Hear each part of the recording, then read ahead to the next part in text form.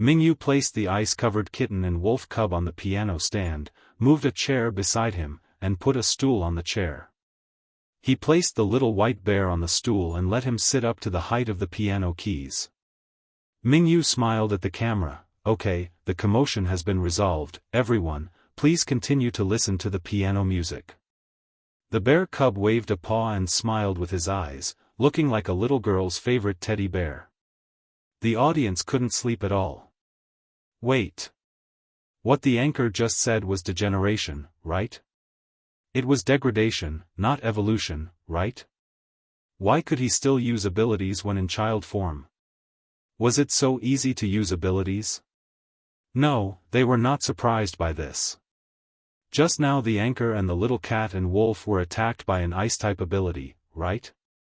Why did the kitten and wolf cub, who were spirit beasts, become ice sculptures, but the anchor only shivered?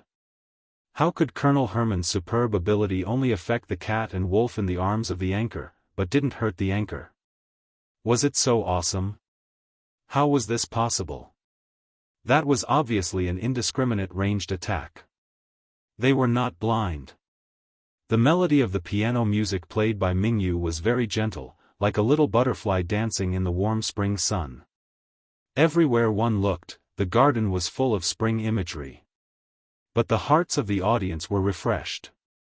They looked at the two animal ice sculptures on the piano stand, then looked at Mingyu's gentle face and the well-behaved little polar bear.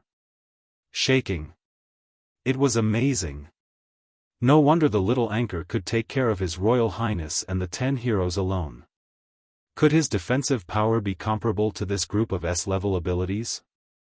The song ended. Mingyu asked the little polar bear who could see the barrage, what was the audience's opinion. The little bear's tender voice sounded in Mingyu's mind. The audience said cold. Cold?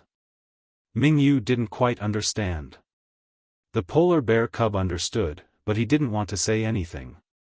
Little Mingyu was so gentle and lovely, where was he scary? Were these people blind and needed glasses? They probably want to listen to some more passionate music. Dabai said. Mingyu nodded, thinking about what to play next, while looking at the two ice sculptures on the piano stand. Should they be released? The polar bear cub said, they won't be hurt. Mingyu whispered, but I'm afraid they will catch a cold. Little bear refuted, it's fine to drink medicine if they get a cold. In short, he was so angry now.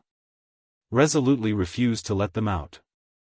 Seeing that the polar bear was really angry, Mingyu did not continue to persuade him. Although he felt sorry for Dahei and Dahui, these two actually jumped and danced on Dabei's treasured piano, which should indeed be scolded. Even if they broke their own things, Mingyu wouldn't be angry. But knowing that the piano was a very important thing that Dabai loved, these two still refused to listen. Therefore getting frozen for a while could be considered a sort of timeout. When the two of them came out of the ice sculpture, Mingyu fed them a bowl of ginger soup to warm their bodies. It needs some more passion. Then, Song of Sorrow is good. Mingyu didn't know much about Star Alliance music. Although he had a piano, the Tan family did not specifically hire a music teacher for him, or even allow him to connect to the Star network. So after he got the piano, he just played the songs he knew in his previous life over and over again. But music was a transformational language without borders. Mingyu believed that people from the Star Alliance would understand the feelings in Sonata Pathétique. In particular the third movement of the piano sonata. The composer of Sonata Pathétique is Beethoven, a talented musician. Mingyu introduced the origin of this piano piece that was world famous in his time. Beethoven was less than 30 years old when he composed this piece, and both his age and his career were at his peak. However, when he wrote Sonata Pathétique, it was not the feelings of a young man who forcing himself forward. At that time, his ears were gradually going deaf.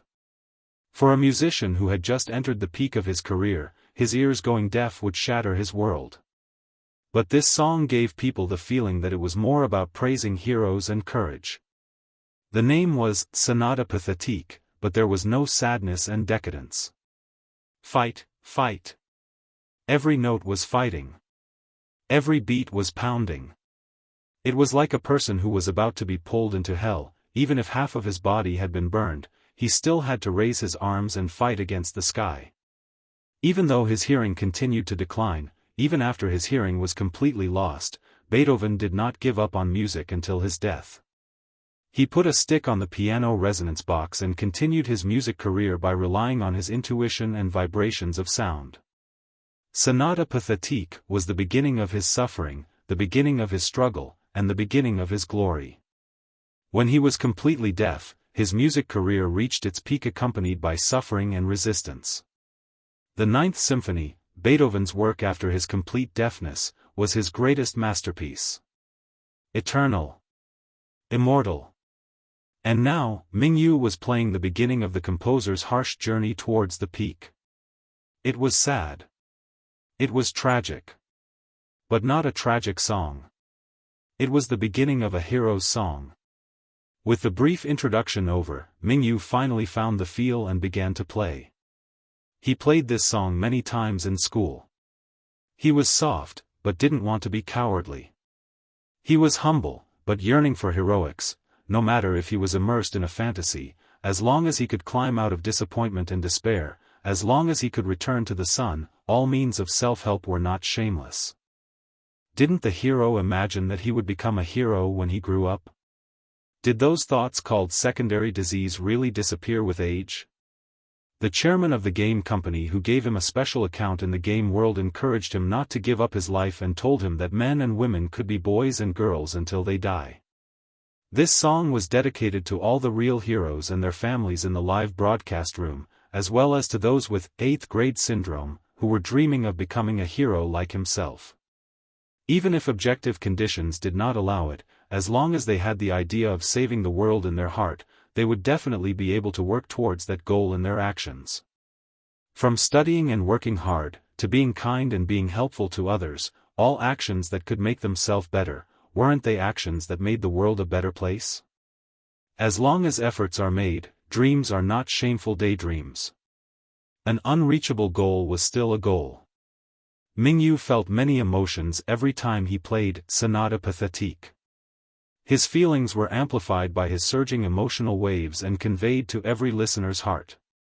His Majesty the Golden Lion King was dozing off when suddenly, it was as if his brother shouted into his ear, "Sleep, are you paralyzed?" He was so startled that his soft golden fur stood on end. The piano score titled Sonata Pathétique did contain deep sadness and despair, but pressed under his feet. Even if he was in purgatory, his heart would never give in. His Majesty closed his eyes again. Scenes of past despair appeared before his eyes, and this sadness reached its peak when he saw his younger brother who could not restore his human form.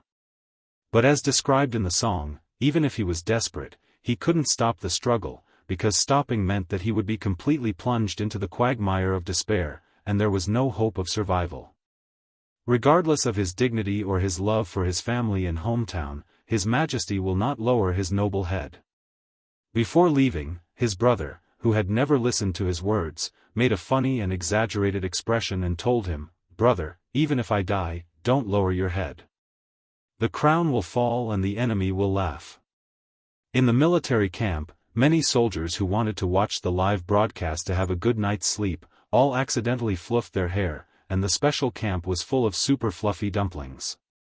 Even the S-rank supernatural beings who had just transformed into beasts had experienced wars. In those wars, spirit beasts were not the only ones fighting. Among those who died, not only were there S-rank abilities, but there were also many ordinary soldiers. There were many forms of sacrifice, like when an ordinary fleet was surrounded by Zerg. The soldiers used mechas and rushed towards the Zerg frigate, tearing themselves apart while damaging the opponent's frigate, allowing the commander to drive the flagship towards the other side. In the ambush, the flagship used the same sacrifice and fearlessness to achieve the victory of trading less for more. Among those who had experienced war, who had not encountered difficulties and despair? Whose soul was scarred with marks that could not be erased forever? But the Star Alliance could fight back despite the desperate situation and obtain unexpectedly brilliant results. After the war, should they let themselves, their comrades in arms, their families, and their hometown fall into despair because of the evil intentions of demonic ambitions of a few people? Except for Prince Arthur's privately owned spiritual beast sanatorium, which took an random number name, other spiritual beast sanatoriums all had auspicious names. Many of these nursing homes housed spirit beasts that had been seriously injured and could not restore their human form. Although their condition was not as serious as the 10 heroes and there was hope of a cure, many of them were destined to have lifelong disabilities. Some may even retire from the ranks of superpowers and become ordinary people. They had been desperate and painful, but no one had thought about seeking death. No, they didn't think about it, they were just waiting for news from Prince Arthur. Victory was finally won. How could the person they hate the most seek the fruits of victory? Whether Prince Arthur was dead or alive, they would live until the day when the truth of the war was announced, for when the people who stabbed them in the back during the war would be held accounted for. They were all heroes, and they were living evidence. As long as they were alive, history could not be arbitrarily changed. Even if Prince Arthur died, they must obey Prince Arthur's last wish, unite with His Majesty, and make their last contribution for the protection of the Star Alliance. They protected Star Alliance from outside harassment, and they never allowed internal moths to destroy the peace that their comrades had spent their lives for while the Star Alliance's vitality was severely injured. This was the only request that His Royal Highness made to them before he left. Now that His Royal Highness was back, he was still optimistic and lively in the live broadcast, just like on the battlefield. His Highness' self-confidence and optimism was like the sun in everyone's mind. As long as Prince Arthur was there, they believed that victory would belong to them. Come and read on our website Wuxia World Site. Thanks, they could cheer up a little more, they would live a little longer, and wait until His Royal Highness Arthur fully recovered. When His Royal Highness stood before the public again, they could rest in peace. The badly injured spirit beasts thought so. But when they heard Sonata Pathétique, the spirit beasts who were lame, blind, or even missing half of their body hesitated. There were many livable planets in the Star Alliance, and there were other interstellar civilizations outside. They had never heard of this musician from an unknown little planet. But according to the little anchor, when this musician suffered from a disease where all the Star Alliance's technology could not allow him to hear, didn't the musician lose everything? For musicians, sound was not just one of their senses, it was their everything. Only by relying on his intuition and a small stick, this person could continue his dream. What about them? There were prosthetic limbs for lame legs, false eyes for the blind, and a mecha could be used even if the body is paralyzed. Even if they lost their power in the end, couldn't they continue to live as an ordinary person? The majority of the people in the Star Alliance were ordinary people, and there were many ordinary people among the soldiers who died on the battlefield. They were generally part of logistics or mechanics, but they still didn't fear sacrifice, and they were well-deserved heroes. If they had the intention of seeking death before, it was because they didn't want the Star Alliance to waste the resources on themselves as a useless person, but the anchor who called himself a spiritual beast master brought news. Groundbreaking spirit beast cultivation knowledge. Perhaps the Star Alliance would no longer be short of resources for cultivating people with supernatural powers in the future. Since giving up was no longer a sacrifice, but a cowardly suicide, they had no reason to give up. Just like this piano piece, Sonata Pathétique was only the beginning to suffering and subsequent glory. They were able to walk out of the sea of war and blood. How could they fall before dawn? The saying, it was darkest before dawn. Their sun was still there. Their sun also carried a small star that heralded the approaching dawn, encouraging them not to fall before the light came. At this moment, the dying spirit beast struggled to get up and crawled towards the food bowl. They didn't want to indulge in the quiet atmosphere of the live broadcast room to sleep peacefully, they wanted to stay awake. Eat more, so they would have more energy to move towards the dawn. When the staff of the Spirit Beast nursing home saw the surveillance monitoring data, and when they saw the anorexic spirit beasts enduring nausea and eating, they couldn't help hugging the people around them and shouting with excitement. As long as they could eat, the spirit beasts had the desire to live. They saw hope. His Royal Highness live broadcast room is too powerful, that little anchor is really too powerful. The dean of a spirit beast sanatorium took off his reading glasses and murmured with tears. The spirit beast master is really amazing, and I really want to be like that. A young man said with emotion. Another added, definitely. Even without the special abilities of a spirit beast master, as long as we learn, we will definitely be able to deploy the spirit beast food and medicine in the live broadcast room. The old dean nodded. We learned knowledge from the live broadcast. After improving the existing treatment methods in the sanatorium, good results have been achieved. Before, they isolated the spirit beasts and raised them like wild beasts. Now they were trying to carefully communicate with the spirit beasts under the premise of taking safety precautions. They found that although most of the spirit beasts had no previous memories, they were very friendly to humans who had good intentions towards them and got along well with them. The spirit beasts were even more sensitive to human emotions than when they were still human. They could always pick out the one who was the kindest and who had the deepest affection for them and was sticky. For example, the old dean was deeply loved by all spirit beasts. The old dean was already reporting to the above, applying to change the way family members visited, so that family members could also join in the treatment process. Although there were garbage family members, for most people, family was still one of the pillars of the soul. Why doesn't His Majesty let the anchor give us lessons directly? Someone did not understand. We can't directly ask questions to the anchor, and many things cannot be answered. This is the protection of His Majesty and the Prince for the young anchor. Before His Highness' body has recovered enough to appear in public, it's better not to be disturbed by other people. The old dean said, and the anchor is young and has little qualifications. If he enters academia in the usual way, he will be going in blind. There are industry rules, he will definitely suffer a lot of grievances, the results have to be recognized by the public, and there will be many detours. But a live broadcast is different. The audience thinks that the anchor speaks well, and they try according to what the anchor said. This is not the same as academics. It doesn't matter if he's in the public eye, the academic community can't control it. The old dean laughed. This live broadcast platform can be watched by all senior leaders in the Star Alliance, S-level abilities of the Star Alliance, their families, and related personnel of spiritual beast cultivation. It is a semi-public live platform. Semi-public meant a lot of viewers were online, from all walks of life, who would be able to manage them all. This was not a publicly broadcast platform for ordinary people, so dissenters could not wantonly smear and slander. I guess His Majesty's next move is to wait for the other spirit beast sanatoriums to imitate the anchor's practices and achieve good results, and then let the anchors appear in public with conclusive research examples, go beyond the academic world. Become the new spokesperson of the spirit beast cultivation world. Fundamentally destroy the group of ignorant scholars in the spirit beast cultivation world.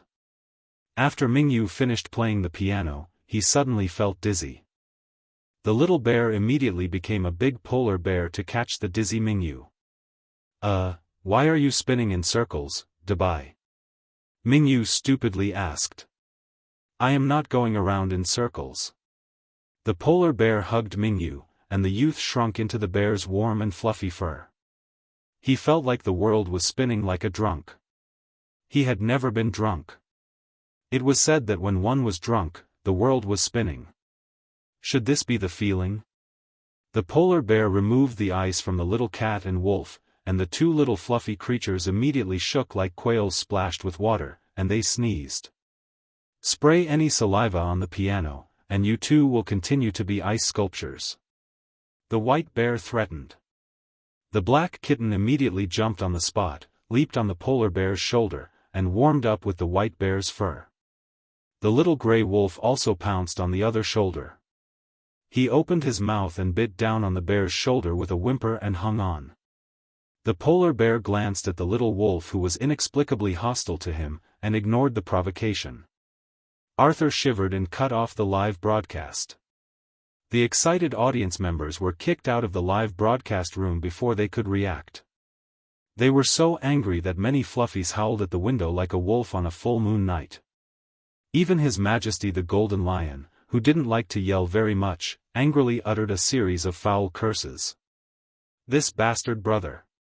He hadn't eaten any nutrition cubes today. Before closing the live broadcast, have a few nutrition cubes. He was looking forward to tasting the nutrition cubes. The snacks were in front of him. Angry. His Majesty decided to take some time to visit the nursing home in person to train his growing younger brother. Is he okay? Do you want me to call a doctor? Arthur wanted to become a large cat, but there was a polar bear, and the two plushies were squeezed together instead of moving, so he stayed in the form of a kitten, squatting next to the pillow and guarding Mingyu. His emotions are too intense, and the mental power is too active, which leads to physical discomfort. A common problem among those with supernatural powers. Dabai looked at the diagnosis report from the treatment robot and said, when he stabilizes his emotions, he will need some rest. You can make yourself faint by playing the piano. You are the stupidest idiot in the world. Seeing that Mingyu was okay, Arthur breathed a sigh of relief. He jumped onto Minjia's forehead and kept tapping Minjia's nose. I was wrong. I was wrong. Mingyu felt wronged. Nothing happened when I played before. Spiritual power rapid growth will have this kind of adverse reaction, like a child getting growing pains. This is not a bad thing. The calm tone of the polar bear was like a clear spring, soothing Minjia's inner anxiety. You can play the piano, just take a break when you feel unwell. Is it useful for you to eat the nutrition cube we eat? Arthur warmed Minjia's forehead with his fluffy belly, and relieved discomfort like a heat pack. My nutrition cubes can be given to you. Mingyu laughed, thank you Dahe, I don't think it will be useful. I have no problems, but am just a little sleepy, just sleep some more. Then go to bed. Arthur urged. After Mingyu fell asleep, the polar bear replaced the cat with a normal heat pack, picked up the little wolf who wanted to drill into Minjia's bed and left the bedroom. Today, Minjia's energy waves when playing the piano were too amazing. 3 fluffy animals sat in a meeting, with the polar bear as the host. Arthur nodded, 1,000 times stronger, compared to when our team attacked the Zerg nest, and the Zerg queen released a war aura. Arthur opened his mouth and spit out a series of game terms, and the polar bear, who was used to his way of speaking, nodded. If more spirit beasts can be cultivated, the combat effectiveness of the army will be greatly improved. We must protect Mingyu. Does the war aura have anything to do with our protection of him? Arthur licked his paws, and washed his face. Dabai, you are really utilitarian. The polar bear wanted to slap the black cat to death. Did he mean this? He just emphasized Minjia's greatness. I suggest picking up our other comrades as soon as possible. After hearing the two's words, the little wolf expressed his opinion. Minjia's power is too special, and His Majesty can't resist public pressure for too long. Mingyu will soon be forced to appear in front of the public. The more people who can protect him, the better.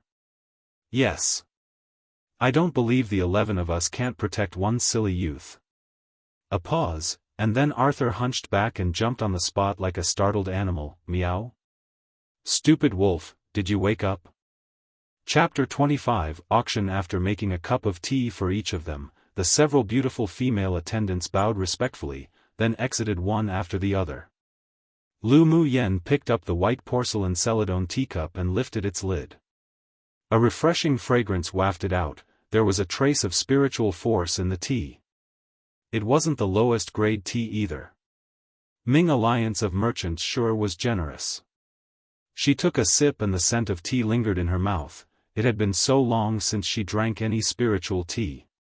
This tea was very much inferior to the spiritual tea Lu Mu Yen had tasted before, but she didn't dislike it at all. She was famous as a tea lover back in the immortal cultivation world. This spiritual tea is pretty good. When the auction's over, I better ask to buy some from shopkeeper Lu. My grandpa loves this. Xiao Ziong exclaimed after taking a few more sips of spiritual tea. Lu Muyen smiled lightly and asked, "This spiritual tea is also sold by the Ming Alliance of Merchants?" "The spiritual tea isn't sold publicly. But if you have some connections, then you could still obtain some." Yunlan's slender fingertips rubbed the celadone cup, then raised his eyes. "If Mu Yen wants, then I can get some for you." "Then thank you, cousin." Lu Muyen thanked him without restraint. She really liked this spiritual tea, so she'll remember this personal favor. We're a family, there's no need for formalities.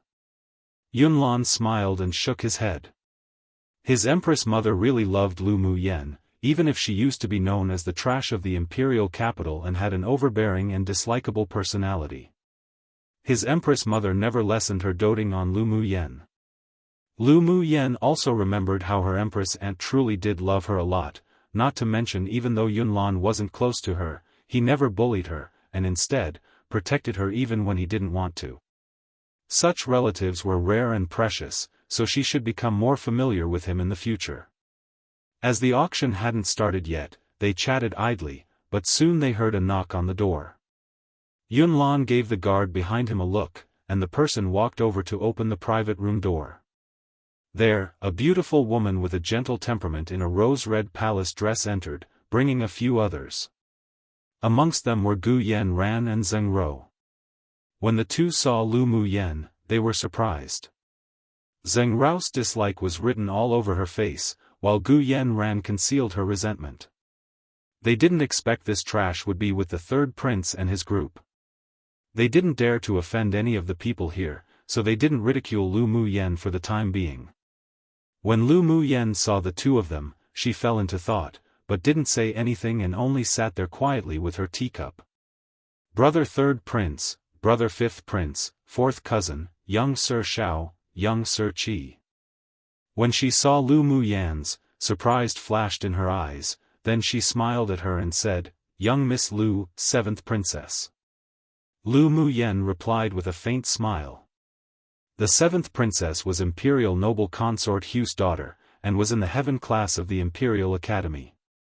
They didn't have a lot of interactions, but neither did she bully her like Gu Yanran and her group did. In the palace, the seventh princess mother had a good relationship with Gu Yanran's elder sister, but she wouldn't offend the empress either, she was rather skillful in that aspect. Yunlan and the others smiled and nodded in greeting to seventh princess Yun Xian. She usually knew how to conduct herself and none of them disliked her. Come and read on our website Wuxia World site. Thanks. Yun Xian also had her own private room, but after hearing that Yunlan and his group arrived, she brought Gu Yanran and the others over for a greeting. Third prince, fifth prince, Gu Yanran and Zheng Rou also stepped forward to greet the rest, but they both ignored Lu Muyen. Lu Muyen didn't care either. She was indifferent without any ripples of emotion in her eyes. "Yi Xian, you also came to participate in the auction."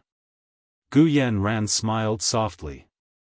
Her voice was smooth like water, and she looked at Qi Yi Xian lovingly. Qi Yi Xian furrowed his brow subconsciously. In the past, he wasn't as disgusted by Gu Yanran's fake tenderness, but for some reason, he disliked it today.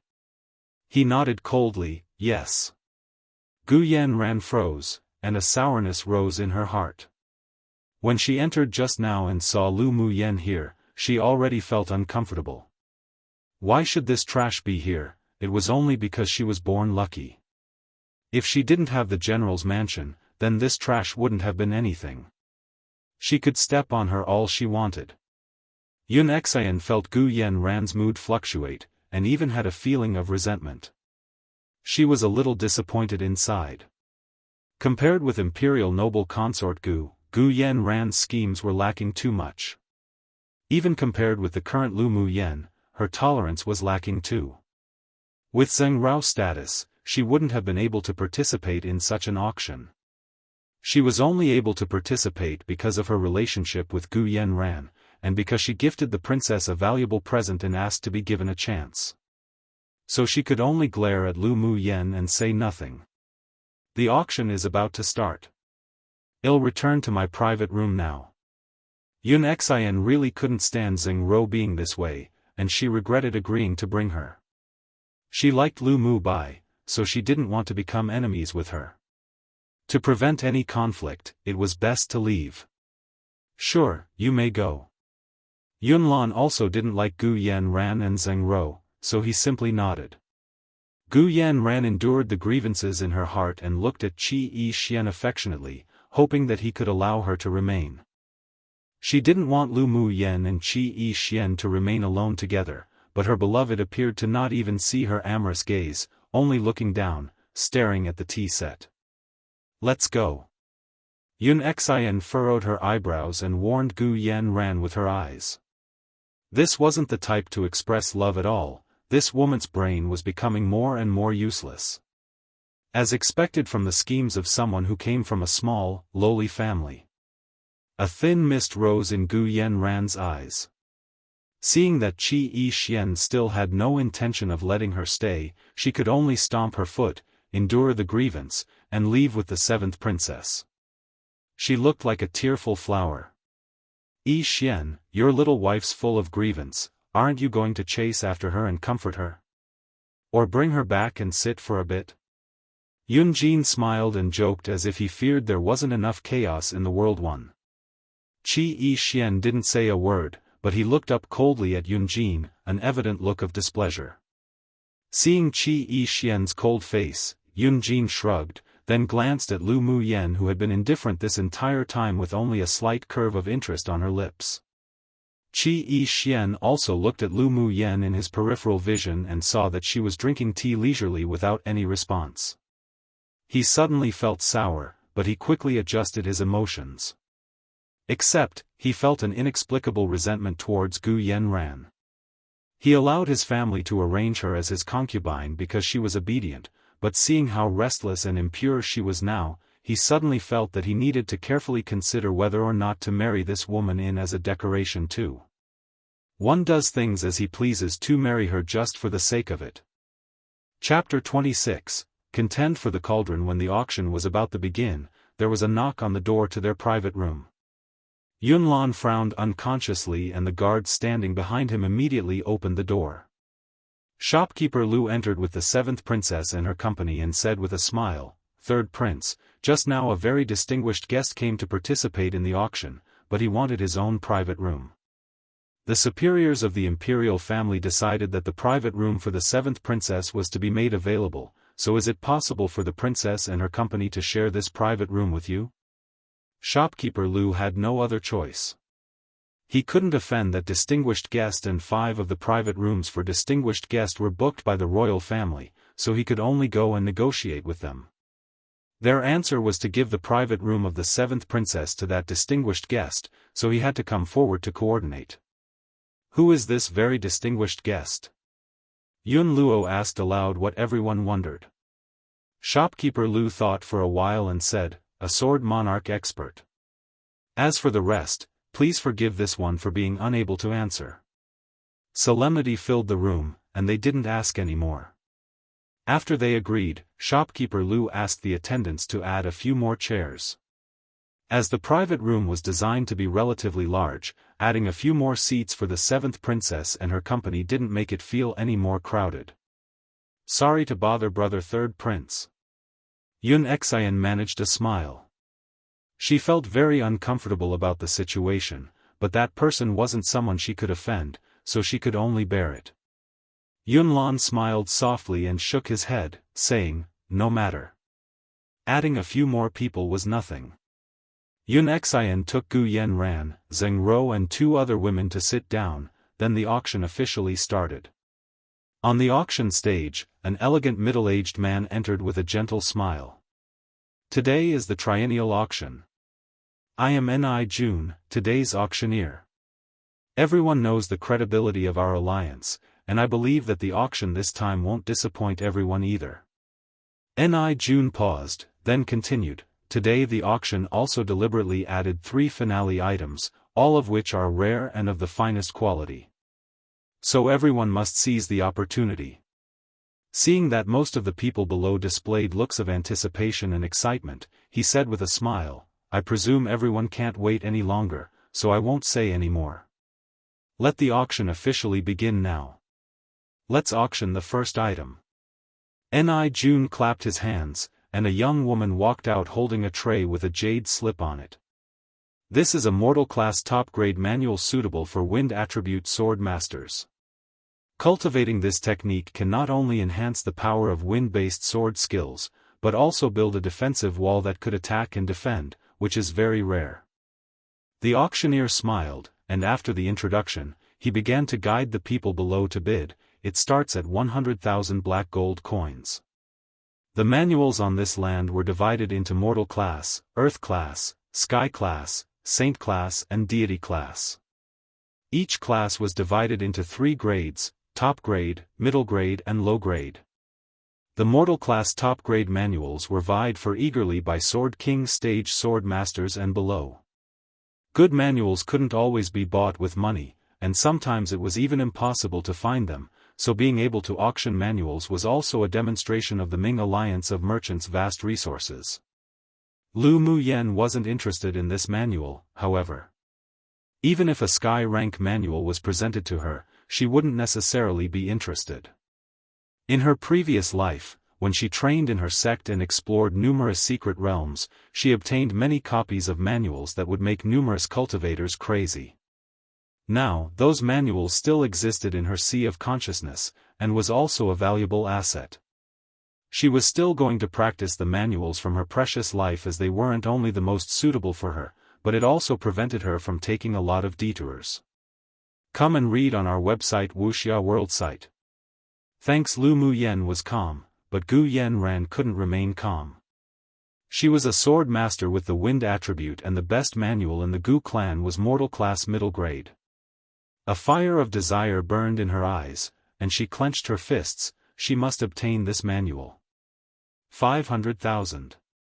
When the price for the manual reached 350,000, Gu Yanran directly raised the price. Gu Yanran's clan was the richest clan in the empire, so she had strong financial strength.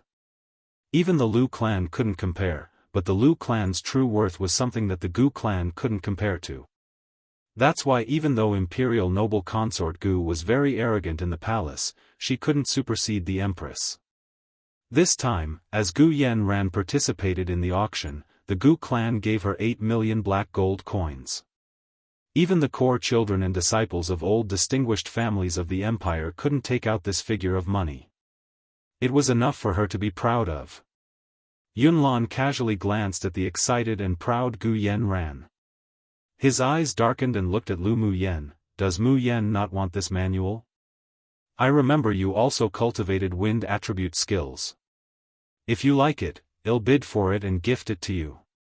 Lu Muyen was taken aback for a moment, then her heart warmed, and she glanced at Gu Yanran in her peripheral vision whose expression immediately changed. She shook her head, uninterested. Thank you cousin, but there's no need. I'm not interested. She wasn't so bored as to act on impulse and contend for this manual with Gu Yanran, wasting Yunlan's black gold coins. Gu Yanran felt relieved when she heard Lu Muyen wasn't interested, but she also felt unpleasant. Why did it feel like she was picking up an insignificant manual that the trash didn't want? A vicious look crossed her eyes. After the Academy's annual competition, she would definitely step on Lu Muyen. In the end, the wind attribute skill was bought by Gu Yanran with the price of 3 million black gold coins. After that, 6 or 7 more items were auctioned one after another, but Lu Muyen wasn't interested in any of them, and not a single person bid for them in the private room. It wasn't until the auctioneer unveiled a piece of red cloth, revealing a small, dark blue cauldron did she straighten up in her seat, her eyes bright. This is a cauldron left behind by a senior grade 4 alchemist, and this cauldron is a high-quality spirit tool. It could withstand the internal fire of a sword monarch stage expert and could even increase the rate of pills refined. I believe everyone understands how valuable it is for alchemists without me saying any more. Though Jun saw that most people revealed uninterested expressions, he didn't mind. Alchemists were originally very rare professions, and it would be useless for anyone else to buy this cauldron. He turned the auction hammer and announced with a smile, "The starting price of the blue cauldron is 300,000 black gold coins. The bid begins." Lu Muyen discovered that the auctions held by the Ming Alliance of Merchants were indeed very high class. The starting price was already 300,000, that was the income of many years for many clans in Yanzhou country.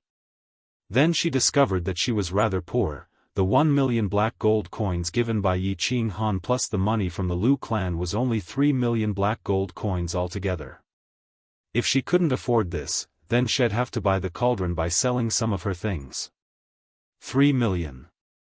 Lu Muyen was too lazy to bid slowly, so she directly reported all her money. Pu. Yun Jin couldn't stop himself from spitting out his spiritual tea, lifted his head and said, "Lu Muyen, you're ruthless.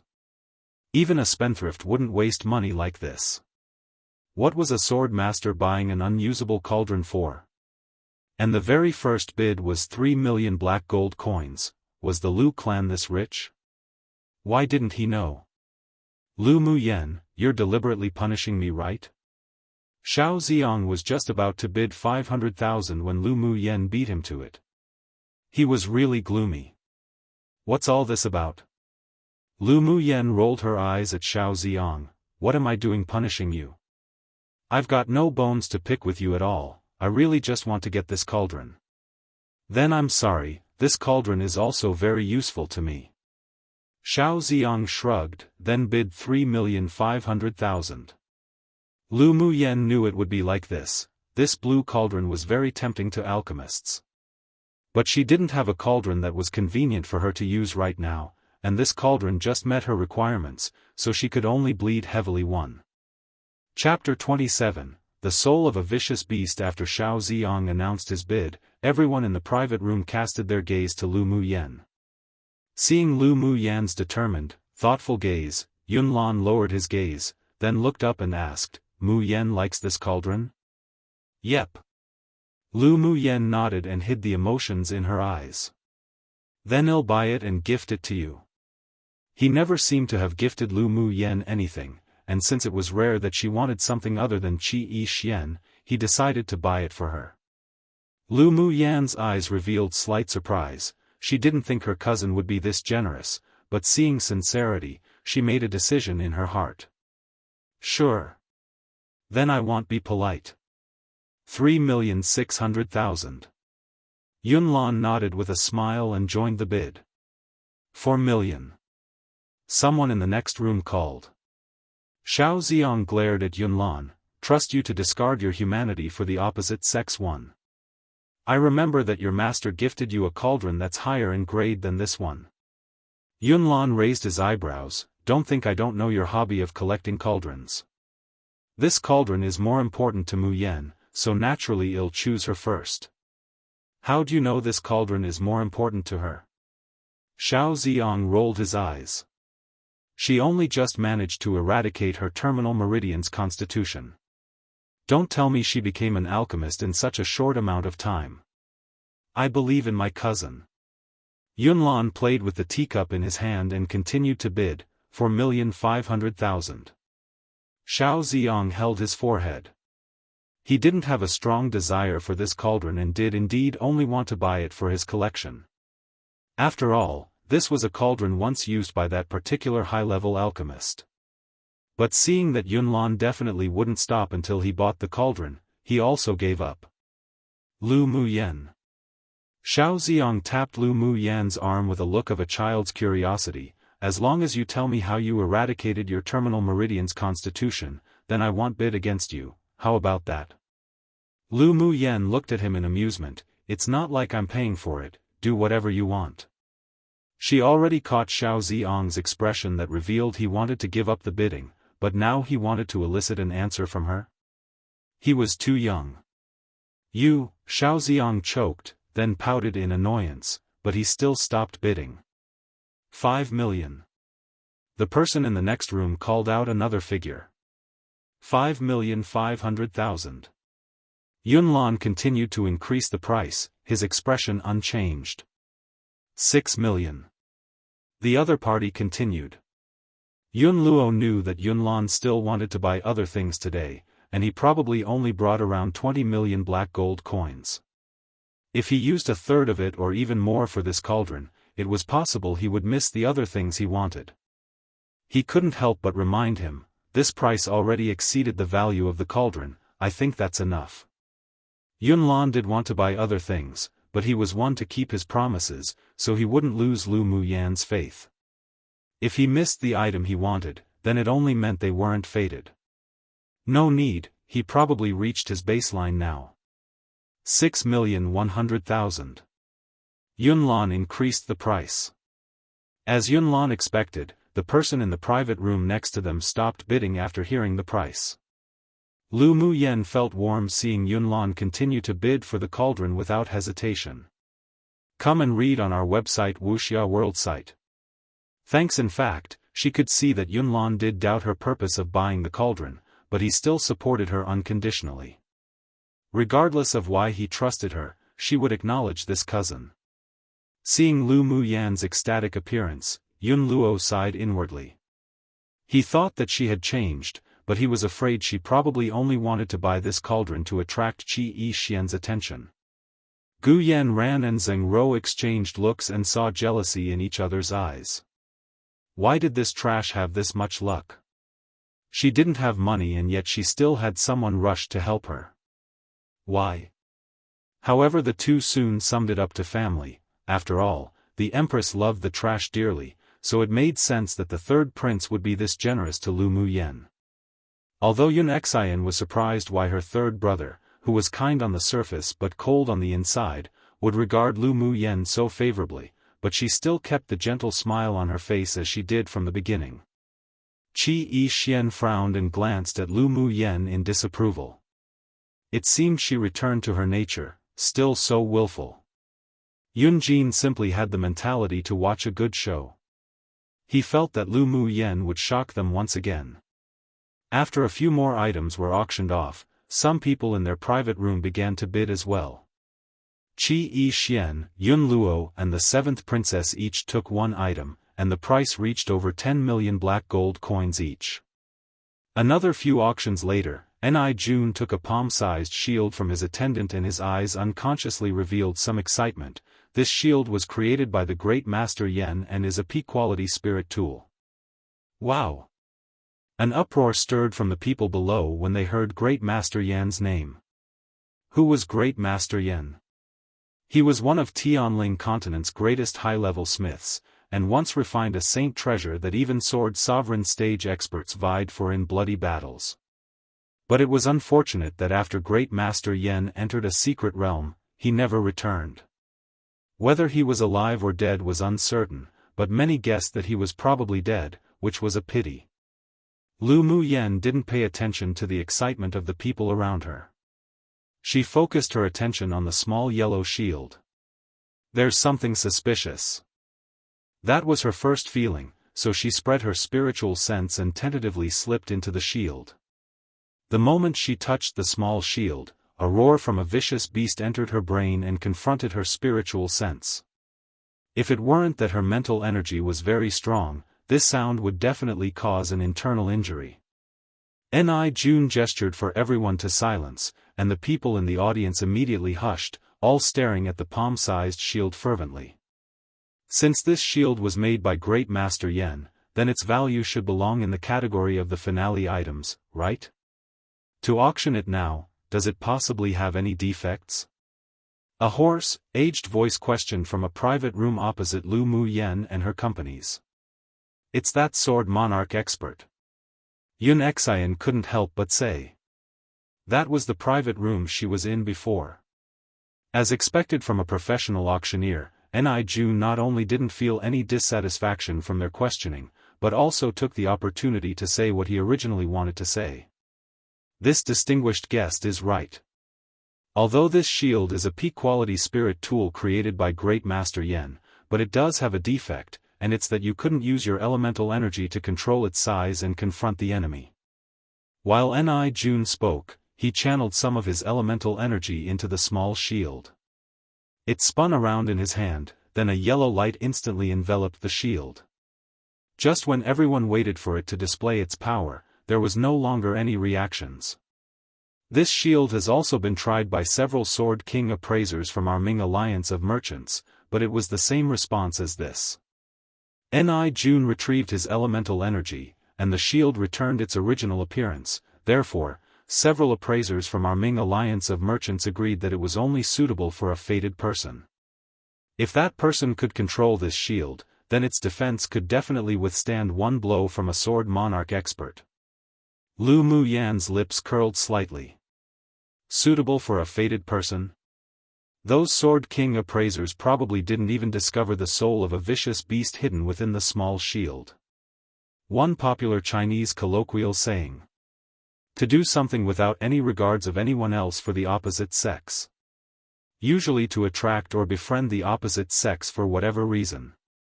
Can be said as a joke between friends. Chapter 28, Something suspicious. As soon as Jun's words fell, the excitement of many were extinguished. What was the use of obtaining a P-quality spirit tool shield, but it wouldn't be used? Were they looking to abuse themselves? According to you, then it's useless for us to buy this shield. They wouldn't believe nonsense like it was only suitable for a fated one, they only believed that this shield was faulty. That's right. Then can we try whether we can use it before we buy it? If we can use it, then we'd buy it. Some people still held a great desire for this shield, so they wanted to try. Following, a series of doubts sounded from the seats, and there were also some who didn't want to give up and give the shield a try. If they could control it, then they'd buy it. Jun seemed to have expected such a situation, so he said without rush, letting those who want to buy it to try to use it was definitely impossible. This shield's value is indeed very high, and it's also true you would have to risk the possibility of being unable to use it. Whether you buy it or not is your choice, but our Ming alliance of merchants wouldn't joke with our reputation. This shield was entrusted to them for auction by a regular client of theirs, and he didn't allow potential buyers to test it. Besides, if someone decided to buy this shield, then they should bear the unforeseen risks. After all, it was a fortuitous opportunity if they bought it and could use it. Due to the strength of the Ming alliance of merchants, even though Jun's words made some people unsatisfied, but no one dared provoke him. The result would only be death. The value of this shield depends on what you personally feel it's worth. Well, start the bid now. The starting price is 500,000 black gold coins. Jun quoted the minimum price. If this shield didn't have the defect, then the starting price definitely wouldn't be lower than 3 million black gold coins. 600,000, 900,000, regardless, it was still a P-quality defense-type spirit tool, not to mention it was made by Great Master Yen. So many still participated in the bidding, but they had their individual baselines. If it exceeded it, then they'd stop. To them, it felt like food that was tasteless, yet was a pity to discard one. When the price reached 9 million, Lu Muyan saw Yunlan hesitating, tapping his finger on the table gently. She looked up and said, "Cousin, this shield is definitely worth it." Lu Muyan, such a defective product isn't even worth spending 10 million black gold coins or more. There's still spirit tools to bid for later, Alan can definitely choose a more practical one. Seeing Lu Muyan instigate Yunlan, Yun Luo frowned in displeasure, but his tone was still considered tactful. Lu Muyan's eyes overflowed with brightness. She didn't answer Yun Luo, but instead chuckled and turned to Yunlan. "Cousin, you need to believe in your instincts." Yunlan was a little hesitant at first. He leaned towards buying the shield as that shield gave him a mysterious feeling, but what Yun Luo said was also the truth, that's why he was tossing between to bid or not to bid. Now that he heard Lu Muyan's words, he suddenly became enlightened and bid, 10 million. Yunlan, I say your head's full of water today too. Yun Luo said with a little displeasure. Yunlan was just unreasonable today, constantly accompanying Lu Muyan in her craziness. Yunlan smiled helplessly. He knew that his cousin was doing this for his own good. But he also didn't know why. When he saw Lu Muyan radiate such self-confidence, he also inexplicably wanted to believe in her. 12 million. A voice rang from another private room. 13 million. Yunlan followed. 14 million. The other party still didn't give up. 15 million. This was all the black gold coins Yunlan had on him today, but luckily, the other party stopped after hearing the price. In the end, Yunlan won the bid for this shield for 15 million black gold coins. Qi Yixian and Xiao Ziyang both revealed a disapproval look, but since it was Yunlan's choice, they didn't say anything. However, their understanding of Lu Muyan's willfulness increased another layer. Come and read on our website Wuxia World site. Thanks. Yunjin had the opposite reaction to the others, however. He smiled merrily at Lu Muyan and asked, "There's something suspicious about this shield?" Smart. Lu Muyan was rather surprised. Yunjin actually believed her as well. She was in a good mood, which was rare, as she nodded. "What's suspicious about it? Let's hear it." Yunjin continued to ask. "You'll know in a bit." Lu Muyan was too lazy to explain. Besides, when the people from the Ming Alliance of Merchants arrived with the shield, they'd know. The corner of Yunjin's lips twitched. But he realized he'd know the answer soon, so he didn't pursue it. Ridicule flashed in Gu Yanran's eyes as she took delight in her coming misfortune, as if she'd believe that there was anything suspicious about the shield. This was no doubt all a ruse to show something to Qi Yixian. It was just that this stupid woman didn't know that Yixian didn't like this sort of sloppy behavior. Zheng Ro snorted, but when she saw Yunlan cast a cold look at her, her smile quickly vanished and her hatred for Lu Muyan increased. Yun Luo and Xiao Ziyang glanced at each other. They didn't believe in Lu Muyan's words and only hoped Yunlan would learn his lesson after this and stop spoiling his trash cousin unscrupulously. Lu Muyan saw everyone's expressions, but she didn't care. She only ever cared about people she valued, and the rest were nothing to her. When she glanced over to Yun Xian, she saw a gentle smile, a sliver of interest rose in her eyes. This woman's scheming sure was deep. She didn't display either happiness or anger. As expected from a princess raised by the Imperial family. After a while, a knock sounded on the door. The auction items of the Ming Alliance of Merchants were all inspected and paid for on-site with their crystal cards.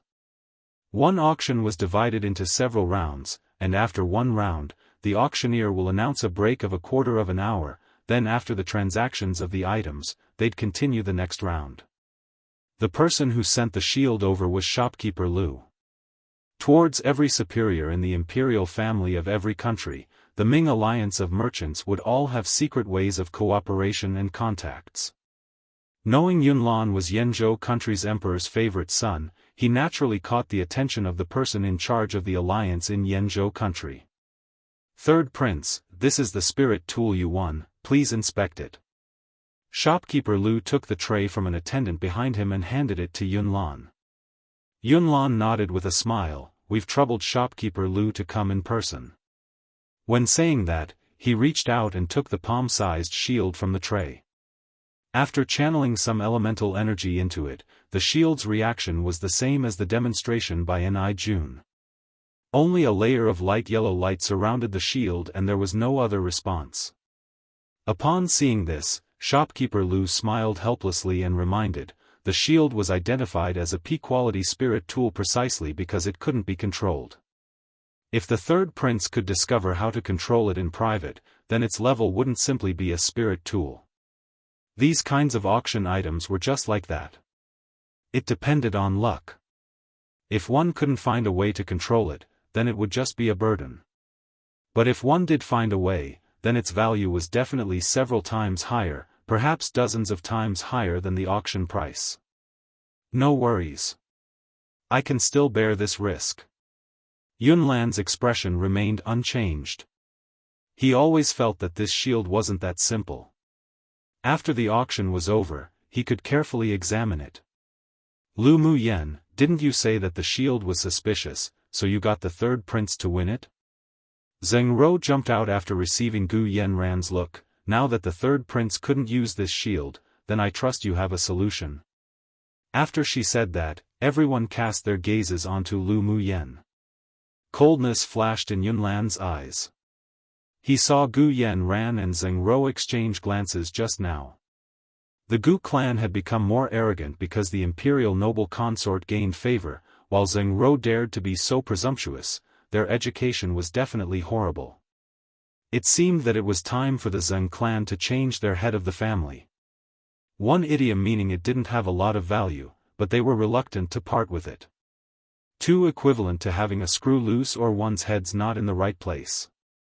Chapter 29, The Mystery Hidden in the Shield. Seeing the chill hidden in Yunlan's eyes, Lu Muyen knew that he was very dissatisfied with Zheng Rou and Gu Yanran's provocation.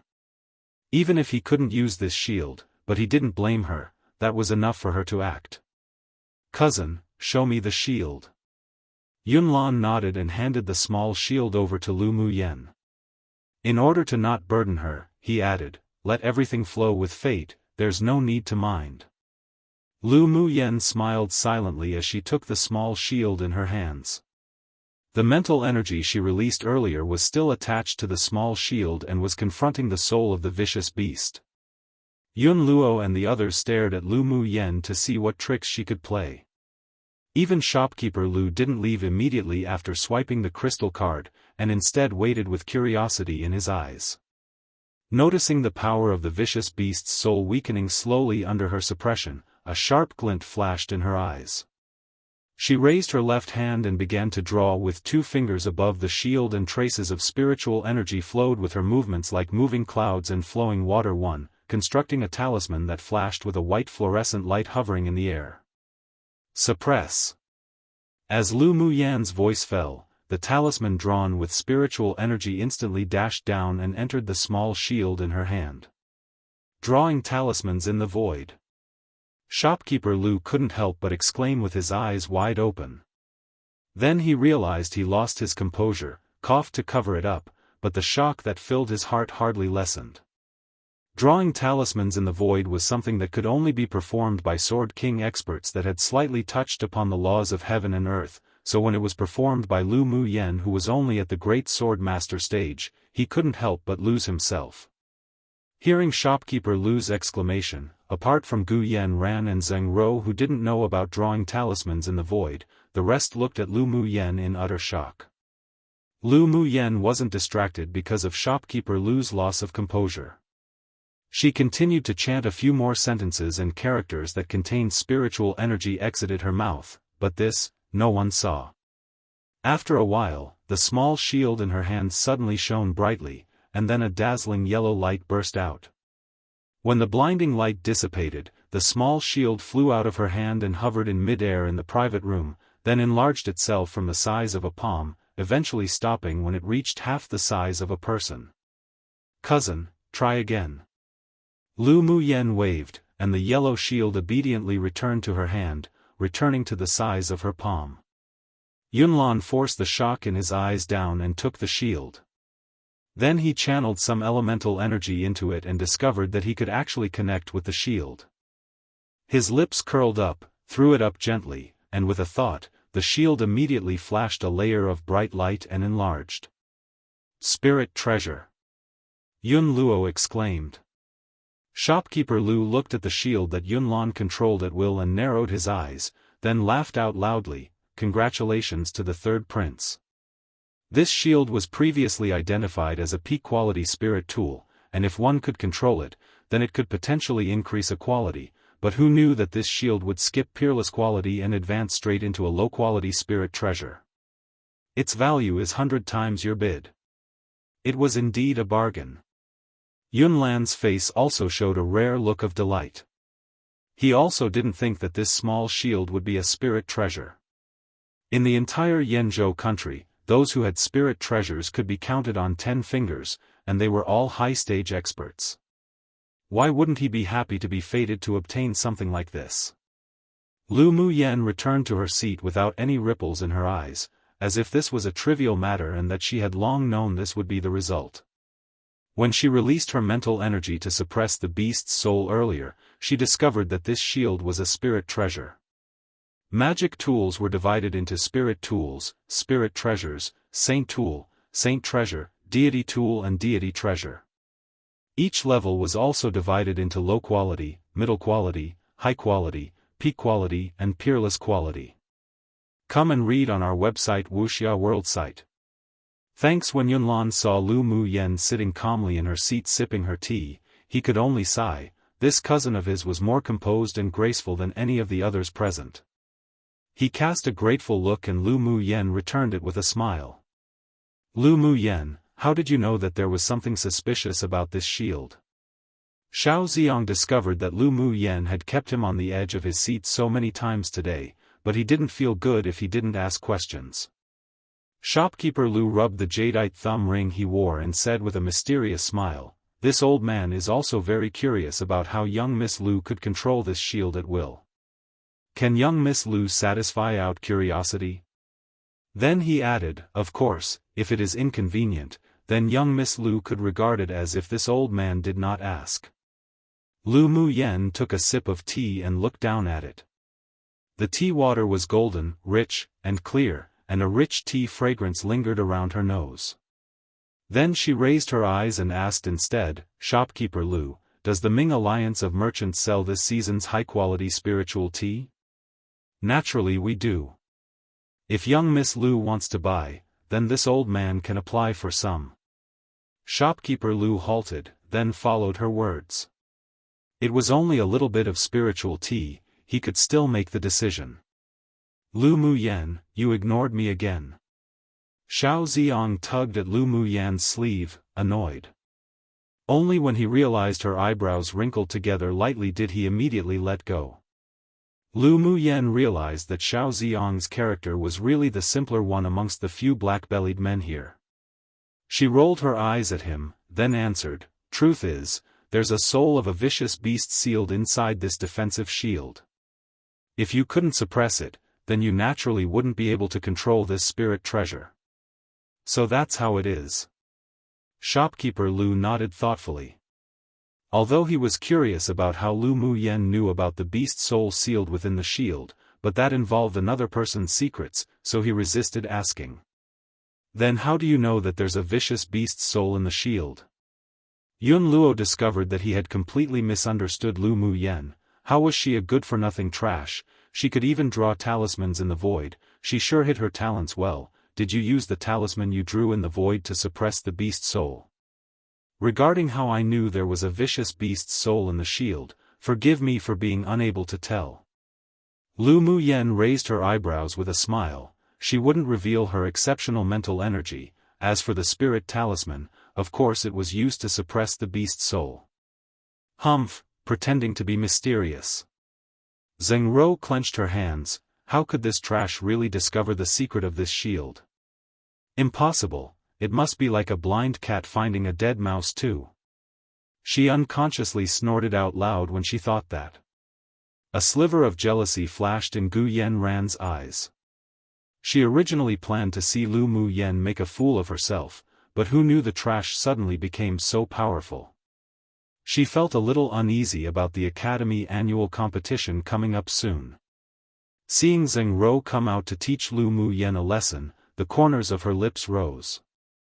"Impudent, who allowed you to interrupt?" Zheng Rou, a big-breasted woman with no brains, was exceptionally annoying. After Yunlan's reproach, he ordered the guards behind him, "Throw her out." Yes. The two guards were also very disgusted with Zheng Rou's behavior. Young Miss Lu helped their master obtain a spirit treasure, yet this woman dared to ridicule. She was truly courting death. The two immediately stepped up and dragged her out. It was then that Zheng Rou realized she had lost her composure.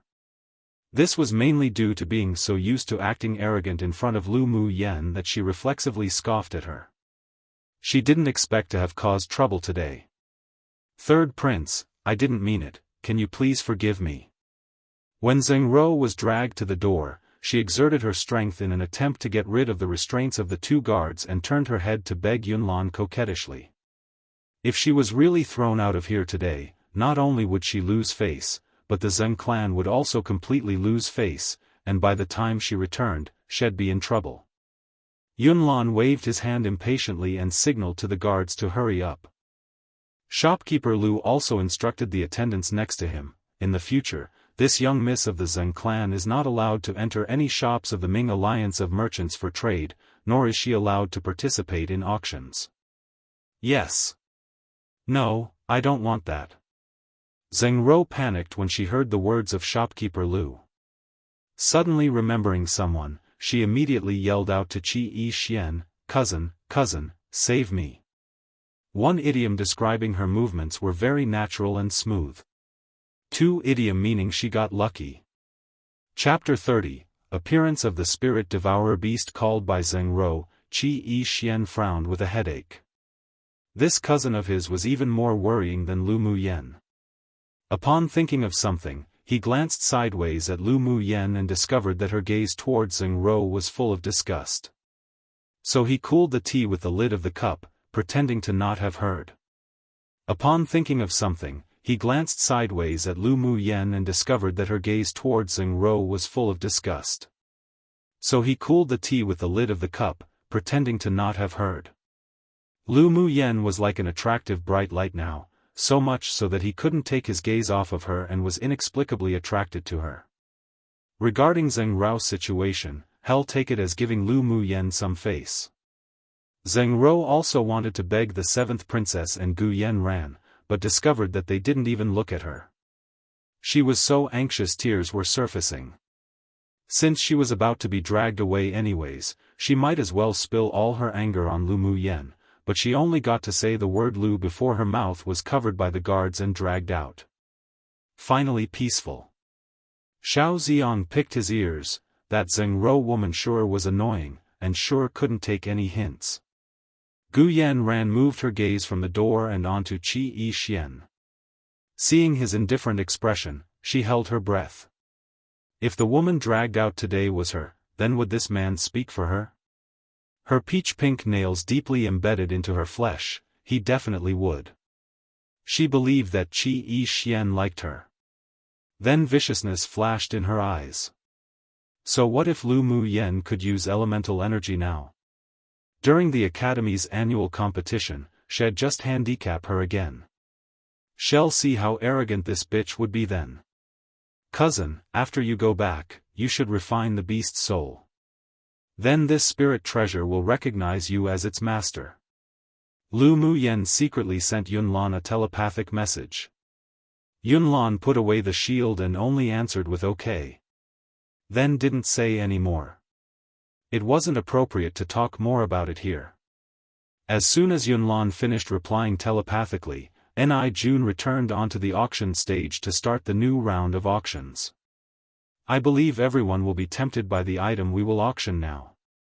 Ni Jun teased, then clapped his hands with a smile. Following, an attendant carried something up to the auction platform. Ni Jun uncovered the red cloth and a rectangular cage appeared in front of everyone, with a small shimmering white-furred beast locked inside. There was a cluster of bright red fur, like a blazing flame, on its forehead. Seeing that the item auctioned was a demonic beast cub of a species many people didn't recognize, some asked aloud. What kind of demonic beast is this? I've never seen it before. It actually has the strength of a Tier 2 beast. This cub is actually a Tier 2 demonic beast. After growing up it's got to reach Tier 5 or 6, right? Tier 5 or 6. Then this is worth a shot. The discussion below was endless, and upon seeing everyone's emotions were aroused, Ni Jin said with a smile, this is a fire cloud mink cub. Its battle power isn't strong, but it has an extremely keen sense of smell and could find spiritual herbs and spirit stones. At maturity, it could be as strong as a Tier 5 demonic beast. Although the demonic beast wasn't strong in terms of combat power, but the fact that it could find spiritual herbs and spirit stones was something that attracted the attention of many experts. The eyes of many, who already had a mountain of fortune, lit up, ready to act. Lu Muyen was also one of them.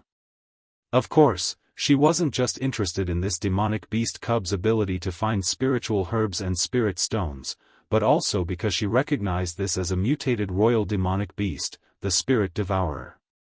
Though this demonic beast resembled a fire cloud mink, and its talents in the early stage were also similar, but once it reached Tier 6, it could unlock its bloodline and activate its innate talent inherited through its bloodline.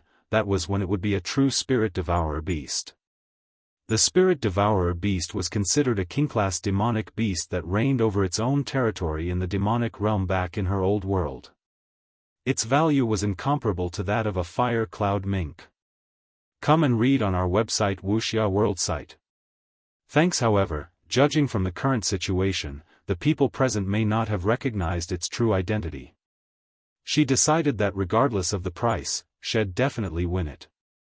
I believe everyone already has their baseline for the price of this demonic beast, so this one won't say any more. The bidding begins. Starting price is 1 million gold coins. 2 million. 5 million. 10 million. Gu Yan ran and the rest were also exceptionally excited, so everyone, except Lu Mu Yan, participated in the bid. But after bidding a few times, their excitement was soon extinguished as the small beast was vied for so intensely by the people in nearby private rooms that its price rose to 28 million. 30 million. Lu Mu Yan's sudden announcement stunned everyone in the private room. Lu Mu Yan, you've gone crazy, right? Yun Jin said, dumbfounded, that's 30 million black gold coins. Don't randomly make your bid. If you really end up winning but can't afford it, then the consequences will be very serious. It'd be considered light to have a broken leg or arm. The Ming Alliance of Merchants wouldn't let you go just because you're the young miss of the general's mansion. Mu Yan, be cautious. Even Yun Lan showed disapproval this time. Lu Mu Yan had no money at all on herself, and he didn't have much left on him either. There was no way they could pay for this demonic beast. If they randomly bid for it, they'd be punished by the Ming Alliance of Merchants. Qi Yixian frowned deeper and he also couldn't help but reprimand, the Ming Alliance of Merchants isn't something we can provoke. Don't cause trouble. Yeah. I don't care about you competing against me for the cauldron, but if you raise the price recklessly, then the fury of the experts isn't something you can bear. Xiao Xiang also couldn't help but remind her, the person in the private room opposite them was a sword monarch expert. Yun Luo also added helplessly, even if your grandfather and father stepped up, they might not be able to help you. The seventh princess just glanced at Lu Mu Yan curiously without any indication of her stance. For some reason, she felt that Lu Mu Yan didn't look like such an impulsive person. At this time, the price was still rising, and hearing someone from the private room opposite them bid 35 million, several people in this private room sighed with relief. Only Gu Yanran hoped that Lu Mu Yan would continue, then be heavily punished by the Ming Alliance of Merchants. And Lu Mu Yan didn't disappoint her either, directly bidding 40 million. I'm serious, I'm not messing around and am not causing trouble. Since I dared to bid, then I'd naturally bear the consequences. Lu Mu Yan looked at the few people seriously. As for Gu Yanran watching her as if watching a joke, she completely ignored it. Seeing Lu Mu Yan's determination, Yun Lan and the others couldn't say any more. With Lu Mu Yan's previous performance, she didn't seem like she was being willful this time. 43 million. The private room next to them continued. 45 million. Lu Mu Yan chased. The person in the opposite room announced the high price of 50 million. Then the price reached 60 million announced by Lu Mu Yan. The audience was in an uproar.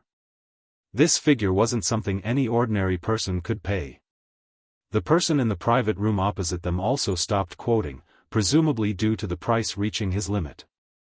Although the fire cloud mink could search for spiritual herbs and spirit stones, but spiritual herbs and spirit stones developed in treacherous zones or relatively dangerous places, so if one wasn't powerful, then the talents of the fire cloud mink was just a burden.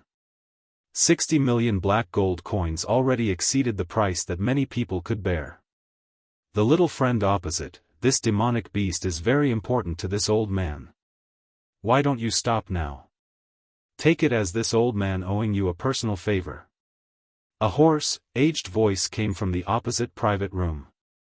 It was an accident that he came to Yenzhou country to attend this auction, and as he was in a hurry, he only carried a little more than 60 million black gold coins. Chapter 31, Wish to auction the marrow cleansing pill. Upon hearing such a request from the sword monarch expert in the private room, Yunlan's and the others' expressions changed. Shopkeeper Lu, I don't have enough black gold coins on me right now, can I use an auction item to deduct from the price instead? Lu Muyan's expression was natural, but the look in her eyes deepened. It was impossible for her to yield the spirit devourer beast. Shopkeeper Lu was slightly taken aback, then quickly realized that Lu Muyan had plans to continue, so he couldn't help but remind her, naturally it's possible, but this old man still wants to remind young Miss Lu that if that demonic beast isn't that important to you, then it was best to concede it to the sword monarch. His temper is extremely weird and is not recommended to offend. I thank Shopkeeper Lu's reminder, but that demonic beast is very important to me. Even if it's a sword monarch expert, they don't have the right to force me to concede to him here in the Ming Alliance of Merchants, right? Lu Muyan pondered, so what if that person had a weird temper and shouldn't be offended? If a cultivator was afraid the moment they met an expert, then how could they achieve greatness? Since young Miss Lu chose such, then this old man will not say any more. Here on the territory of the Ming Alliance of Merchants, this old man can promise that even if a sword sovereign expert arrived, they would still not be able to force our distinguished guests to concede our auction items to someone else. What items do you wish to auction and use to deduct from the price? Take it out as you wish. Shopkeeper Lu felt even more appreciation for Lu Muyan. Whether it was because she was ignorant or bold, her courage was worthy of praise.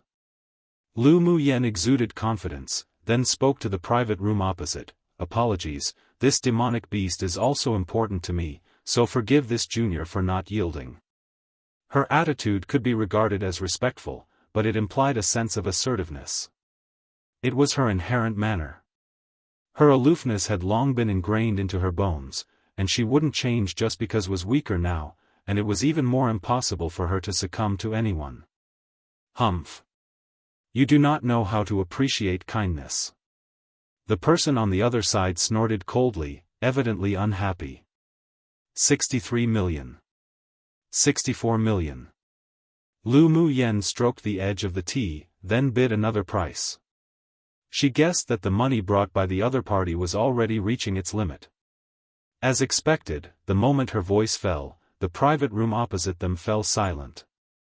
Ni Jun also didn't expect that someone would dare oppose that sword monarch expert, but he retracted his attention, then began to announce the auction results. The distinguished guest of private room number 9 bid 64 million black gold coins.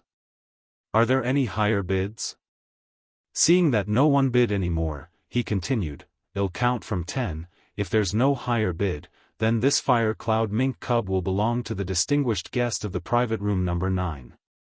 10, 9, 8, 7, 6, 5, 4, 3, when Ni Jun arrived at 3, the innermost private room on the opposite side announced, 70 million. Gasp! Just when everyone thought that the person in private room number 9 would win, another bid came out. With the price so high, many people felt their flesh hurt. What a spendthrift. But many also held the mentality of wanting to watch a nice show as they waited for a response from private room number 9. That private room belongs to the king of Zhenxi? Yunlan's expression changed as he asked Yunjin beside him. Yunji also didn't expect that the king of Zhenxi would suddenly interfere, frowned, and said, yeah, that's the private room of royal uncle. The king of Zhenxi was the younger brother of the emperor from a different mother, and had the strength of a sword king. He held a third of the military power of Yenzhou country, was arrogant, overbearing, presumptuous and unrestrained. With him competing against Lu Muyan, the price could be doubled. Lu Muyan knew who the king of Zhenxi was. The relationship between this king and her father had been rather strained. A few years back, they even fought against each other regarding the Northwest War.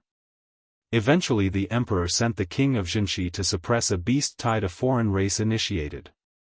But in only 1 year's time, the king of Jinshi was gradually retreating and the beast tide flooded several border cities. It was only because the emperor sent Luomoyu that they were able to turn the side, and in the end, they were able to kill all the foreign races that invaded Yanzhou country.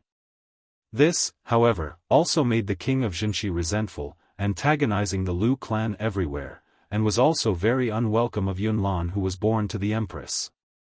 This time, he probably knew that it was Yunlan's private room, so he deliberately wanted to compete for the fire cloud mink. 80 million. Lu Muyen remembered the king of Jinshi in her heart.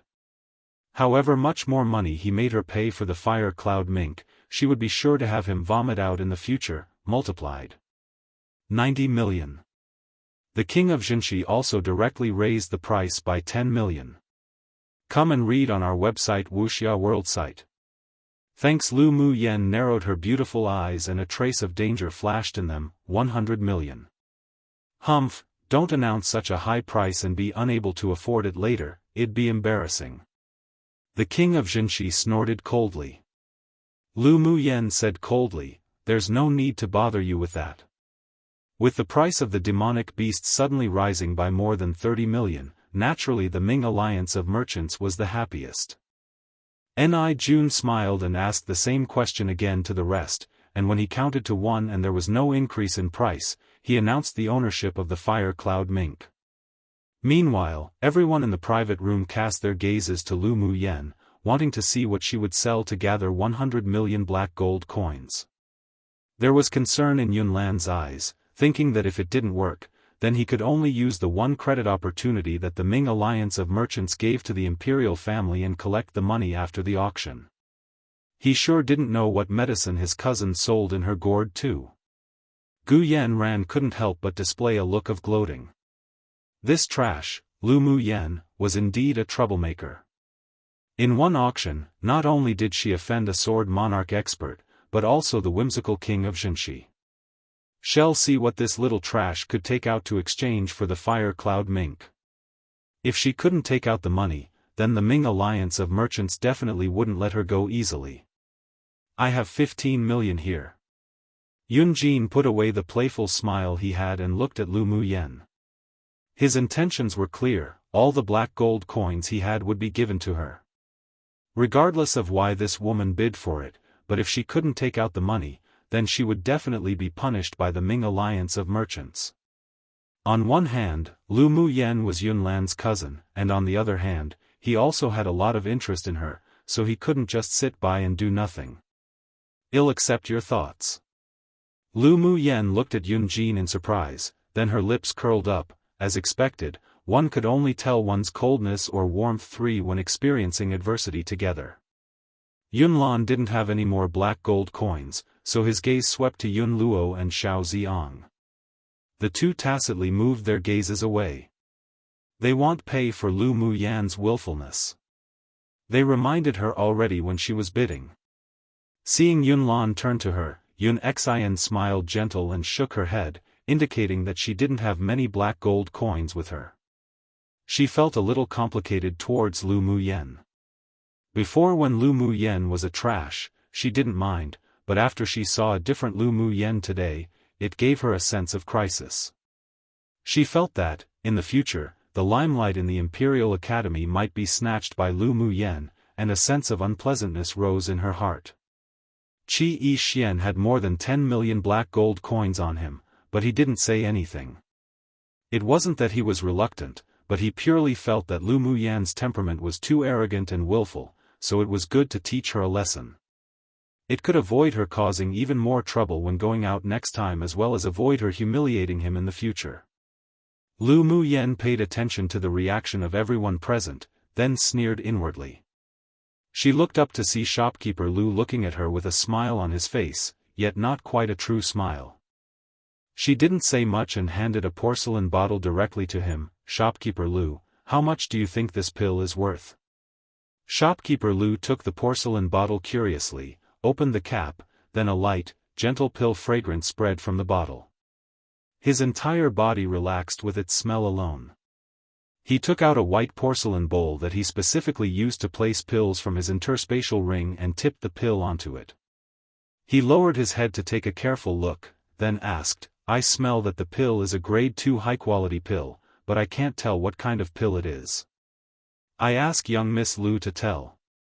This pill is called the marrow cleansing pill, and its effect is just as its name. It can wash the marrow and cleanse the body, change one's constitution and expand the meridians. Although it's grade 2, it has the effect of a grade 3 pill. Lu Muyen explained indifferently. What? There's such an effect. Shopkeeper Lu appeared shocked and was even more astonished inside. This sort of pill had never been heard before. He carefully put the pill back into the porcelain bottle. This old man is unable to appraise this pill. I must ask a high-level appraiser of the Ming Alliance of Merchants to take a look in order to judge its value. Young Miss Lu, what do you think? Shopkeeper Lu can do as you please. Lu Muyen played with the teacup, looking indifferent. Then please wait a moment, young Miss Lu. Shopkeeper Lu nodded with a smile, then hurriedly left the private room with the porcelain bottle, evidently very anxious. While the others in the private room look at Lu Muyen with incredulity. Marrow cleansing pill? Why hadn't they ever heard of such a pill?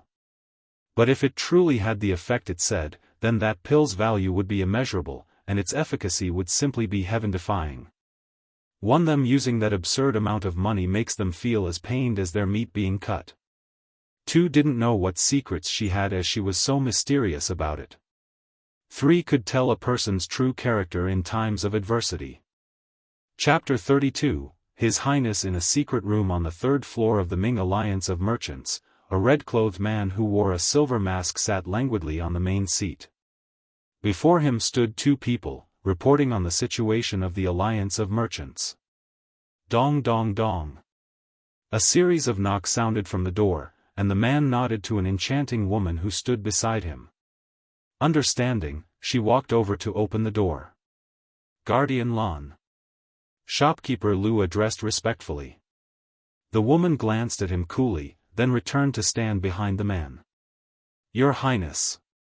Shopkeeper Lu entered the secret room and discovered that there weren't just the 2 elders sitting inside, but even their Highness was present, so he immediately bent down and greeted respectfully. Ming Xiao said lazily, what matter is so urgent? Just now, a distinguished guest from private room number 9 took out a pill to ask our Alliance of Merchants to auction. However, this subordinate had never seen such a pill, and could only determine that it was a grade 2 pill. Then he held out the white porcelain bottle in his hands. The distinguished guest said that this pill is called the marrow cleansing pill. Even though it's only a grade 2 pill, but its effect is not lower than the average grade 3 pill. Marrow cleansing pill. Ming Xiao murmured softly. Yes. The distinguished guest said that the marrow cleansing pill can wash the marrow and cleanse the body, change one's constitution and expand the meridians. Shopkeeper Lu repeated Lu Muyan's words. Let me see. Ming Xiao stretched out his hand. Upon seeing this, Shopkeeper Lu handed the porcelain bottle over quickly. Ming Xiao opened the cap, and a familiar pill scent filled his nose. His eyes grew darker, asking, who wanted to auction this pill? It is young Miss Lu Muyen from the Imperial capital's general's mansion. Ming Xiao's eyes revealed an understanding, then an arc rose on his lips. It really was that little woman. This pill does indeed have the effect of washing one's marrow. Elder Yi One can go and discuss this matter with Lu Muyen in private room number 9. Ming Xiao fell silent for a while, then tossed the bottle he was playing with back to Shopkeeper Lu. Then, as if remembering something, he said to Elder Yi telepathically, give her a silver Ming Alliance token. Yes, Your Highness. Old Lu's pupils constricted and suppressed the astonishment in his heart. He stood up and nodded respectfully to Ming Xiao. You can all leave too. Ming Xiao waved at the several people in the secret room to signal them to leave. The people respectfully withdrew from the secret room, and only the enchanting woman known as Guardian Lan stayed still. Mo Lan, leave as well. Ming Xiao wore a devilish smile, but there wasn't much warmth in his eyes. Mo Lan bit her lower lip lightly, and her pretty face revealed slight seductiveness before she stepped forward gracefully and bowed. Yes. Then she took a long look at Ming Xiao and left the secret room. After leaving the secret room, she concealed the seductiveness she displayed, and there was a chill in her enchanting temperament. Her seductiveness and tenderness would only be left for her master. Even if her master wasn't interested in her right now, but she believed that one day her master would definitely see her charms and fall for her. Come and read on our website Wuxia World site. Thanks. The thick powdery smell that lingered around his nose gradually dispersed after Mo Lan left, and only then did Ming Xiao's furrowed brows relax. He didn't like to be close to others, but he discovered that the natural soothing medicinal fragrance that the little woman exuded made him feel rather comfortable. Not long after, a series of knocks sounded on the door of private room number 9. Shopkeeper Lu walked in respectfully, bringing with him a sturdy old man with a head of silver, then introduced to the several people, "This person is the person in charge of the auction of our Ming Alliance of Merchants here at Yanzhou Country, Elder Yi." Elder Yi. Lu Muyen and company stood up in the private room and addressed. This old man exuded the aura of a sword king, so even Yunlan and the other imperial children didn't dare underestimate him and was very respectful. "No need to be so polite, you can all sit." Elder Yi nodded with a gentle smile on his face, but the faint pressure he emanated still made people afraid to be presumptuous. After they sat down, Elder Yi looked at Lu Muyen and asked with a smile, "So it's you that used 100 million ink gold coins to buy the fire cloud mink, and now wants to auction the marrow cleansing pill?" "Elder Yi, it is indeed this junior." Lu Muyen's expression didn't change, keeping her faint smile, and her eyes revealed only calmness. There wasn't a bit of the low profile that one would present in front of a high-level expert, but neither was she arrogant either. It was all natural. Elder Yi cast his gaze on Lu Muyen, and seeing that her expression was calm, neither humble nor haughty, a faint admiration flashed through the depth of his eyes. "I've taken a look at this pill. How good is its effect in washing the marrow? Is it suitable for anyone?" Elder Yi's face was expectant. "This marrow cleansing pill can wash the marrow and cleanse the body, as well as broaden the meridians. It's effective for people below Sword Monarch, but it does vary from person to person in terms of expanding their meridians. For some people, their meridians may only double in size, while for others they may only increase by 1/10 of its original size. It's most effective for those ages 10 to 30 when taking, but not anyone could take it either, as one must be above sword apprentice at least." Lu Muyen explained without concealing anything. "It actually has such effects." Elder Yi's eyes were also burning with desire. He was a sword king right now, so according to Lu Muyen, this was also effective for him. But then a thought came to him, "Although you say this, but no one has taken this marrow cleansing pill after all, so we can't judge its effects accurately." Lu Muyen nodded with a smile, "Naturally. But when you auction it, you can add 1 point. Just say that the trash young Miss Lu Muyen, of the Imperial Capital's General's Mansion, who was born with the Terminal Meridian's constitution, after taking this marrow cleansing pill, not only eradicated and improved her constitution, but also advanced from an initial phase sword apprentice to an initial phase great sword master. To think this pill is this miraculous." This old man was just wondering how young Miss Lu advanced to the great sword master cultivation base. "It turns out that you eradicated the Terminal Meridian's constitution after taking the marrow cleansing pill." Elder Yi had suspected that Lu Muyen had improved her constitution due to the marrow cleansing pill, allowing her to absorb spiritual force and use elemental energy. But after hearing her say it so nonchalantly, he was still astonished. He smiled even more amicably and asked, "I wonder if, after young Miss Lu took this marrow cleansing pill and improved and eradicated your Terminal Meridian's constitution, your meridians have also widened?" "Of course. The meridians in my body have probably more than doubled." Lu Muyen didn't conceal it.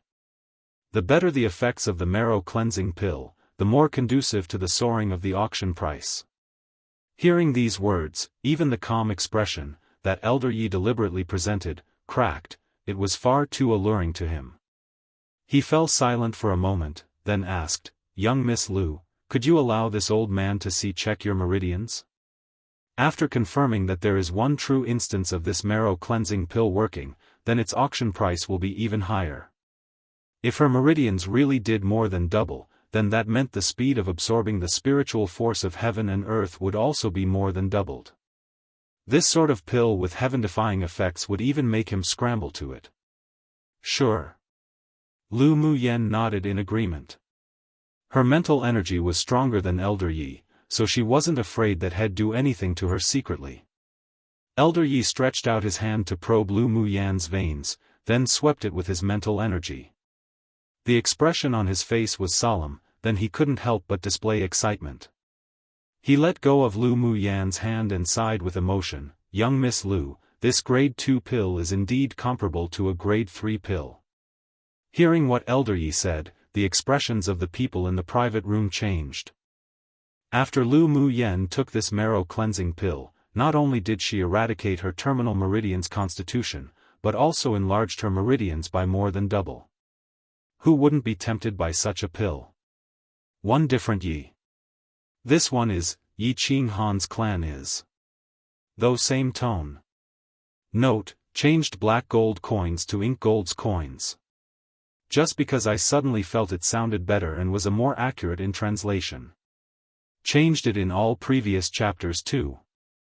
Table of contents with Elder Yes affirmation, the eyes of the people in the private room changed when looking at Lu Muyen. Even those that followed Elder Yi into the room stared with a fierce desire at the white porcelain bottle he was holding.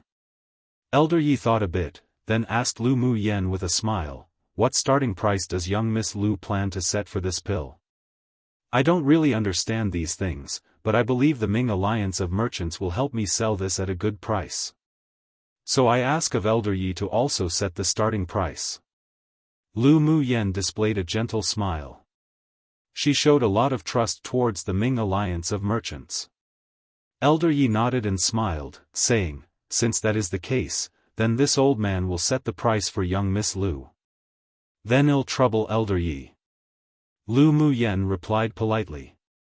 Elder Yi nodded with a smile, thought a little, then couldn't help but ask, "Young Miss Lu, do you still have more marrow cleansing pills?" He originally wanted to ask how Lu Muyen obtained this marrow cleansing pill. Was it because she met a powerful alchemist? But he held back. After all, the majority of alchemists had weird temperaments and didn't like other people inquiring about them. She could only do his best to befriend Lu Muyen for now. The others also stared at Lu Muyen with scorching gazes. "I also obtained this marrow cleansing pill by accident, and while I do indeed have 2 more on me, I don't plan on selling them." Lu Muyen refused with a smile.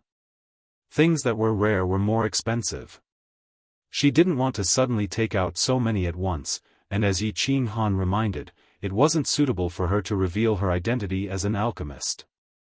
Right now, her main task was to increase her strength as soon as possible.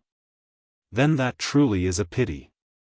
Old Lu revealed some disappointment, but he quickly recovered his composure, smiled and said, "If young Miss Lu has other good pills or items you would like to sell in the future, then you can come to our Ming Alliance of Merchants. I promise you a satisfactory price." After speaking, Elder Yi took out a silver token the size of a palm with the word Ming on it, then handed it to Lu Muyen. "This is a token that is only given to the top distinguished guests of our Ming Alliance of Merchants. Now, this old man will make an exception and gift one to young Miss Lu." Seeing Elder Yi take out a silver token and hand it to Lu Muyen, everyone's expressions changed. To think the moment the Ming Alliance of Merchants gifted something, they'd gift something that was a representation of power, the silver token that was only given to those who had the strength of a sword monarch and above, all this because Lu Muyen wanted to auction the marrow cleansing pill? This was too exaggerated. Lu Muyen's luck was so good that it made people jealous, envy, and hateful one. But even if some of them had their doubts about this, the Ming Alliance of Merchants had always been domineering, so no one dared to question or object to the decisions they made. Gu Yanran was in an exceptionally bad mood. Even when her nails embedded into her flesh, she didn't feel the pain, and she tried hard to cover up the jealousy in her eyes. She didn't expect that Lu Mu Yen not only turned the tables, experienced such a fortuitous opportunity in obtaining the marrow-cleansing pill that eradicated her terminal meridian's constitution, became an initial phase great sword master, but was now also so highly regarded by the Ming alliance of merchants. What sort of dog crap luck too did she step on? Lu Mu Yen took the token and felt that there was a small array hidden inside this silver token. An understanding crossed her eyes. The Ming alliance of merchant strength was certainly powerful. Thank you, Elder Yi. I, Lu Mu Yen, will remember this personal favor. Lu Mu Yen put the token into her interspatial ring and accepted Elder Yi's display of friendliness. The affection in Elder Yi's eyes thickened, though this little girl was rather young, but she was very clever and quick-witted. As expected from a child educated by a distinguished clan. The previous rumors were probably all exaggerated and false. If such a quick-witted and intelligent woman was considered trash, then who knew how many trashes there were in this world? Come and read on our website Wuxia World site. Thanks. When you return home, drip a drop of blood on your token and it will recognize you as its master. Even if other people obtain this token, it'd be useless. Elder Yi reminded again, young Miss Lu must keep it safe. This token's usage isn't just limited to auctions. But it is inconvenient for this old man to say any more. You will know once you experience it in the future. Lu Mu Yen nodded. She understood what Elder Yi meant. If there came a day where she had the strength to truly utilize this silver token, then naturally she'd know its secrets. If she couldn't meet the requirements to use it, then she would also lose the qualification to use this token. Elder Yi's eyes inadvertently revealed slight admiration. If anyone else obtained their special guest Ming Alliance token from the Ming Alliance of Merchants, then they'd probably already display excitement and joy on their face. But this teenager girl was able to remain this calm and composed, maintaining an indifferent attitude from beginning to end, and without any arrogance or rashness. If she could retain this state of mind, then her future could not be assessed. Yes, I understand. Lu Mu Yen appreciated Elder Yi. Then this old man will go order the auctioning of this marrow-cleansing pill. And this fire cloud mink was bought by you. Afterwards, the Alliance of Merchants will deduct the ink gold coins from the auction of the pill, and the rest of the ink gold coins will be settled together. Elder Yi motioned to the attendant who was carrying a cage behind him to put the fire cloud mink down. It could be regarded that he was selling Lu Mu Yen some face. The moment the marrow-cleansing pill was auctioned, then it would definitely attract the attention of Yenzhou country, and even the entire land's interest. Its price would be far more valuable than the fire cloud mink. Okay. Then I will trouble Elder Yi. Lu Mu Yen didn't feign modesty either. This was all because these people didn't know the actual value of a spirit devourer. If they knew, numerous high-level experts would come contend for it. After Elder Yi took his people and left, everyone's eyes were focused on Lu Mu Yen, with a burning desire, particularly Xiao Ziang. He was an alchemist to begin with and loved alchemy. He was about to stare a hole through Lu Mu Yen right now. Lu Mu Yen sat in her seat, pondered for a moment, then before anyone could speak, threw one porcelain bottle to Yunlan and Yunjin each, raised her eyebrows and said, "The last 2 marrow-cleansing pills, I'll gift them to you." Pu. Yunjin spit the tea out directly. Seriously? This generous? Seeing the porcelain bottle thrown over, he immediately threw the teacup away and stretched out his hands to catch it carefully. This is too valuable. Yunlan reached out and caught the bottle containing the pill. Although he was very enticed by it, but he still endured the strong desire and looked at Lu Mu Yen. Lu Mu Yen's eyes were colored with a smile. This cousin's character was pretty good. But there was no way she would be able to keep these 2 pills, so she'd rather turn it into a favor and gift it to Yunlan. Her aunt loved her dearly since she was young, so this was also a sort of repayment. As for gifting it to Yunjin, one was because she felt that this man was rather pleasing to the eye earlier, and also because last time when Lu Mu Yen was injured by Gu Yanran, it was Yunjin that stopped the woman's final attack and sent her back to the general's mansion. Otherwise her dantian would have definitely been destroyed. It would have been difficult to cultivate again even with the marrow cleansing pill. Regardless of why Yunjin helped her then, she still remembered this personal favor. Using the marrow cleansing pill to return that favor would be enough. She had always done what she wanted in life. If a person looked pleasing to the eye, then magic tools, pills, so what if she gave it out at will, while if one wasn't pleasing to her eye, no matter how strong they were, how strong their background, if she said she didn't have any, then she didn't have any. Even if they gave her thousands of gold she wouldn't give anything. As they waited for the pill in Elder Yes' hands to be auctioned, she thought about the fact that not only would the marrow cleansing pill rouse people's attentions, but she would probably have people attentive of her as well.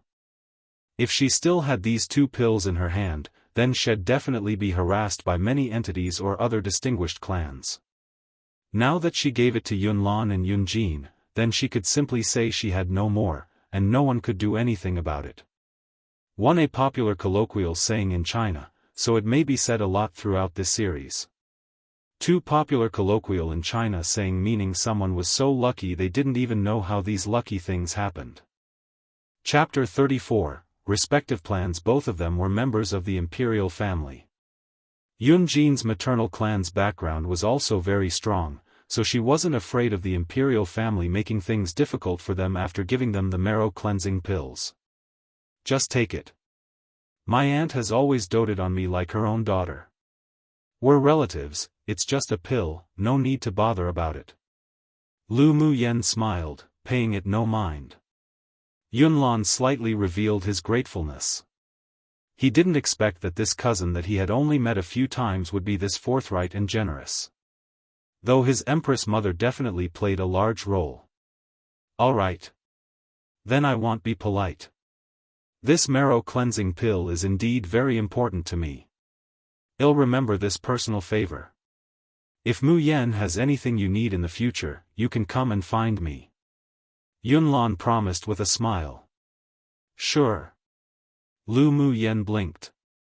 Lu Mu Yen, Yunlan's your cousin, it makes sense for you to give it to him. But why give it to me? Yunjin couldn't figure out why Lu Mu Yen also gifted her one.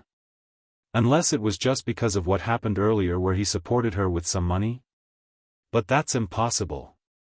Lu Mu Yen didn't conceal it either. Last time I was injured by that little white flower, it was you who prevented her from destroying my dantian, then sent me back to the general's mansion. Consider this marrow cleansing pill as returning that personal favor. That's just a trivial matter, it's not worth you giving me such a valuable pill. Yunjin did desire this pill very much, but he still felt that it wasn't good to just take such a valuable thing from Lu Mu Yen without giving anything in return. Lu Mu Yen held her forehead, then glared at him. Isn't it fine to just find you pleasing to the eye? A big man like you being so wishy-washy, if you don't want it then return it. I want it, how could I not want it? Yunjin put the pill into his interspatial ring with a mischievous grin, fearing that Lu Mu Yen really regretted it and wanted it back. Lu Mu Yen, don't worry, this big brother will cover for you in the Imperial Academy from now on. If anyone bullies you again, they'll break her leg. Yunjin glanced indicatively at Gu Yenran, he never liked this scheming woman. Lu Mu Yen rolled her eyes at him, no need, I'll clean up those random cats and dogs. Hearing the unscrupulous words between the two, Gu Yenran's face paled and hatred rose in her heart, but her expression was aggrieved. Her white teeth bit her lower lip, as if she wanted to cry yet was holding it back. It was just like a delicate flower that was being ravaged by the wind. But it was a pity that Qi Yi Xian's thoughts weren't on her at all, and the others were even more uninterested in her.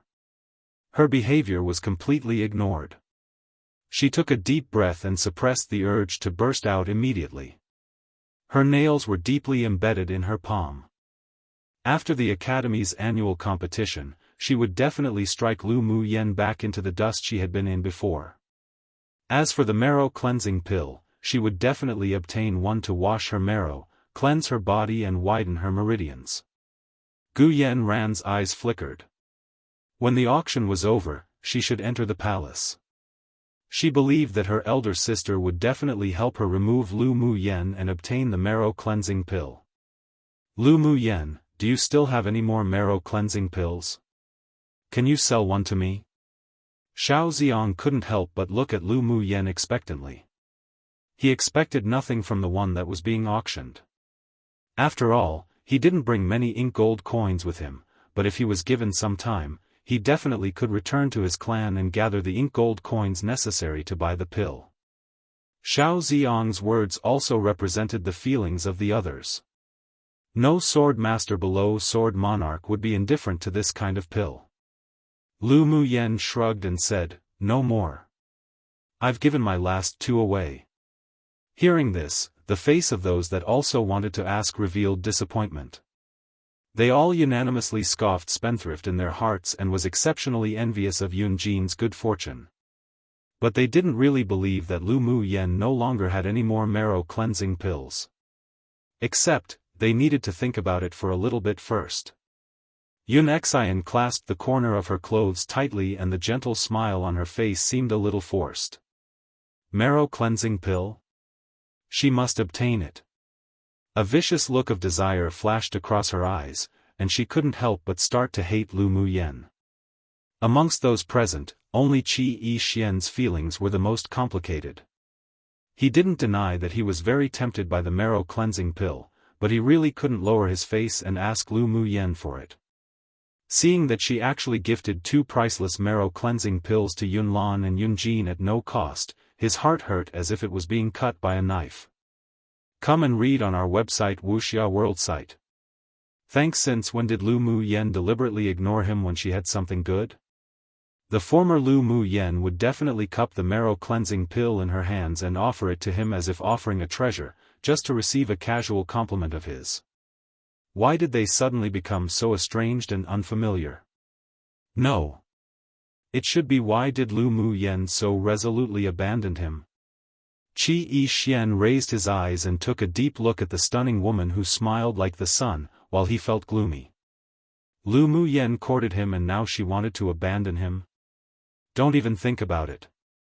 Qi Yi Xian's face was extremely ugly, and there was a little disappointment in his eyes. The hands under his sleeves clenched tightly into fists. Upon seeing this, a trace of ridicule flashed in Yun Luo's eyes. He mistook a pearl for fish eyes. He shouldn't blame others for the missed opportunity. But as for the marrow cleansing pill, who wouldn't be tempted by it? He needed to return and discuss it with his king father. Although Xiao Ziong was disappointed, he didn't want to pester Lu Mu Yen either. After all, she already said she only had 2 left. So he stared with a scorching gaze at the white porcelain bottle in Yun Lan's hand. "Alan, we're good brothers, can't you show me the marrow cleansing pill?"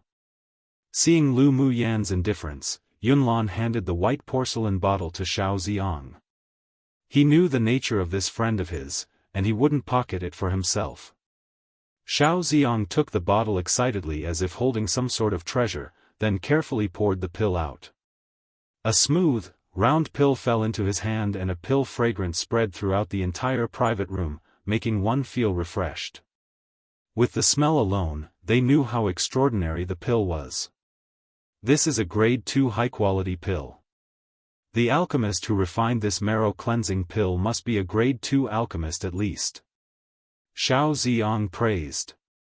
As he was afraid that the medicinal effects would be lost, after taking a look at the pill, he placed it back into the bottle, then turned to ask Lu Mu Yen, a little embarrassed, "Does young Miss Lu perhaps know the alchemist?" "Don't know." Lu Mu Yen shook her head firmly. What a joke. The person who refined the pill was herself, how could she expose herself? And even if she said it, probably no one would believe this pill was refined by her anyways, and they'd definitely think she was ill. Besides, she didn't want to be in the limelight right now either. If people knew that she could refine a grade 2 pill, her and her family's peaceful life would definitely be disturbed. At the very least, now wasn't the time to expose herself. Then that's a real pity. Xiao Ziong was disappointed again. He loved alchemy and held a very respectful attitude towards high-level alchemists. He didn't even need to guess to know that the alchemist who could refine such a heaven-defying pill was definitely a highly talented genius. It was a shame he couldn't meet that person just once. Lu Muyen didn't care what others thought. She opened the cage on the ground and took out the palm-sized beast that had its eyes closed and scratched its head. The little beast was initially still struggling, but as soon as Lu Muyen held it, it smelt the faint fragrance of medicine on her body, and also felt a very gentle spiritual energy exuding from her. It couldn't help but snuggle up closer against Lu Muyen. The spirit devourer's eyes would be closed for the first 3 months from its birth, and it was only during this time that it was easy to be caught and contracted. It was practically impossible to tame it after it opened its eyes and developed higher intelligence. The spirit devourer were unlike other demonic beasts where it needed to reach a certain tier to bear wisdom. As they were a king-class demonic beast, after 3 months from birth, when they opened their eyes, was when they would bear intelligence. Their cultivation speed would also increase day by day. This fire cloud mink is rather affectionate towards you. It seems that you two are destined. Yunlan put the pill away and said as he smiled at Lu Muyen. Lu Muyen chuckled softly and nodded in a good mood, we are indeed fated. The moment she hugged the spirit devourer earlier, she discovered an unusual mental energy within the little beast's body. It was secretly protecting the internal organs of the beast. She guessed that the origin of this demonic beast was extraordinary. She sure found a treasure this time. Chapter 35, causing a sensation amongst the audience. The marrow cleansing pill didn't directly join the auction. There were still many things that were auctioned first. Lu Muyen also won a purple monkey flower that was an ingredient required to refine the foundation establishment pill. As for the other manuals, spirit tools and spiritual armor, she didn't need them. But overall, she gained a lot from this auction. The rest in the room also won the items they wanted in general, but because of the appearance of the marrow cleansing pill, they weren't in high spirits. After all the items were auctioned off, Ni Jun smiled and said, the next auction is an exceptionally significant finale item that the Ming Alliance of Merchants just received.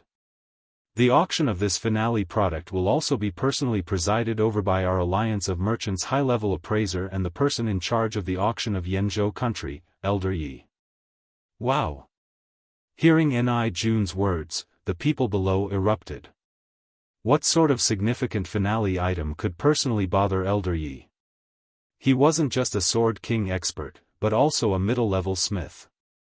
It was rare to see him come out and preside over an auction. However, it was because of the significance the Ming Alliance of Merchants placed on this that the distinguished guests were ready to make their moves. They were looking forward to this significant finale item. Hearing the excited chatter of the people below, Ni Jun naturally stood to the side. Elder Yi walked up onto the auction stage, and behind him was a beautiful woman holding a tray with a white porcelain bottle on it. Seeing that the auction item was a white porcelain bottle, fierce flames of desire rose in their eyes. This sort of bottle usually contained pills. Alchemists on Tianling continent were scarce, and pills were even scarcer. It was already rare that a grade 1 pill could find its way to the public. This pill must be extraordinary for a Sword King expert to personally come to preside over the auction of it, so everyone was exceptionally expectant and excited. Even those within the private rooms were on the edges of their seats, looking forward to it. Elder Yi coughed gently, and the audience immediately silences. With a gentle smile on his face that made him appear like a spring breeze, he said, "This finale item is personally appraised by this old man, and so it will also be auctioned off by this old man. I believe it will not disappoint everyone." Seeing countless eyes staring at him fervently, Elder Yi smiled in satisfaction and continued, "This time, the finale auction item of our Ming Alliance of Merchants is precisely this grade 2 pill on this tray, called marrow cleansing pill. I believe no one has heard of this marrow cleansing pill before, but its effects are heaven-defying. Although it's a grade 2 pill, it's comparable to a grade 3 pill, and perhaps even more precious than a grade 3 pill." Elder Yi paused, then added, A commotion rose from below. They didn't expect that the item being auctioned was a grade 2 pill that was comparable to a grade 3 pill, and the name alone made people expectant. Elder Yi, quickly tell us the marrow cleansing pill's effects. Finally, someone who couldn't wait shouted excitedly from below, and he also spoke what everyone was thinking. Elder Yi laughed loudly. This marrow cleansing pill can wash the marrow and cleanse the body, expand the meridians, and change one's constitution. It's effective to those below Sword Monarch stage and has no side effects. Even this old man can't help but be tempted, so this old man will also join in on the bidding later. Wow! There was another uproar below. Everyone was stunned, then a frenzied look appeared. This pill actually had such heaven-defying effects. Elder Yi, we've never heard of this pill before, does it really have such an effect? A doubtful voice sounded from one of the private rooms. Knowing the status of the people in the private rooms were extraordinary, Elder Yi's attitude was rather gentle as he nodded. Indeed, it does have such effects. Everyone must know that the young lady of the Imperial capital's general's mansion's Lu clan has the terminal meridian's constitution, right? Of course we know. Young Miss Trash from the general's mansion, she's so famous, who doesn't know? A young male's voice sounded from the private room of the king of Jinshi that carried ridicule but wasn't the king himself. Elder Yi quickly concealed the unhappiness in his eyes, smiled and said, young Miss Lu took a marrow cleansing pill recently, and not only did she eradicate her terminal meridian's constitution, but she also advanced directly from an initial phase sword apprentice to an initial phase great sword master. I'm sure everyone here knows that it's impossible for a person with the terminal meridian's constitution to cultivate to a cultivation base above sword apprentice. It was a condition even high-level physicians couldn't cure, but the marrow cleansing pill has accomplished it. Seeing the people below show incomparably shocked expressions, Elder Yi threw out even more shocking news. There's also a very important point, and that is, after young Miss Lu consumed the marrow cleansing pill, other than eradicating her terminal meridian's constitution and unblocking her meridians, she also more than doubled the width of her meridians. This was also what this old man personally confirmed just now. The meridians in her body are indeed more than twice the width of ordinary people. So what did this mean? This meant that after taking the marrow cleansing pill and improving your constitution, the speed of absorbing the spiritual force of heaven and earth would also be much faster than others. This is definitely something you could ask to meet but not ask to obtain one. I won't need to say much more, as I'm sure everyone knows its value now. Come and read on our website Wuxia World site. Thanks. The news provided by Elder Yi completely stunned the audience, and even the experts in the private rooms displayed a burning desire, wanting to put this marrow cleansing pill away into their own pockets. After Elder Yi introduced the effects of the marrow cleansing pill, he handed the auction back over to Ni Jun and sat down in the audience to participate in the bidding. Ni Jun was also tempted, but he didn't have the strength and financial resources, so he could only adjust his mentality, put on a smile, and start the auction according to Elder Yi's instructions.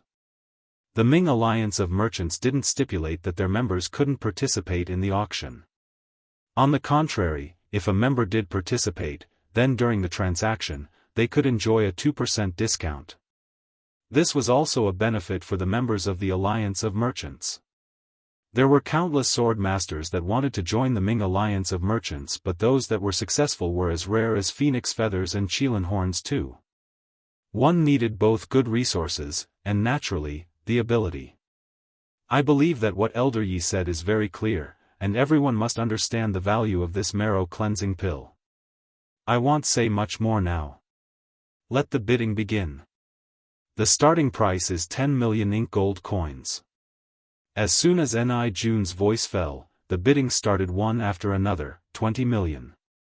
30 million. 50 million. 80 million. The price continued to climb, and when it was near the end, Elder Yi also bid 100 million. But the price of 100 million didn't stop the enthusiasm of those participating, as the price was still rising wildly. 110 million. 120 million. 200 million.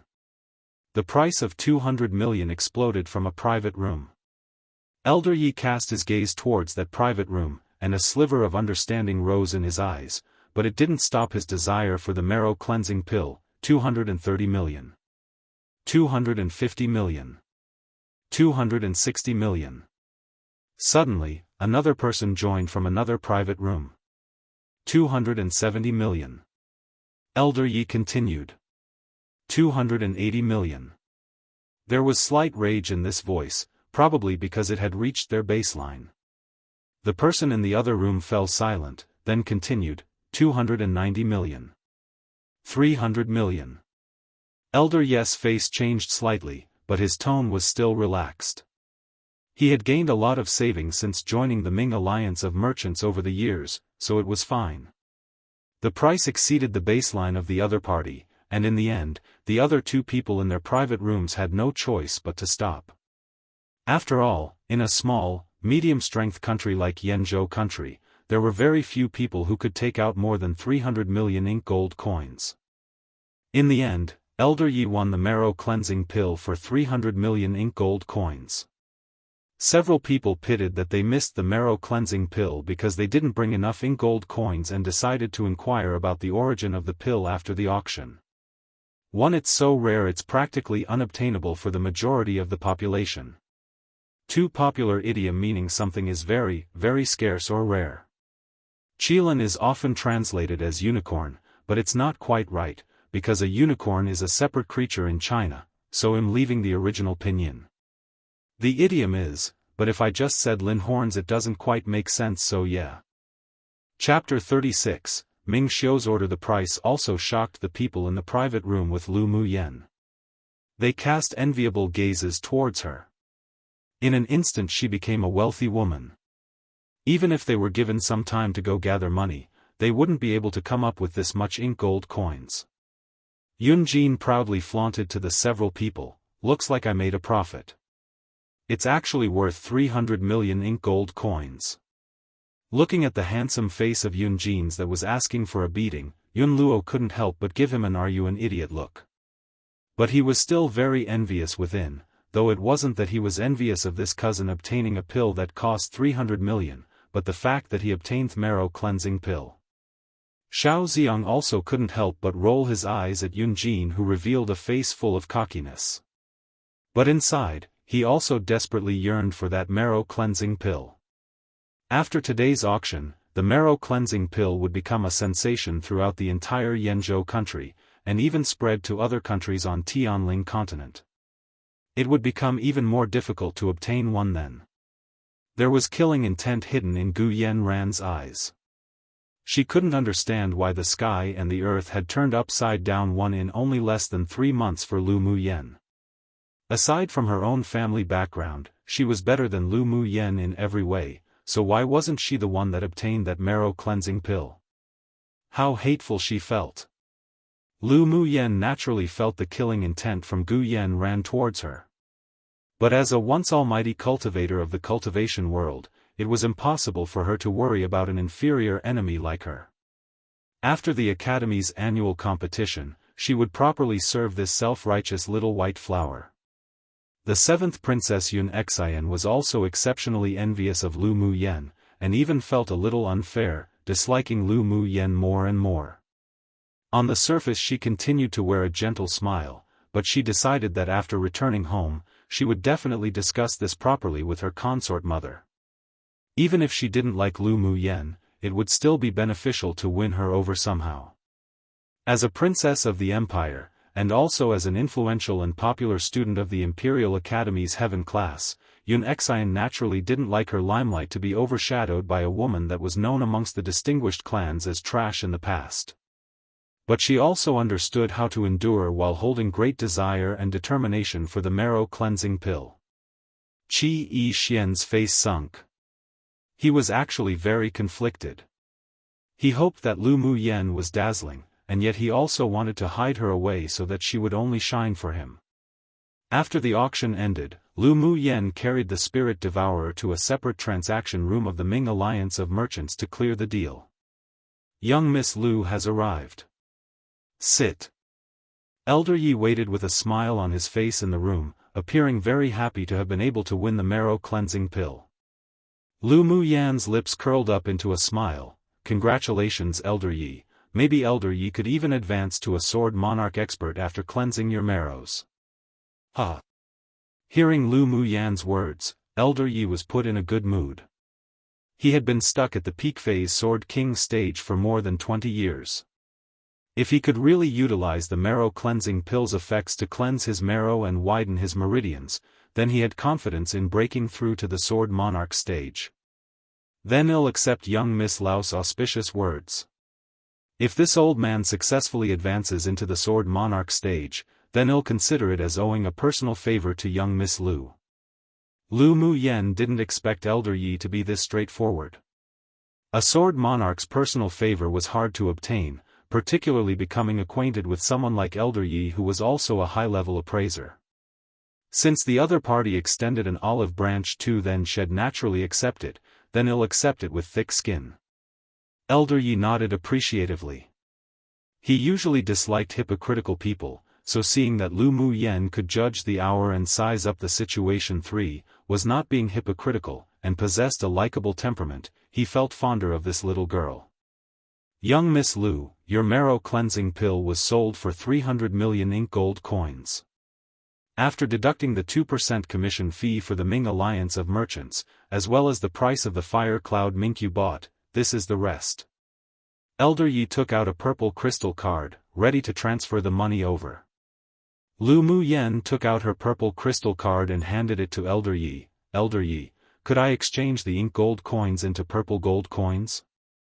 In reality, ink gold coins weren't that valuable on this land, and only in a small country like Yanzhou country did 300 million ink gold coins appear to be a huge amount of wealth. Naturally.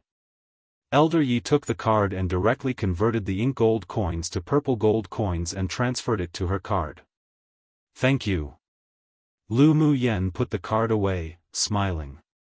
Remembering that at the end of the auction many people who had even a bit of power to them came to him and inquired about the person who sold the marrow cleansing pill, he reminded, young Miss Lu, this marrow cleansing pill already made many people with some background notice you, so you must be more careful.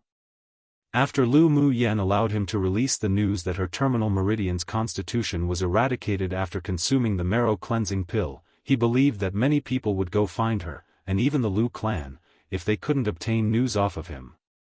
Lu Muyan nodded and said, thank you Elder Yi for the reminder. I know this is unavoidable, so I'm already prepared. Even if she didn't take out the marrow cleansing pill today, the fact that her terminal meridian's constitution was eradicated, and the fact that she advanced to a great sword master, would still attract a lot of attention. Instead of being targeted by a small number of powerful entities that could secretly make trouble for the Lu clan, it was better to let everyone know about the existence of the marrow cleansing pill. It's good to be prepared. If young Miss Lu still has any pills or other rare items to sell, do remember to come to the Ming Alliance of Merchants to find this old man. Of course, you can also find other managers with your Silver Ming Alliance token. Elder Yi felt that Lu Muyan was mysterious, had many secrets, and definitely had more nice items. Come and read on our website Wuxia World site. Thanks, but of course. If I have anything good, the first place I'll definitely think of is the Ming Alliance of Merchants. After all, no other alliance could compare to the Ming Alliance of Merchants in terms of credibility and strength. Then that's the best. This old man awaits the next opportunity to work with young Miss Lu. Muyan also looks forward to our next cooperation. Lu Muyan stood up, smiling, and said, Elder Yi, my cousin and the others are awaiting outside, so I won't bother you anymore. Let us meet again. All right. Let us meet again. Not long after Lu Muyan left, a red figure appeared in the room.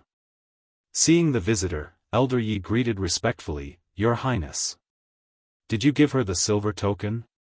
The man's voice was clear with a sense of maturity. Yes, I have given it to her. Elder Yi nodded. That marrow cleansing pill was won by you? Yes. If this marrow cleansing pill really does have the effects that Lu Muyan said, then I will have a little more confidence breaking through to the Sword Monarch stage. The excitement hidden in Elder Yi's eyes didn't escape the man's eyes. The red-clothed man chuckled softly, and his thin lips opened. "You can rest assured. That marrow-cleansing pill does indeed have the effect," she said. Elder Yi never doubted his master's ability. Who knows where that little girl obtained the marrow-cleansing pill? It is a pity that she gave the remaining 2 away. Before Lu Muyen left, he went to inquire again if she could sell 1 more, but the answer given was that she already gifted them to Yunlan and Yunjin. He sure didn't know if the little girl was too generous, or she had a deeper meaning to her actions. The red-clothed man's lips curled upwards with an incomparably devilish charm. "She's extremely shrewd. It's best to be more friendly with the Lu clan from now on." Since working at the Ming Alliance of Merchants, Elder Yi had never seen his proud and uninhibited master ever order them to attempt to befriend anyone, let alone see him pay attention to and care about anyone. Despite the many questions he had, he didn't dare ask them aloud, and took his words to heart. Since his master saw promise in Lu Muyen, then later he would order the person in charge of the alliance in Yenzhou country to be as friendly to the Lu clan as possible. "Yes. I will pass on the order to befriend the Lu clan. From now on, send me a copy of all the news about her." Ming Xiu curled his lips. Others didn't know, but he knew that the marrow-cleansing pill was definitely refined by Lu Muyen herself. That little woman was becoming more and more interesting. "Yes, master." Everything changed so drastically, a 180-degree change. 2 This one's an English saying originating from ancient Greece and ancient Egypt, according to my few seconds-long Google search. But Chinese also appear to say it a lot, and it means like a show of peace and friendship. 3 Knows what to say and do, and when to say and do them in the appropriate moments. Note: so all I did today was stay up till 3:30 a.m. binge watching You Are My Glory and finally finished all 32 episodes. Would have finished the episodes earlier if I didn't keep pressing the back arrow and pause button and swoon over and over again at certain scenes, haha. So today I'll just post 1 chapter because I'm running out of chapters I've saved up, tongue sticking out. Also, I recommend this C-drama. It can definitely be boring to some though, but the simplicity of the plot and relationships explored is beautiful and what I love about it. It's practically an angst-free, mature drama, with mature characters, but still a rom-com, just not your typical one. Oh. To those who haven't watched it and like rom-coms, if it will give you a better idea of its feel, I can tell you for a fact that it's based on the novel written by Gu Man, who wrote the novel that Love 020 was based on. Except this is a bit more mature than 020, exploring real-life issues, but with humor and nothing too dramatic. Also, Gu Man is actually the scriptwriter for YAMG, so you can totally expect that the plot, characterization etc. will follow the novel and the author's intentions and won't be butchered like many of the noveltic drama adaptations. I haven't read the novel and might not for now since I'm more in the mood of reading xianxia novels, but may pick it up to read one day. Side note, the main character, Yu2, in YAMG is played by Yang Yang, who's also the same actor who played Xiao Nai in 020 and Yi Xiu in The King's Avatar. And why I mentioned these dramas specifically is because I want to ask, why does Yang Yang keep playing roles with esports? Haha, absolutely not complaining though. I enjoy watching dramas with esports and would love to see more of Yang Yang. I personally give TKA a 10 out of 10. YAMG might be a 9 out of 10 personally for me, and maybe an 8, 5 or 9 out of 10 for 020. Can't wait till The King's Avatar 2 comes out though. Side note, oh yeah, he also acted as Lin Dong in the drama Martial Universe adapted from the novel Wu Dong Qian Kun, but as much as I love cultivation novels, I was never interested in that novel, so I didn't watch the drama either. But just an FYI. Oops, I went on and on, but last point, honestly, I can't get enough of Yang Yang and his posture and handsome looks XD. What should I watch next? Time to go drama hunting again. Chapter 37, A Bet with the Sword Monarch. After Lu Muyen left the transaction area, she went to join Yunlan and the rest. As soon as she exited the door of the Ming Alliance of Merchants, she saw a burly, middle-aged man and a black-clothed, skinny old man stop Yunlan and the others in their steps. When she thought about it, she easily guessed who they were. Mu Yen, how about I send you back to the general's mansion? Yunlan found Lu Mu Yen walking out towards them from the entrance and gave her a surreptitious, meaningful look. Just now, the king of Jinshi asked them who bought the fire cloud mink, and although he desperately tried to hide it, but Gu Yanran told them, and now they could only send Lu Mu Yen away first. Lu Mu Yen nodded with a smile, sure. Although she said that, she knew that things wouldn't be that simple today, she wouldn't be able to leave easily. Why be in such a rush? The king of Jinshi stretched out his arm to stop Yunlan. He still had business to settle, so how could he allow Yunlan to take the person away? Then he swept his gaze to Lu Mu Yen, examining her. With a light purple dress, hair worn in a simplistic style, indifference in her eyes, an elegant and otherworldly temperament, and a beautiful face without powder, even if she was rather young, she had the disposition of one who's capable of causing the downfall of a country one. Lu Mu Yen was one of the very few people whose appearance he considered pleasing to the eye. But it was a pity that this beauty was Lu Mo Ye's daughter, he couldn't touch her. This is General Lao's daughter, correct? Yun Tianzong had seen Lu Mu Yen before, but she didn't leave any impressions at the time. What he knew more deeply was Lu Mu Yan's reputation as trash, which he often used to ridicule Lu Mou. King of Jinshi. Lu Mu Yen nodded, with apathy and distance. She didn't want to show any looks of goodwill to her father's enemy, not to mention the man's wanton gaze made her feel exceptionally unpleasant. A killing intent rose in her heart.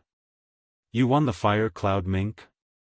Yun Tianzong hadn't yet spoken when the skinny old man in black asked Lu Mu Yen first.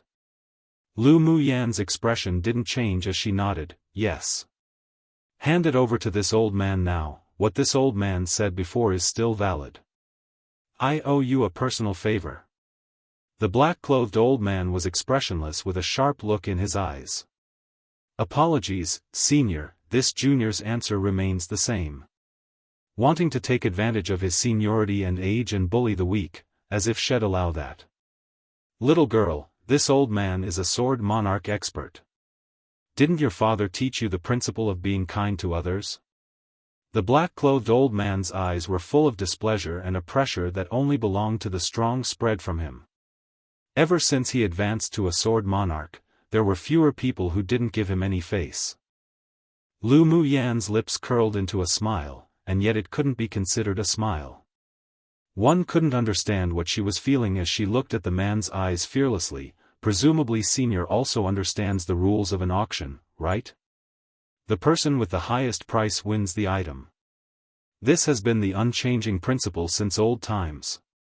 If senior must snatch the fire cloud mink from me in front of the Ming Alliance of Merchants entrance today, then this junior has nothing to say. So what if he was a sword monarch? She's really had enough. Everyone just wanted to step on her these days, what's that all about? She wouldn't tolerate and compromise, but in the face of absolute strength, she wouldn't have a brain cramp too and directly engage in battle with this sword monarch. Come and read on our website Wuxia World site. Thanks, just what do you want done so that you can give this fire cloud mink to this old man? The black-clothed old man's face sank. His hoarse voice carried with it a little anger, and the pressure he exuded thickened a little. Lu Mu Yen narrowed her eyes, straightened her back and bore the pressure the black-clothed old man deliberately released upon her. A layer of sweat rose on her nose and her face grew slightly pale. It was the first time that she had faced a pressure from a sword monarch expert by herself. The gap between three major stages truly wasn't a joke. The pressure alone already made her unable to move her feet. If they really did start fighting, then that old man could seriously take her little life in minutes. Yunlan's clenched hands were full of cold sweat. This strong sword monarch expert's face was as thin as sticks, his complexion was slightly green, and hidden in his eyes was an ominous glint and viciousness. This person probably practiced skills relating to the path of the ghost, had an unpredictable temperament, and was definitely cruel and ruthless. He couldn't let Lu Mu Yen be in danger, but it was inconvenient to leave, so he surreptitiously gave Yunjin a look. Yunjin nodded gently. What Yunlan worried about was what he was worried about. Looking up, he saw that the Sword Monarch didn't even care about the rest of them, so he silently retreated through the crowd of people and returned to the Ming Alliance of Merchants to ask for help. After a short stalemate, Lu Muyen saw that the other party's face was covered in a shadow and his eyes revealed more and more impatience. With a thought, the palm-sized little white beast landed in her hands, then she smiled at the old man lightly. "Senior, how about we make a bet?" "What bet?"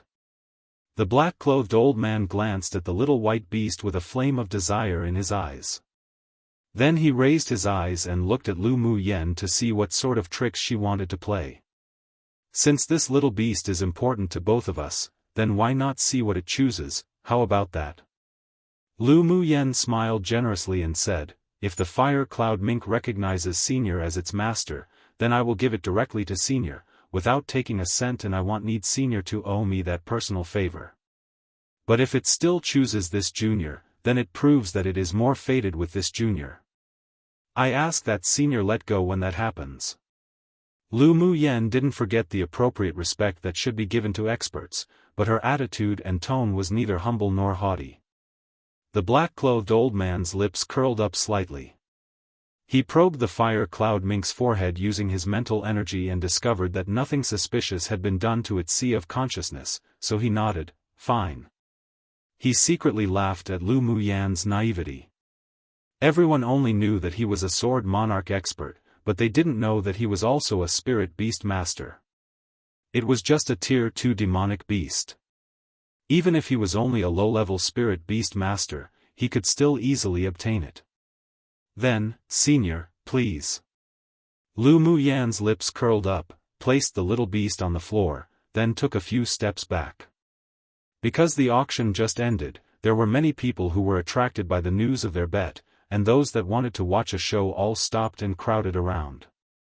Seeing Lu Muyen's actions, they guessed that she wanted to yield the fire cloud mink to the sword monarch expert.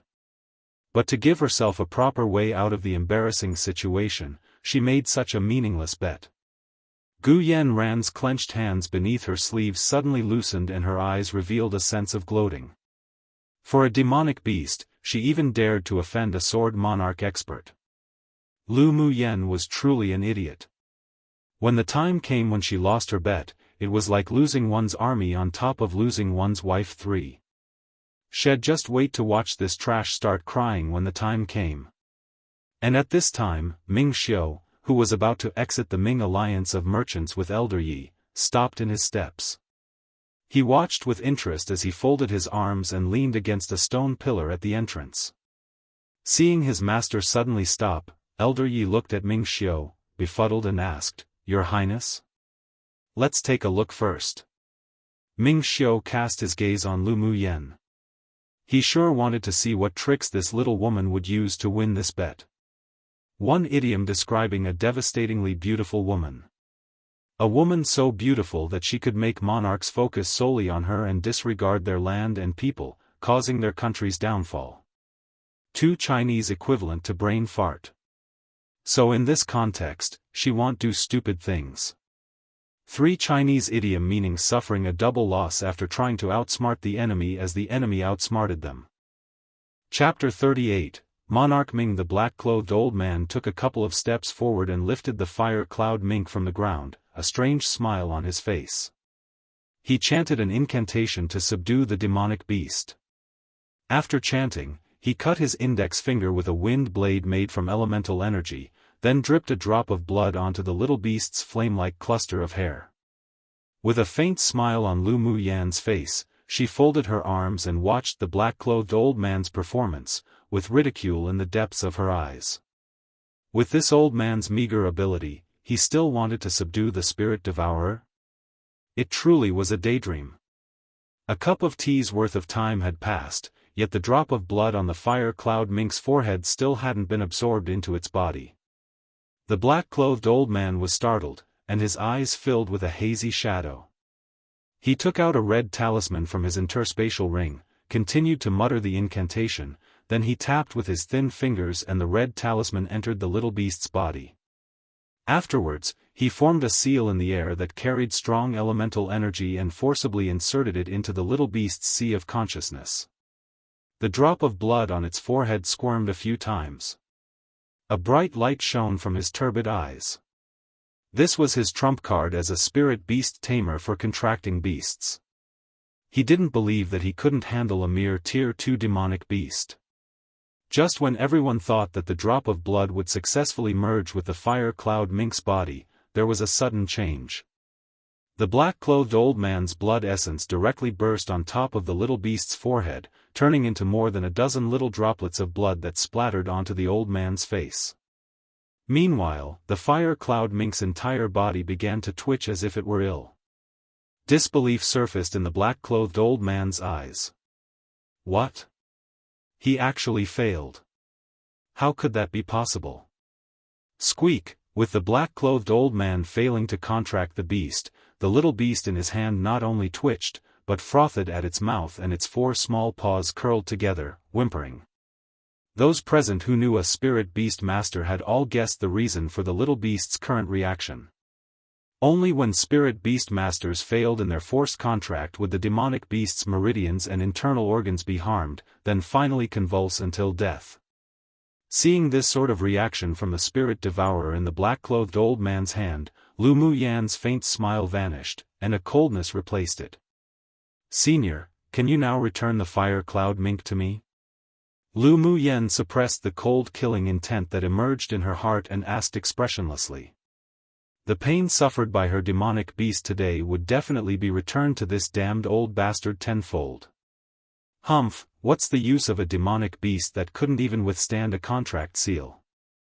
The black-clothed old man felt exceptionally displeased right now. He actually failed to contract it in front of so many people. His eyes grew cold, and he quickly condensed a wind blade that carried a strong pressure in his palm. With a swing, the wind blade left his palm and shot towards the little beast's forehead. As if sensing a dangerous power, the little beast's body trembled, attempting to avoid it.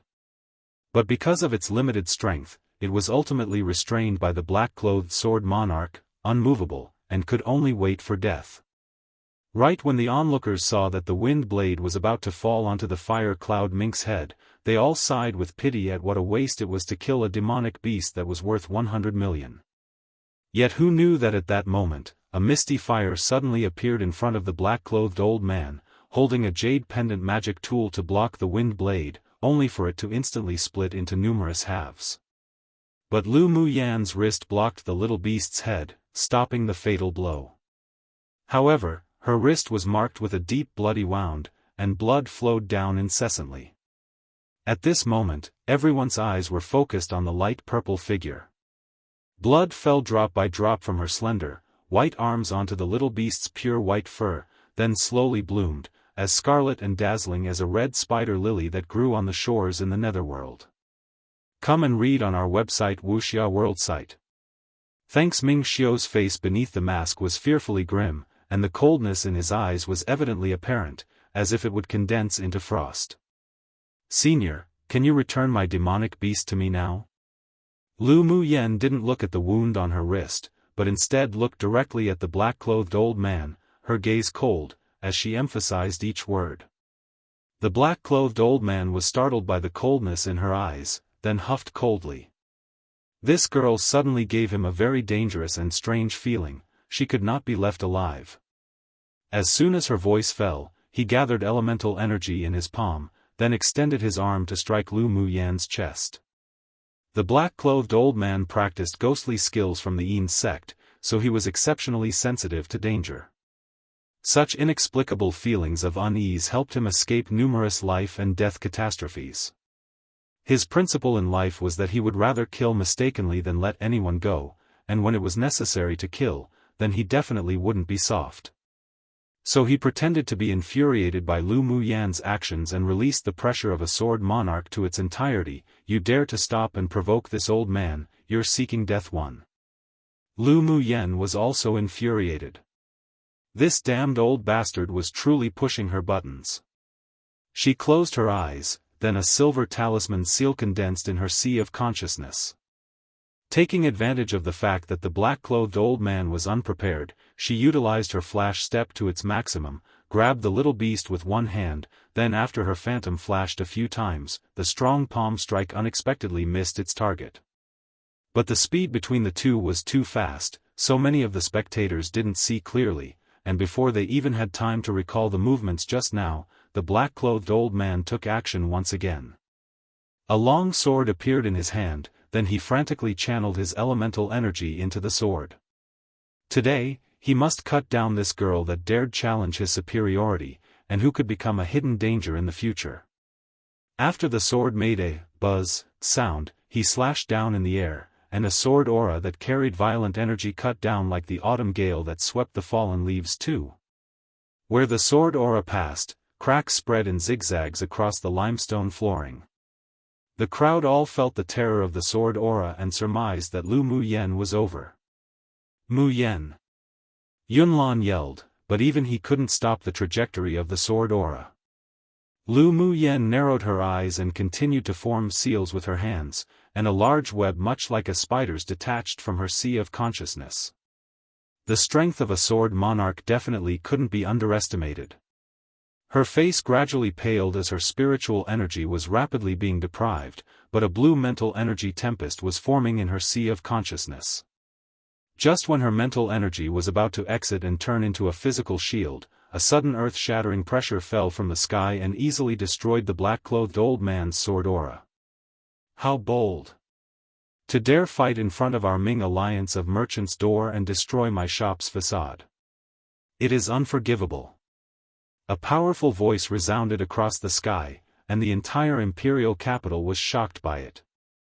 As soon as the voice fell, a giant palm of raging fire fell from the sky and headed directly for the black-clothed old man. The black-clothed old man felt that the energy contained in the blazing palm was exceptionally terrifying. Despite being aghast, his hands weren't leisurely as he immediately threw out a shield into the air to block his front, then added a barrier made of elemental energy that covered his entire body. Except, the moment the earth-shattering blazing palm landed, it easily broke through his shield, then struck his chest, and the elemental energy barrier collapsed in an instant. Pu. The black-clothed old man stumbled back a few steps upon being hit before stopping, and he couldn't help but spit out a mouthful of blood. His body trembled slightly with terror in his eyes as he watched the person walk over from not far away and addressed, Monarch Ming. One random side note, I wonder how many times I avoided writing courting death by changing it to seeking death haha. The memes I've seen on Xianxia Facebook groups have made me conscious of it XD. I've used courting a couple of times, though, I'm pretty sure I'll use them interchangeably. Two very fast and powerful.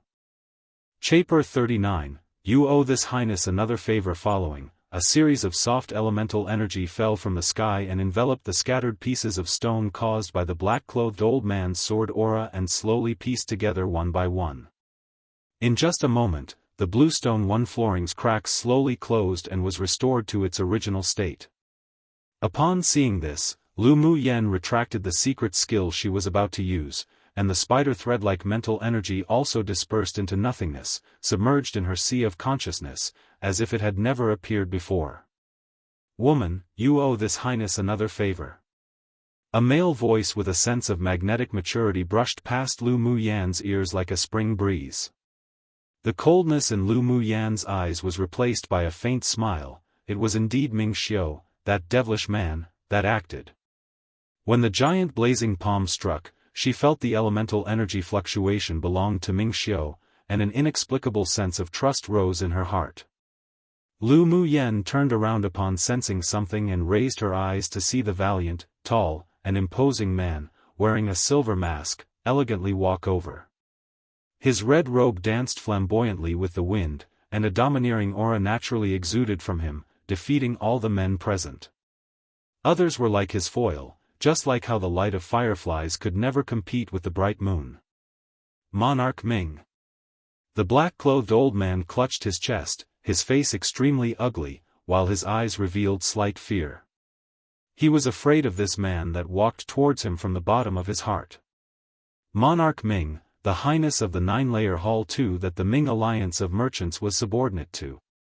His identity and strength were mysterious and unfathomable, while he acted on whatever he felt like doing, and even had the nickname God of Murder.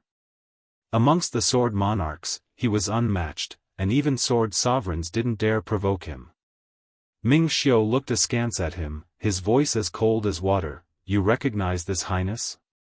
The name of Monarch Ming has long resounded throughout Tianling continent. Although this old man has never met your highness, but I have already heard of your highness' deeds. The black-clothed old man barely managed a smile while his posture remained very low. Rumor had it that Monarch Ming always wore a flamboyant red robe with a silver, dark-patterned mask, was arbitrary, arrogant, and tyrannical, and upon first glance, it was indeed as such. Seeing the complete reversal of attitude by the black-clothed old man, treating the red-clothed man with respect, the crowd of onlookers wondered, who was this man who had a noble and impressive temperament? It was no wonder that the people present didn't know the name of Monarch Ming. Although he had long become famous throughout Tianling continent, but that was mainly limited to the high-level sword masters. Those sword masters beneath Sword Monarch's stage had no way of engaging in many of the land's secrets. Humph, you've heard of this highness name and yet you still dare be so impudent at the entrance to the Ming alliance of merchants. Aren't you very good? Ming Xiao's voice carried a chill and people couldn't help but shudder. I did not intend to offend Monarch Ming. I simply had some disputes with a junior, so I do hope that Monarch Ming does not blame me. The black-clothed old man bent slightly. He could only bow his head in front of formidable strength. Towards Monarch Ming, the black-clothed old man couldn't afford to resist or disrespect him. This man's power was unfathomable, his behavior was devilish and cold, and his temperament was even more capricious than those from the ghost sects. Regardless of who provoked him, they'd end up worse than death. Ming Xiao looked askance at Lu Mu Yen and a rare expression of a smile rose in his narrow phoenix eyes. With a flip of his hand, a medicine bottle appeared in his palm. It is the negligence of my Ming alliance of merchants to allow young Miss Lu to have been threatened the moment you stepped out of the entrance, right after participating in our auction. Consider this bottle of medicine as an apology. Ming Xiao's voice was cold and indifferent, and one couldn't hear any emotions. He handed the bottle in his palm to Lu Mu Yen. This highness will give young Miss Lu an explanation. Lu Mu Yen rolled her eyes inwardly, he sure could act. But she was close to being in the limelight because of the marrow-cleansing pill, so if this devilish man displayed any hint that they recognized each other, then that'd be an even bigger problem. Thank you, Monarch Ming. Lu Mu Yen respectfully reached out her hand and took the medicine bottle, pulled off its cap then and there and shook the light yellow medicinal powder onto her wound. Come and read on our website Wuxia World site. Thanks. As soon as the wound on the wrist came into contact with the medicinal powder, the blood naturally stopped. The burning sensation also vanished and was replaced by a refreshing sensation.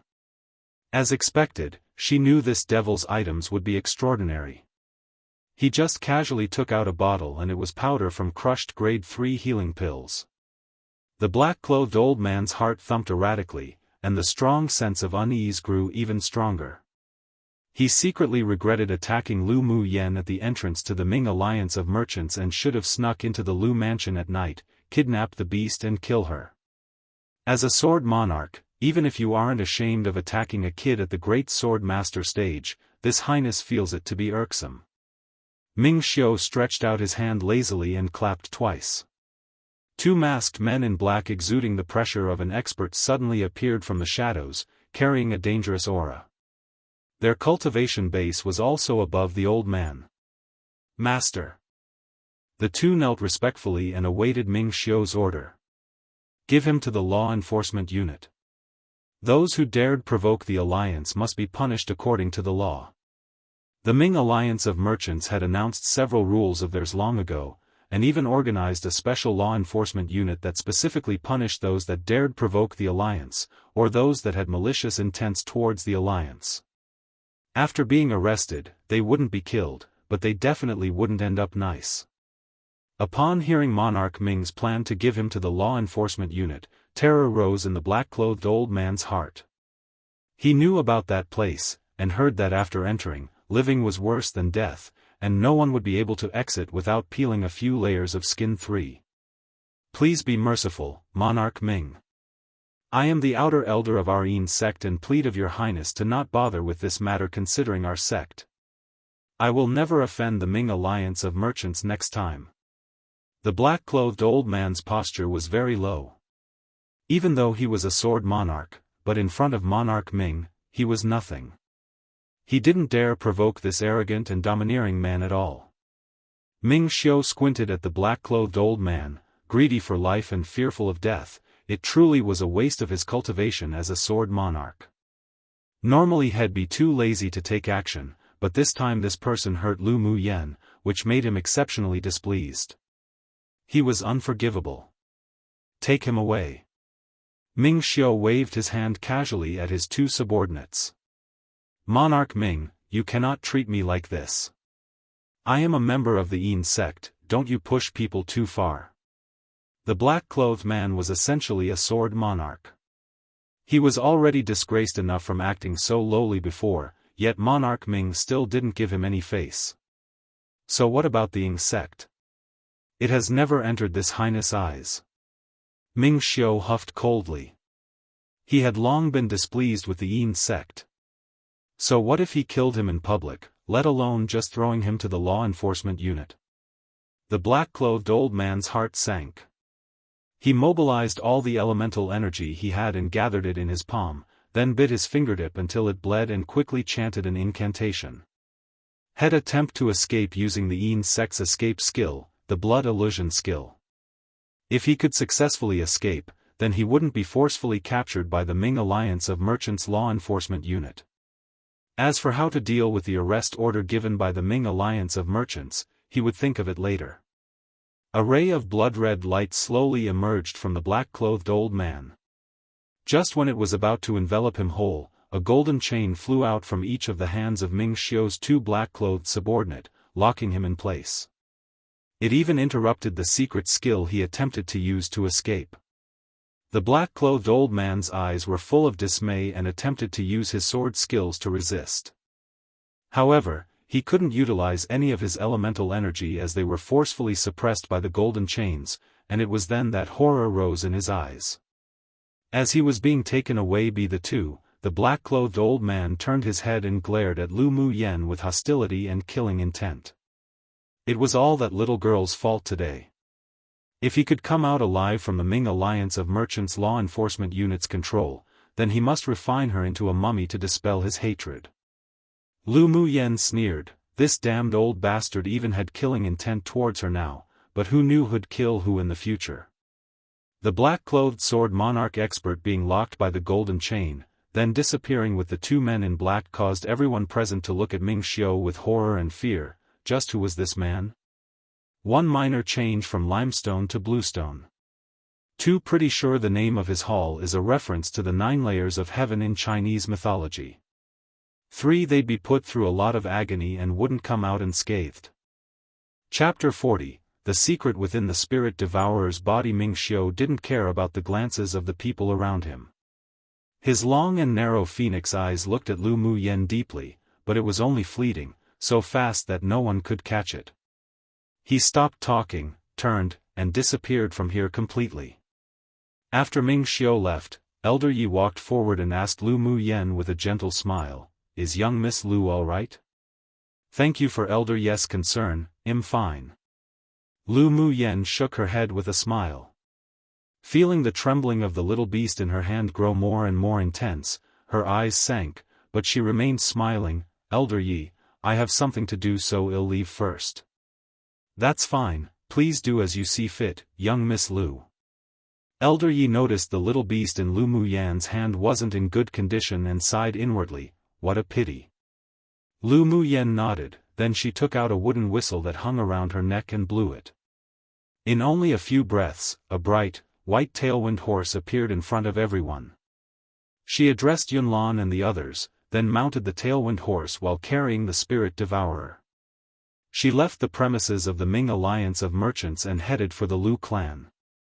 The king of Jinshi watched with uncertainty, and his face was so dark it could squeeze out a basin of ink. He narrowed his eyes, then turned and left from the crowd. After seeing Lu Muyan's valiant and admirable back disappear, Yunlan retrieved his gaze.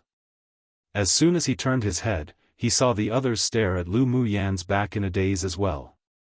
"Let's go too." He narrowed his eyes, concealed the strangeness in his eyes, and addressed the others. After Yunlan and the others left, the crowd exploded as they gathered in threes and pairs before leaving, still discussing what occurred at today's auction. In less than half a day, the news of the marrow cleansing pill appearing at the auction spread throughout the entire imperial capital. Large and small distinguished families held their own thoughts on this matter as they sent spies to the general's mansion to gather intel. The situation on the black-clothed sword monarch being severely injured by the mysterious red-clothed, masked man and then thrown to the law enforcement unit, however, was strictly banned from being spoken of in the empire. Other sword masters didn't dare speak of this incident or discuss anything to do with the man who was termed Monarch Ming. However, Lu Muyan didn't care for how the outside coveted her marrow cleansing pill. The moment she arrived home, she entered her room and put the trembling little beast on the table. At this time the little beast's 4 claws were curled up even more. Her face sunk and one hand probed the area of the spirit devourer's dantian area. She used her mental energy to slip inside and inspect deeper. Then she used her mental energy to scan the condition of the spirit devourer's insides. She discovered that its meridians weren't shattered, and its internal organs were also perfectly well. Then what caused this sort of physical state? As she thought deeply, she once again scrutinized the spirit devourer's insides carefully. When her mental energy accidentally touched the demonic beast's crystal core, she discovered that its energy was very violent. The crystal core's purple color was at times light, at times dark, extremely unstable. She focused, then pushed a trace of wood attribute spiritual energy into the spirit devourer's body and calmed the violent energy of the crystal core bit by bit. After the crystal core's turbulent energy was slowly suppressed by her spiritual energy, she used her mental energy to probe into the crystal core. It's actually a seal too. Lu Muyan was slightly surprised. How was there a seal in the crystal core of the spirit devourer? No wonder, when in the private room, she clearly felt an unusual mental energy within the spirit devourer's body, secretly protecting its internal organs, but felt that the energy disappeared just earlier. So it was the crystal core's problem. Seeing the little, round white ball's aura slowly weakening, and its whole body was trembling more severely, as if it would die soon, she took a deep breath and made a bold decision. Come and read on our website Wuxia World site. Thanks. She drew 10 void talismans in the air with her spiritual energy, then sent them directly into the spirit devourer's body, forming a 5-element array to break the seal. Then she sent a sliver of her mental energy that carried a little bit of spiritual energy into the sealed crystal core, and not long after, she found the whereabouts of the energy that formed the seal. She pushed her spiritual energy further in bit by bit, slowly devouring the energy that was enveloped by a black mist. As time passed, Lu Muyan's face grew paler, a layer of sweat rose on her forehead, and her long eyelashes on her closed eyes trembled slightly. But her hands weren't idle as one hand stroked the spirit devourer and the other formed seals in the air. Numerous 5-element arrays appeared in mid-air and converged into a series of 5-colored rays of light that flew into the little beast, enveloping its purple crystal core. The black mist that entangled around the purple crystal core was swallowed up by her spiritual energy, and a dense black thread-like force that wrapped around the crystal core was then revealed. Then the 5-element arrays entered into the crystal core, and a 5-colored light suddenly burst from within the little beast, instantly enveloping the black filamentous force. The two types of energy competed against each other incessantly. Lu Muyan clenched her jaw when she saw this, then sent all her remaining spiritual energy into the little beast to protect the purple crystal core. The key lied in this. Lu Muyan suddenly opened her eyes and said softly, "Break." As her voice fell, the five-colored light flourished and completely annihilated the layer of black filamentous energy on the crystal core. When the light dissipated, the crystal core suddenly emitted a dazzling purple light, and a force that didn't belong to her burst out of the crystal core, instantly destroying the seal. Lu Muyen was startled. She actually felt an aura and pressure that only an adult spirit devourer could exude, and a powerful soul energy was hidden within the crystal core. She looked at it firmly, then immediately cut her fingers and dripped a drop of blood on the spirit devourer's head, fusing it with the bright red flame-like fur. She chanted a long, vague, and obscure spell. When she finished her spell, a red and complicated Taoist seal appeared in the air. She pointed two fingers and the Taoist seal disappeared together with the blood essence on the spirit devourer's forehead under her control, forming a contract talisman in the spirit devourer's sea of consciousness. Before the purple light of the little beast's crystal core faded, and while the little beast's soul energy had yet to recover, Lu Muyan's contract talisman successfully contracted the spirit devourer through its sea of consciousness. Only then did she sigh in relief and retrieved all the mental energy she released into the little beast's body and crystal core. After a while, the small white beast with its eyes tightly closed suddenly opened them. There was a coldness in its glass-like black eyes. An intangible mental energy suddenly pierced Lu Muyan's sea of consciousness and her head hurt as if it were being pricked by countless fine needles. She quickly guarded her sea of consciousness and mobilized her mental energy to form a big web, like spider silk, and only then was she able to withstand the enemy's assault. I saved you, and you want to repay kindness with enmity 3? Lu Muyen glared at the spirit devourer that had a sudden change in temperament in front of her. Her clear eyes met those cold eyes that were like a deep well. The little beast's eyes showed a humanized look of uncertainty, then after a while, it withdrew the mental energy that invaded Lu Muyan's sea of consciousness. As soon as the mental energy disappeared, a cold male voice echoed in her sea of consciousness, "You, a weak human being, dared to sign a contract with this king. You truly deserve death. 1. Show how angry he is feeling. 2. This seal means there's something sealed/locked within this crystal core. 3. Idiom that is equivalent to the English bite the hand that feeds one." Pretty straightforward though. Note, I might edit some previous chapters and fix some of the terminology to do with seals and talismans so that it makes more sense. I just did a more in-depth research on Baidu and read up the meanings of some of the terminology the author used regarding seals and talismans. Each of the words used have more distinct meanings in Chinese, so I want to try to reflect their distinctiveness in the English translation so it makes more sense. But it might not be the most accurate translation since I only formally studied Chinese for 3 years, though I'm ethnically Chinese, and reading Chinese websites to do with fantasy and magic-related things is still tricky. Anyways, for continuing readers, you'll be able to find explanations of seals and talismans and the related Atmaiwada information once I update the page, sometime soon. Warning, there may be spoilers on this page too if you're not up to date with my posts. Chapter 41, Contract of Equals. Hearing the telepathic communication from the spirit devourer's spiritual sense, Lu Muyan's lips rose with sarcasm. This king? Deserve death? She looked at the spirit devourer as if looking at a joke. I don't know if you've heard of a saying. The spirit devourer looked up at her firmly with questioning in his eyes. A dragon that swims in the shallow waters is taunted by shrimps. A tiger that leaves its forest and ends up in the plains gets bullied by a dog, the cat that's regarded highly is more ferocious than a tiger, and the balding phoenix is even inferior to a chicken one. Lu Muyan's red lips opened. If she didn't know that there was a problem with this demonic beast, then she'd have lived her previous life in vain.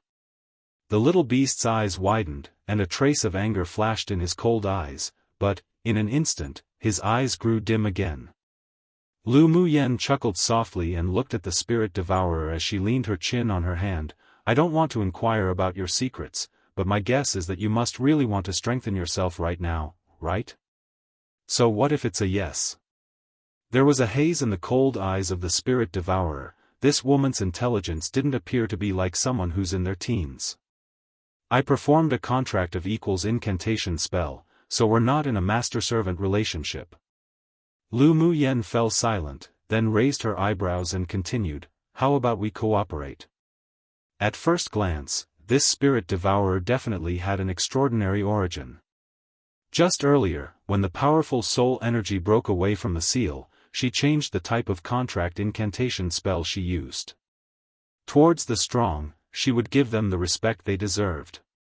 She knew that if she forcibly signed a master-servant contract, then she would most likely receive some backlash from the demonic beast in the future.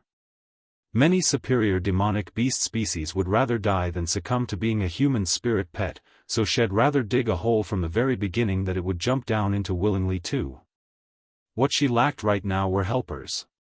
Since she couldn't really raise a spirit pet that had yet to bear wisdom, then she would at least not let go of such an experienced helper. You? A human being who's only at the Great Sword Master cultivation base? There was disdain in the eyes of the spirit devourer. Aren't you just a tier 2 demonic beast right now as well? What right do you have to belittle me? Lu Muyen sneered, stood up, then looked down at the spirit devourer. Right now, you have two choices: 1, be my spirit pet, and we can be in a partnership, or 2, if you refuse to accept it, then you can kill yourself. But I'll remind you, the spell that I used for the contract is a lost, ancient incantation spell. Even I don't have a way to dispel it. If you want to forcibly break the contract, then don't blame me if you get a backlash. She didn't lie about this point. She found this incantation spell when she entered a secret realm and was an incomplete contract spell that was left behind by an ancient immortal. It only showed how to contract, but not how to terminate the contract. Compared to ordinary contracts that subdued a demonic beast, the advantage of this incantation spell was that if a demonic beast wanted to forcibly terminate the contract, then it would suffer a very serious backlash, not to mention it couldn't betray or kill its master either. So even if this demonic beast's cultivation base was 10 times or dozens of times higher than hers, it still wouldn't be able to break the contract and harm her. Think about it yourself. I don't like to force things. Seeing the little beast on the table close its eyes and ignore her, Lu Muyen didn't care either. After she finished speaking, she turned and left the room. This kind of arrogant guy should be given some time to chill and let it comprehend its current situation and disadvantages. Then they would naturally be able to communicate later. The door closed securely, and the spirit devourer opened its eyes that were filled with complex emotions. The color of the red fur that appeared like a flame on his forehead grew even more vivid. After that particular battle, when he was seriously injured and was about to perish, he performed the innate talent that only a spirit devourer King 3 knew, the reincarnation skill. Eventually, he sealed his beast soul within a crystal core and performed a nirvana reincarnation. But he didn't think that after he was born from the reincarnated egg, he would fall into this small interface. The forceful contract that the Sword Monarch attempted to use on him activated the seal on his crystal core and woke him early. Although he hadn't yet awoken during the auction, but he was aware of everything that happened. In retrospect, that woman's act of blocking the sword for him made him admire her courage. Come and read on our website Wuxia World site. Thanks. Even if it was impossible for him to die in the hands of that Sword Monarch, he was still touched by that woman's actions, so when he launched his mental energy attack, he didn't intend to kill her, but merely wanted to test her strength. The result astounded him. With such powerful mental energy, that woman must have a lot of secrets too. A partner? Maybe he could try. A day later, Lu Muyen, who was sitting in the Lu clan's practice room with her eyes closed, cultivating, suddenly opened her eyes and cast her gaze to the southeast direction outside the window. She felt spiritual force pouring into a particular spot. It was Lu Mubei's room. It appeared that her eldest brother was about to advance. In a flash, Lu Muyen left her room and used flash steps to move towards the courtyard where Lu Mubai resided. There, the spiritual force of heaven and earth in their air poured towards one are within the courtyard. She revealed a clear and attractive smile on her beautiful little face. Her eldest brother's talent was indeed exceptional. he was comparable to her back in the immortal cultivation world with the heavenly spiritual root. The cultivators in this world didn't have spiritual roots, but when her soul and this body merged into one, she discovered that the strong comprehension abilities of her heavenly spiritual root were also integrated. After merging, she could absorb spiritual force several times faster than ordinary sword masters, and she had the advantage when comprehending laws. Most importantly, she could also comprehend all the elemental attributes of this world. The spiritual force hovered in the sky above the roof, forming clusters of spirit clouds. Then the spirit clouds were pulled into the room one after another, and the person sitting inside absorbed the spiritual force from the spirit clouds to their heart's content. Not long later, Lu Zhantian, Lu Mou and Lu Muting also arrived here from different directions. When they saw Lu Muyen, who was already standing in the courtyard, their face revealed expressions of excitement. All three of them had already finished absorbing the medicinal properties of the marrow cleansing pill, and successfully cleansed their marrow and broadened their meridians. Grandpa, father, second brother, how are the effects after you finished absorbing the marrow cleansing pill? Lu Muyen asked the three with a smile, her eyes overflowing with warmth. Although I'm old now, but I still have successfully expanded my meridians by 1/3. I have hope of breaking through to a sword monarch within 2 years. Lu Zhantian laughed, my family's yener is the lucky star of the Lu clan. I doubled the size of my meridians, and my absorption speed of spiritual force also doubled. I felt that the bottleneck that I couldn't break through before had loosened. I believe that I'll be able to successfully break through to sword monarch soon. Lu Mou said with a gentle smile, with his eyes dyed in a layer of confidence. Lu Muting appeared even more excited and said enthusiastically, I'm the same as Yener, also more than doubling the size of my meridians. I believe I'll soon be able to break through to advanced phase sword spirit. Lu Muyen chuckled with an ease of mind. The Lu family's talents were indeed extremely outstanding. If the marrow cleansing pill was taken by a sword master with average talent, then it wouldn't have such a good effect. The spiritual force surrounding them suddenly stopped surging, and the spirit clouds were slowly being absorbed by the person within the room until there were none. None of them spoke as they stared, transfixed, in that direction. Lu Mubai had reached the pivotal point of breakthrough. But what people didn't expect was that after a stick of incense of time, spiritual force from all directions began to surge and gather above the room's roof again, tumbling incessantly, forming clusters of spirit clouds, beginning another round of frenzied absorption by the person within the room. About 2 hours later, the spirit clouds in the sky dispersed and a powerful aura released from within the courtyard.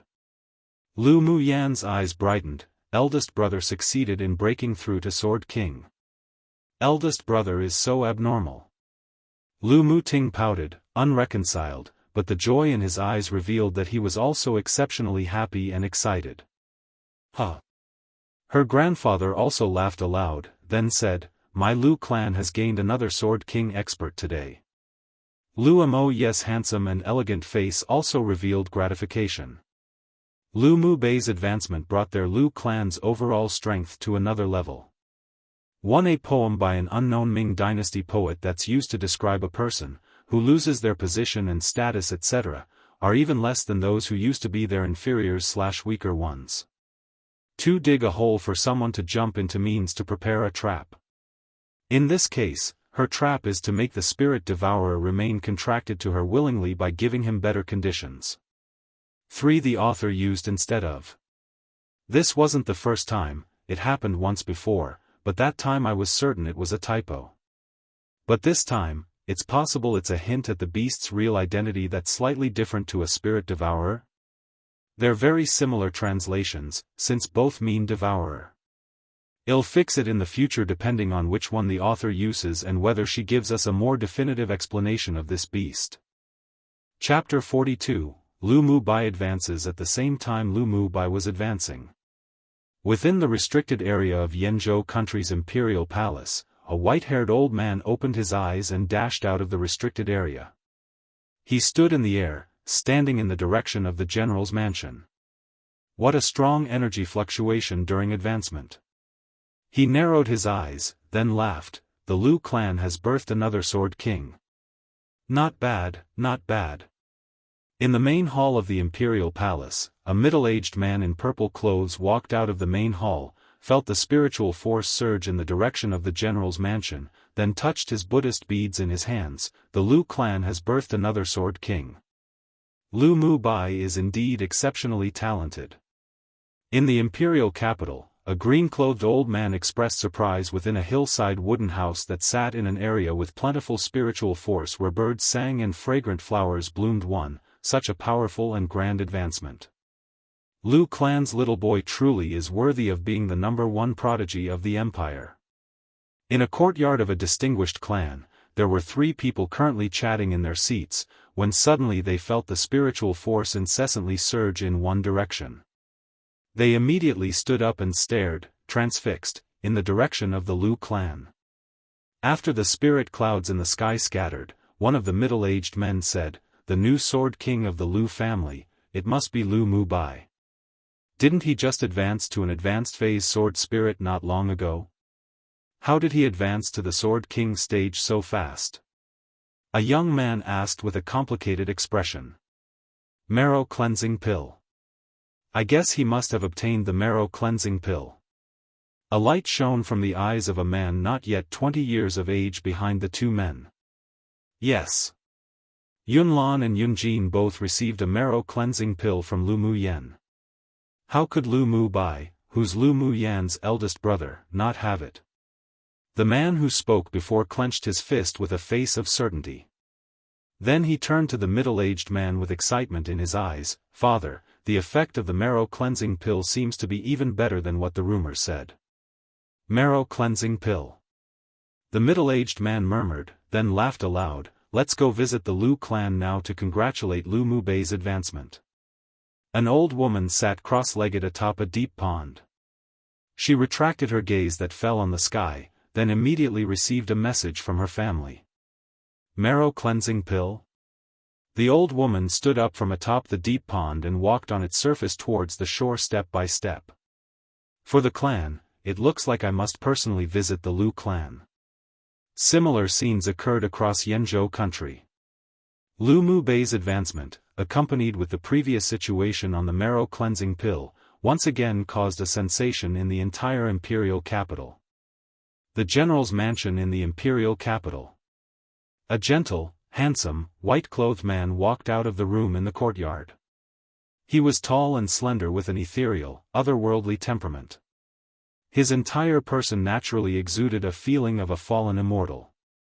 "Grandpa, father, Yener, Shao Ting." Lu Mu Bai's eyes were dyed with joy. Even he didn't think that he could borrow the broadened meridians from consuming the marrow cleansing pill to madly absorb spiritual force and unexpectedly advance to a Sword King. Congratulations, eldest brother, on becoming a Sword King expert. Lu Mu Yan naturally hugged Lu Mu Bai's arm, blinked her eyes, and said with a smile. Lu Mu Bai reached out a hand and poked Lu Mu Yan's small, pretty nose. This time, it was all thanks to Yener's pill. "Eldest brother, aren't you a little too abnormal? It's only been a few years and you left me behind so far already." Lu Mu Ting raised his eyebrow and huffed, but within, he was proud of having such an elder brother. Lu Mu Bai glanced at him and said, "Well, who told you to run around everywhere day and night and not focus on cultivating? The fact that you can even reach middle phase sword spirit was because of your talent." He glanced at his sister, who smiled like a flower, then looked back at his younger brother with a smile, yet not quite a smile, and added another stab. "If you stay this idle, I believe that Yener will surpass you soon. Come and read on our website Wuxia World Site." Thanks. Lu Mu Ting rolled his eyes, as if he'll be surpassed by this little girl. "Second brother, then let's compete to see who can advance to Sword King first." Lu Mu Yan really liked this homely feeling and atmosphere. She smiled and looked at Lu Mu Ting in provocation. "Sure, let's compete then. When you lose, don't cry." Lu Mu Yan rolled her eyes at Lu Mu Ting. She hadn't cried since embarking on the journey of cultivation. With her natural endowments and experience, it was exceptionally easy to surpass Lu Mu Ting. Who knows who'll be the one crying then? Let's wait and see. The two played and laughed around, then Lu Mu Yen told them what occurred at the auction yesterday. Grandfather and the rest all agreed with her approach. Instead of hiding things and being coveted by others, they might as well make it public. Since everyone knew it, then the secret would no longer be a secret. What made Grandfather and Lu Mo Yu relieved was that Lu Mu Yen really grew up, was sensible, and knew how to be considerate. The fact that Lu Mu Yen could gift the marrow cleaning pill to Yunlan proved that she put her aunt in the palace, who loved her, in her heart. It showed that her family still held a significant place in her heart. Although not many people dared to scheme against the Lu clan, but Yenner still needs to be more careful in the future to prevent vile people from causing trouble. Lu Mo Yu still had some concern about the safety of his daughter. How about during this time, you can cultivate by Mu Bei's side? Daddy, I can't always keep growing beneath your wings, I won't go far that way. Lu Mu Yan's heart warmed as she radiated self-confidence, making her appear beautiful and refined. She looked at them with determination in her eyes. I will continue to work hard towards the path of the strong. Even if before me is a path full of thorns, I'll still charge forward and create my own path toward strength. Upon hearing what sounded like an oath of her determination and resoluteness, they were stunned. All right. As expected of my Lu clan's child. This firm heart of a cultivator is the most precious. Grandfather's eyes revealed gratification and admiration. He would be the first to support his family's Yenner's grand aspirations. After a pause, Grandfather added, Yenner is right. Sword cultivation is essentially heaven-defying, so one cannot cultivate with fear. It takes a firm heart of Tao to become a strong person. This situation could be considered Yenner's test. Let's let her do what she wants. Thank you, Grandpa. Lu Mu Yen let go of Lu Mu Bai and affectionately shook her grandfather's arm. Even she, herself, didn't expect to behave like this one day, so natural and genuine. I thought incorrectly, Yenner's choice is right. His daughter's words made Lu Mo Yu see through the murkiness of his mind. Previously, he and his wife were too afraid of their daughter getting hurt, so they protected her too well. But clearly the effect wasn't good. Now that his daughter radiated self-confidence, it also became his drive. He decided to comply with his daughter's wishes and let her grow independently. He believed that his daughter wouldn't let him down. Yenner is so confident, we must work harder too. Lu Mu Bei's eyes were filled with determination and hope. He would also move forward courageously on the path of the strong. Lu Mu Ting was also touched by his big brother and little sister's determination and resoluteness. He couldn't be left too far behind by them either. After returning to the frontier, he should also concentrate and devote his energy to cultivation. The family happily talked about their experience in cultivation, and although Lu Mu Yan's cultivation base was the lowest, but the opinions she raised from time to time caused them to reflect. Upon the end of their discussion, they quickly returned to their respective rooms and attempted to comprehend, aided by the realizations from her words. That day, many people came to visit the Lu clan under the pretense of congratulating Lu Mu Bai on his advancement, but they were all sent away by the steward with the excuse that their eldest young master was still consolidating his cultivation base. Early the next morning, an imperial edict summoned Lu Mu Yen and Lu Mu Bai to the palace, breaking the peace in the Lu clan. Lu Mu Yen held the imperial edict in her hands with an understanding in her heart. The imperial family definitely wanted to know the origins of the marrow cleansing pill or wanted to inquire about the alchemist who refined the marrow cleansing pill from her. But she had already prepared for this. Chapter 43. Entering the palace, Lu Mu Yen and Lu Mu Bai rode the carriage through the gate of the palace and directly towards Yantian Hall. Only once they've arrived did they get out of the carriage and walk into the large hall. On the main seat in the middle of the large hall sat a handsome middle-aged man in bright yellow brocade. With one look, one could tell his identity. On the lower right side sat a radiant and glamorous woman in a red palace dress. She was precisely Lu Mu Yan's aunt, Lu Moz. In addition to the two and the palace guards in the hall, there also sat 2 elderly men with an extraordinary temperament, and who appeared lively and vigorous. Formal greetings to the Emperor, Empress. Lu Mubai led Lu Mu Yen into the hall and raised his hands to respectfully greet the 2 on the main seats. Then he turned around and greeted the 2 elderly men respectfully. Lu Mubai greets Imperial teacher, principal.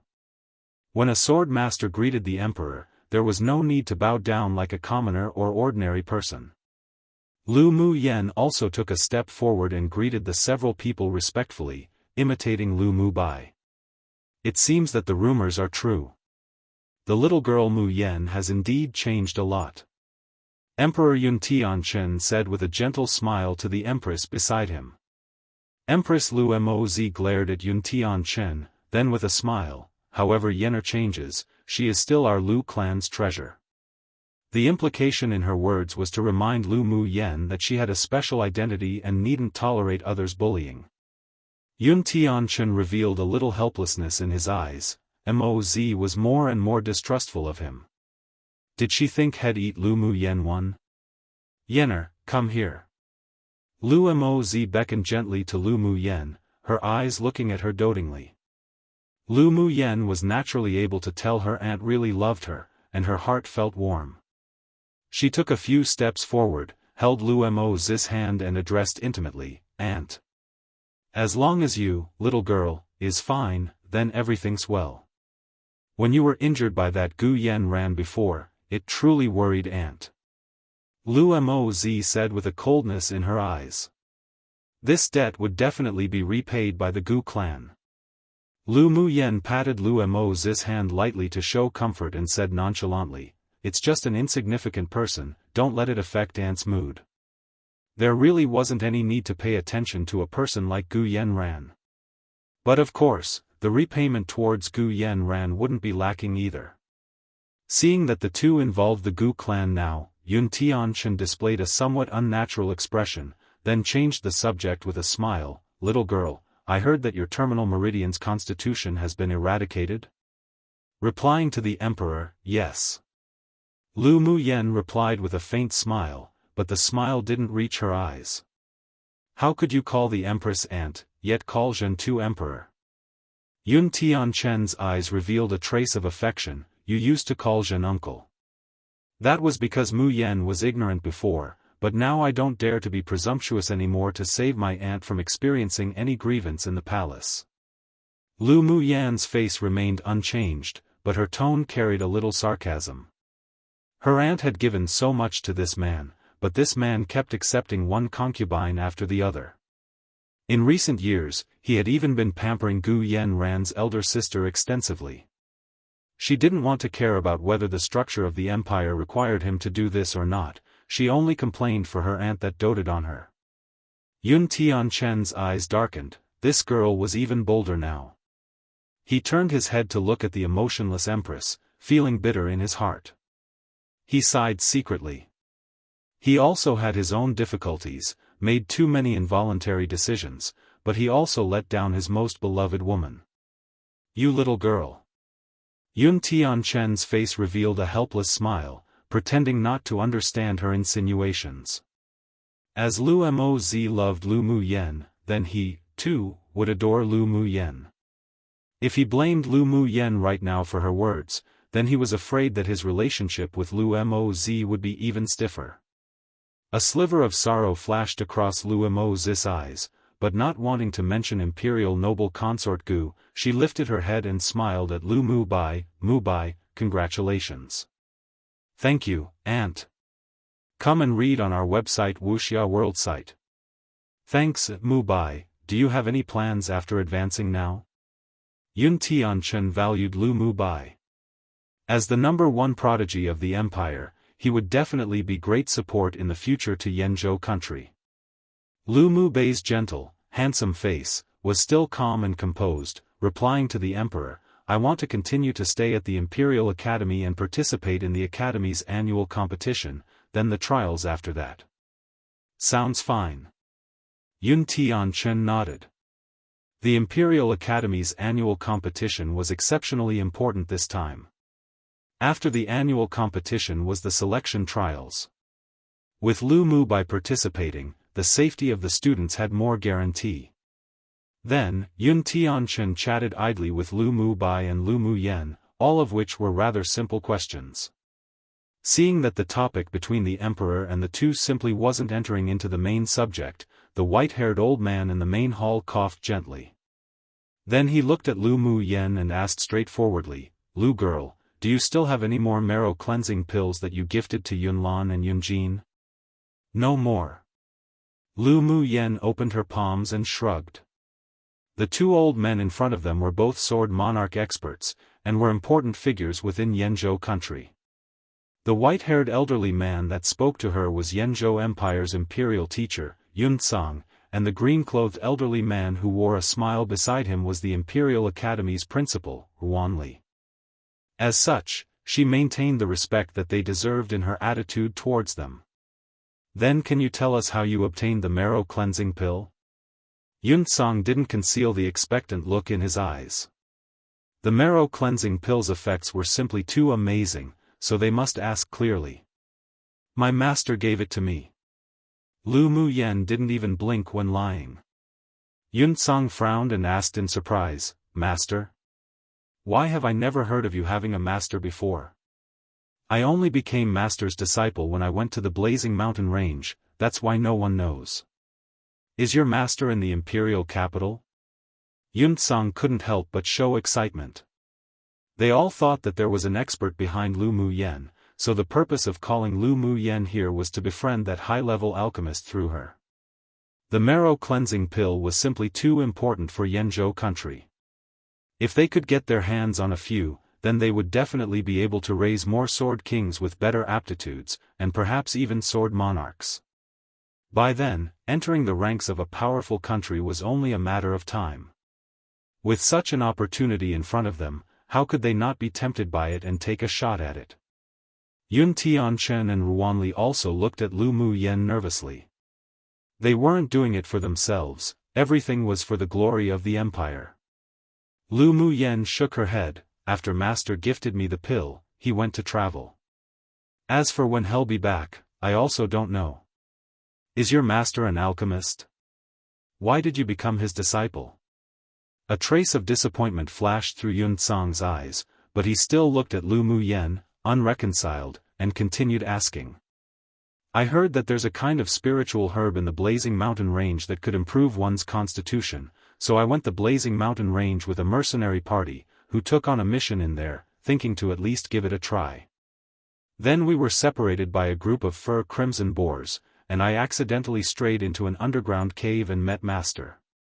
Amongst the commoners, there were indeed rumors of this sort of spiritual herb, but no one had ever obtained such a spiritual herb. But Lu Mu Yen could still borrow this to conceal the fact that she went to the Blazing Mountain Range to look for the flame fruit. At the time, he just finished absorbing and refining the crystal core of a demonic beast. When he saw me break in, he initially wanted to kill me. But who knew that he discovered I had elemental energy with wood and fire attributes, said that I had the talent for alchemy, then inexplicably told me to become his disciple. The reason why alchemists were scarce on this land was because one must have comprehended both the wood attribute element and the fire attribute element to become an alchemist. The dual elemental energy attribute talent was vital. Because of my terminal meridian's constitution, I couldn't absorb the spiritual force of heaven and earth to use my wood and fire attribute elemental energy, so master threw me a bottle of marrow cleansing pills to refine, and eradicate and improve my constitution. He also taught me some alchemy skills, then sent me to the peripheral of the Blazing Mountain Range and left. Lu Mu Yen slowly said the excuse she had thought of previously. Regardless of whether they believed her or not, if they couldn't find the master she spoke of, then they couldn't do anything about her either. The eat in this context means to bully, burden, and or cause suffering to.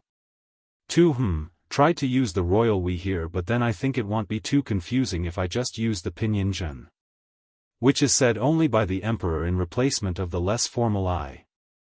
Chapter 44, a slight display of her skills. After listening to Lu Mu Yan's words, Yun Tsang's expression was incomprehensible.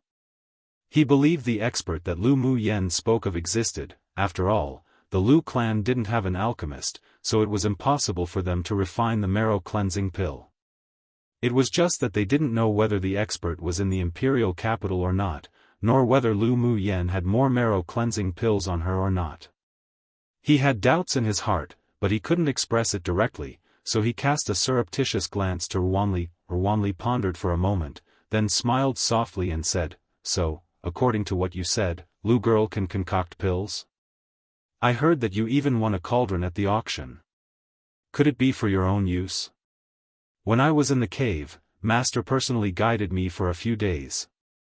I can now refine grade 1 pills. When one should be humble, then they should keep a low profile, but when it was suitable to shine, then one needn't conceal. Only by exposing one's own advantages could they be qualified to negotiate the terms." "What?" Ruanli couldn't help but stand with disbelief written on his face. Yun Tianchen and Yun Tsang both displayed shock and doubt. Lu Mu Yen was now a grade 1 alchemist. How could that be possible? Alchemists weren't like cabbages. She only cultivated for how long and she could already refine a grade 1 pill? They doubted deeply. "Don't believe me?" Lu Mu Yen raised her eyebrow, took out the Cyan 1 cauldron from her interspatial ring and asked, "Would you like me to show it to you?" "Believe."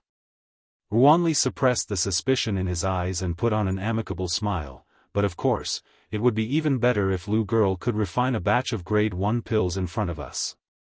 Alchemists on Tianling continent were simply too scarce, and the alchemists of Yanzhou country were even scarcer, with not more than 10. If Lu Mu Yen truly was a grade 1 alchemist, then it was definitely worth their efforts to raise her. "Little girl, if you really have this ability, then go ahead and show it. It would be of great benefit to you and even your Lu clan." Yun Tianchen concealed his excitement. If Lu Mu Yen was really an alchemist, then it would be great for Yanzhou country. Lu Mu Yen nodded, walked to a table, and placed the cauldron atop of it. Then she took out the spiritual herbs required for the pill she planned to refine one by one. Without a pill flame, she could only use charcoal fire to light up and control it to the temperature required for refining pills. Then she threw a dark green spiritual herb into the cauldron. She used her mental energy to refine the spiritual herb into a dark green liquid, purified it, poured the purified powder into a white porcelain bowl, then threw in the second spiritual herb to continue.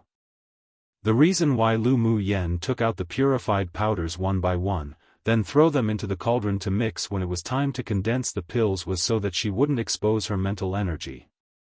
Time passed bit by bit, and the people watched as her slender, white hands threw, took, and placed, with a serious and confident attitude.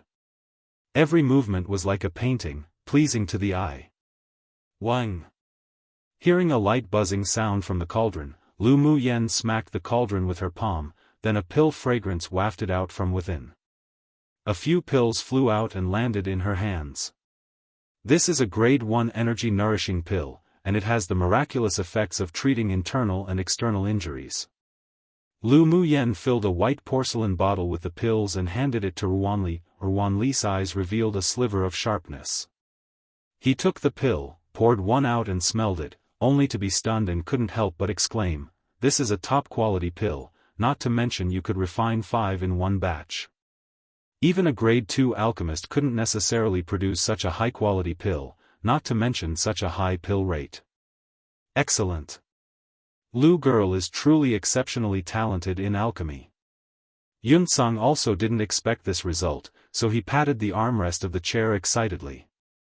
Just then, he was already stunned at just how fluid her movements were, like flowing water, yet who knew that the quality of the pills and the pill rate would be so high as well. With such talents in alchemy, it was definitely possible for her to advance to a grade 3 alchemist. No wonder that mysterious expert alchemist would value her at a glance. He was truly wise to be able to recognize a pearl too. There was a faint smile in Lu Mu Bei's indifferent eyes. His younger sister did a good job. She used her actions to convince the others to believe the existence of the mysterious high-level alchemist, and she also put herself, along with the Lu clan, in the most advantageous position. You just said that the energy-nourishing pill has the miraculous effect of treating internal and external injuries?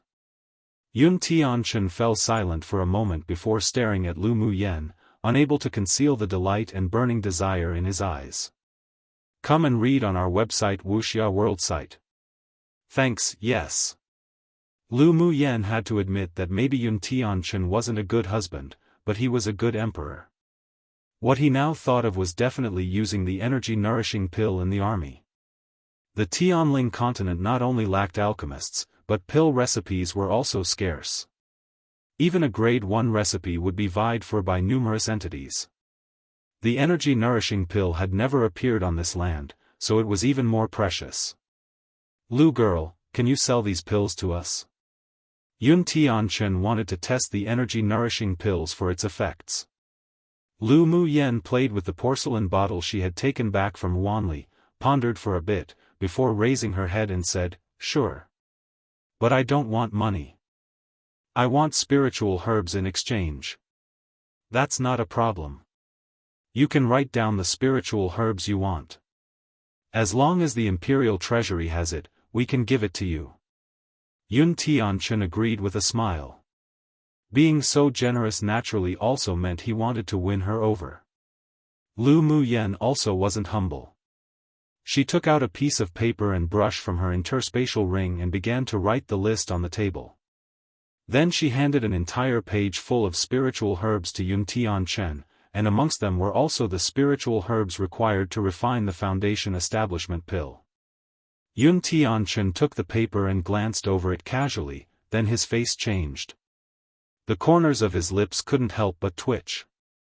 Not only did she want so many kinds of spiritual herbs, but there were even some high-level spiritual herbs scattered within that even the Imperial Treasury didn't have.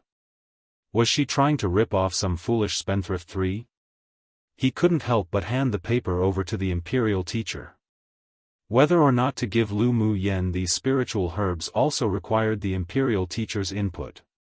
Seeing the Emperor's helpless look, Yun Tsang took a look, and his expression also changed in an instant, then handed the paper to Ruanli with a frown. Ruanli took a look at the paper curiously and couldn't help but smile. This girl was a master who wouldn't suffer. In what way was this a deal? This was simply an extortion. But what could he do when Lu Muyen was a student of his Imperial Academy? He, Ruanli, was very protective, so his heart must lean towards his students. This is only a little bit of spiritual herbs. Your Imperial family's large and prosperous, this little bit of spiritual herbs is just a single fur from 9 oxen too. Based on my opinion, you aren't at a disadvantage in this transaction. Yun Tsang was originally a very rigorous and strict person, but right now he couldn't help but glare at Ruanli. This old thing had nothing to do with this, that's the only reason he could speak so casually. Lu Muyen didn't expect that Ruanli would stand on her side, but understood when she thought of Ruanli's identity. A smile rose on her lips. This old man wasn't that bad. If one wasn't prepared to risk their child, they would never catch the wolf for. So after a short moment, Yun Tsang nodded to Yun Tianchen. Lu girl, we have 2/3 of the spiritual herbs on this list in the Imperial Treasury, but the rest might not even be found in the hands of a sword monarch in the Empire, let alone the Imperial Treasury.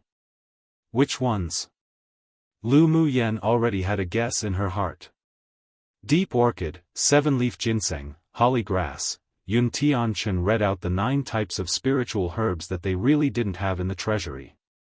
Although Lu Muyen was a little disappointed, but it was already a huge profit to exchange more than 30 precious spiritual herbs. She threw the bottle in her hand to Yun Tianchen and said straightforwardly, "Forget it. I'll suffer the loss. Other than these 9 kinds of spiritual herbs, give me 2 of everything else." Yun Tianchen and Yun Tsang almost couldn't help but spit out a mouthful of blood. 5, did she suffer a loss? And 2 of each? Did she even want any face? One I had trouble translating the color, Qing, for a while. I translated it as blue, then I edited it to green, but why did I never think of cyan? I don't know why it took me so long to figure out how to translate it when it was that simple, it's a mix between blue and green, so it's cyan, duh. 2. Recognize an amazing person. 3. A colloquial saying often used between friends, usually to describe a person, or rhetorically describe themselves.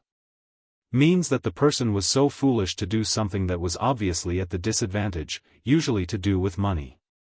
For if one is unable to take risks, they cannot achieve great things. 5. They almost couldn't control their anger/dismay. Chapter 45.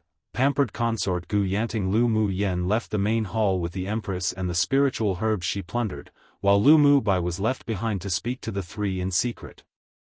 "Aunt, is Gu Yan Ran's elder sister still targeting you?" Lu Mu Yen asked as she walked, hugging Lu Mo Zis' arm. Lu Mo Zis' lips curled up with a sneer. "So what if she's targeting me? She's just a jester." She had never highly regarded Gu Yanting. From the very beginning, all she cared about was Yun Tianchen's attitude. But the results made her disappointed time and again. Lu Mu Yen caught the sadness in her aunt's eyes, but she was also extremely powerless. Strength could be improved, one could fight in an attempt to obtain what one couldn't, but feelings really weren't something that allowed other people to meddle with. "Does Aunt want to improve your strength?" Lu Mu Yen pondered a little. Maybe doing other things to pass the time could make her aunt a bit happier. Lu Mo's heart warmed, and a charming smile bloomed on her gorgeous face. "I'm already past the age of rushing about to cultivate. I'm really not keen on the matters of cultivation." She also knew Lu Mu Yan's thoughts, but she really didn't have much talent on the path of cultivation, and had stayed at advanced phase Great Sword Master for many years already. Although advancing to the Sword Spirit stage was only a matter of time for her, but if she wanted to advance to a Sword King, it was almost impossible. "Then what does Aunt like? Alchemy? Smithing? Talismans? Or maybe arrays?" Lu Mu Yen also heard that her aunt hadn't been keen on cultivation since she was a child, and these things couldn't be forced, so she made a few other suggestions. Having things to do was always better. "Alchemy, smithing and talisman making all required talent, and I don't have any of that." Lu Mo smiled and shook her head, but when she mentioned the last item, there was a sense of regret in her voice. "I've studied the basics of arrays, but it's just that there are too few ancient records, so even if I wanted to continue researching, I don't really have a choice." She wasn't keen on cultivation since she was a child, but she liked to study on the path of the arrays, but it was a pity that in the end she was unskilled at it. As she thought more and more, Lu Mo's eyes darkened. Now that her niece mentioned it, she realized that she had really wasted her time on unnecessary conflicts over the years. Maybe Yenner was right. She should find something she liked to do. Her heart couldn't keep revolving around Yun Tianchen. She was really tired. "If Aunt likes arrays, then that's easy. I just read some ancient records regarding arrays, and I still remember them. I'll write it down when I return home and send it to you." Upon seeing Lu Mu Yan's black eyes shining as bright as stars, Lu Mo's heart melted in a complete mess. She smiled and nodded, "Sure." After the two talked for a little while, they saw a beautiful woman in a pink dress walk towards them with several maidservants. Lu Mo's eyes grew cold, turned her head to Lu Mu Yen and said, "Later, if she provokes us, you don't have to be considerate. Aunt will take care of things if anything happens." She couldn't bear Lu Mu Yen receiving any grievances and didn't want the niece she pampered like her own daughter to change her personality because of her. So what if she was arrogant and tyrannical? As long as Yenner was happy. Sure. Lu Mu Yen naturally took the Empress' hand and walked forward together. Gu Yanting was indeed a beauty. Different from her aunt's glamour and magnanimity, she bore a kind of delicate and demure beauty that men preferred more. In her memory, every time Gu Yanting saw Lu Mu Yen in the past, she would ridicule and provoke, specifically targeting her wounds. Her aunt also had a maidservant slap Gu Yanting's face because of this. In the end, the issue was taken to the emperor, and because of this, the emperor and empress feelings also grew colder. All in all, When Lu Mu Yen exchanged moves one with the Gu clan's sisters, she was always defeated. The two constantly faked being weak and aloof, but Gu Yen Ting's methods were more skillful. This servant consort greets Empress. Once they were face to face, Gu Yen Ting stepped out first and greeted Lu Moz respectfully, her voice soft and gentle. Lu Mu Yen furrowed her brows. She hated this sort of women that simply wasn't gentle, act delicate or demure. Especially the deliberate soft and sugary voice that made her very disgusted. Come and read on our website Wuxia World Site. Thanks, Stand. The smile on Lu Moz's face had long disappeared, and she nodded coldly. Gu Yen Ting stood and looked at Lu Mu Yen with a smile, greeting, young Miss Lu. Lu Mu Yen didn't perform a formal greeting towards Imperial Noble Consort Gu, and her voice was indifferent, Imperial Noble Consort Gu. Gu Yen Ting was surprised. Today, these two people gave her a different feeling from the usual. Young Miss Lu didn't go see Sir Qi today? I heard from Yen Ran that he was accidentally injured while cultivating. Gu Yen Ting looked at Lu Mu Yen with a smile. The meaning behind her words were obvious. The first person to go accompany Qi Yi Xian when he was injured was her younger sister. It's not like I'm the concubine the Qi clan said. What does Qi Yi Xian being injured or not have to do with me? Why should I go visit him? Lu Mu Yen looked at Gu Yen Ting with a smile that wasn't quite a smile. Gu Yen Ting's expression stiffened. She didn't expect that Lu Mu Yen, who would immediately change the moment Qi Yi Xian was spoken of, could be so indifferent today. Now that she mentioned her younger sister being a concubine, anger rose. Humph, since I can't provoke Lu Mu Yen today, it's still good to provoke the Empress. Elder sister too, are you going to enjoy the flowers in the southern park with young Miss Lu? Gu Yen Ting covered half her face with a fan and pretended to be shy. This servant consort commented on how the peonies in the southern park were blooming so beautifully a couple of days ago, and then Emperor ordered people to move the peonies in the southern park to this servant consort's courtyard. Now there are no flowers in the southern park to view, so elder sister does not need to go for nothing. Lu Mu Yen sneered at such direct flaunting, then turned her head and asked Lu Moz, "Aunt, since when did you have a younger sister? Why don't I know?" Imperial Noble Consort Gu, this Empress III only has an elder brother and a younger brother, but no younger sisters. It's best that you do not randomly seek connections. Lu Moz continued on from Lu Mu Yan's words, but today she really wasn't in the mood to deal with Gu Yen Ting in front of her niece. This Empress still has something to do, you may withdraw now. Gu Yen Ting's face changed, her white teeth bit her pink lips and suppressed the secret hatred in her heart. Lu Moz wouldn't be complacent for long now, so she could bear her for the time being. She just didn't believe that, after hearing that the Emperor dug up the peonies that Lu Moz personally planted, this woman wouldn't feel unhappy. Yes. This servant consort withdraws. There was a hint of complacency in her voice. After Gu Yen Ting finished speaking, she took the maidservants past Lu Mu Yen and Lu Moz, leaving the back garden in lotus-like steps for. But the moment they passed, Lu Mu Yen smelled a very light sweet scent from Gu Yen Ting. She narrowed her eyes. There was a problem with this woman. After a while, she moved her gaze away from Gu Yen Ran's back, and when she raised her eyes, she caught a very light sadness in her aunt's eyes. Lu Moz appeared indifferent to the situation of the southern park on the surface, but she still felt extremely uncomfortable inside. Every single peony there was planted by her own hands, yet who would have thought that that man would let people dig it up and gift it to Gu Yen Ting? Was he also digging her heart? 5? Aunt, sometimes what you see and hear is not necessarily the truth. Lu Mu Yen couldn't help but remind. Lu Moz suppressed the sadness in her eyes. She didn't want to mention anything regarding that man anymore, so she changed the subject. Yenner, you entered the palace so early in the morning, you must be hungry now, right? Shall we return to my resting quarters and eat? Sure. Lu Mu Yen didn't mention any more. She only had a suspicion in her heart, so it was best to verify it with a little investigation, then speak of it. One fought with them, verbally or physically, and could involve obscure understandings of words as well as scheming.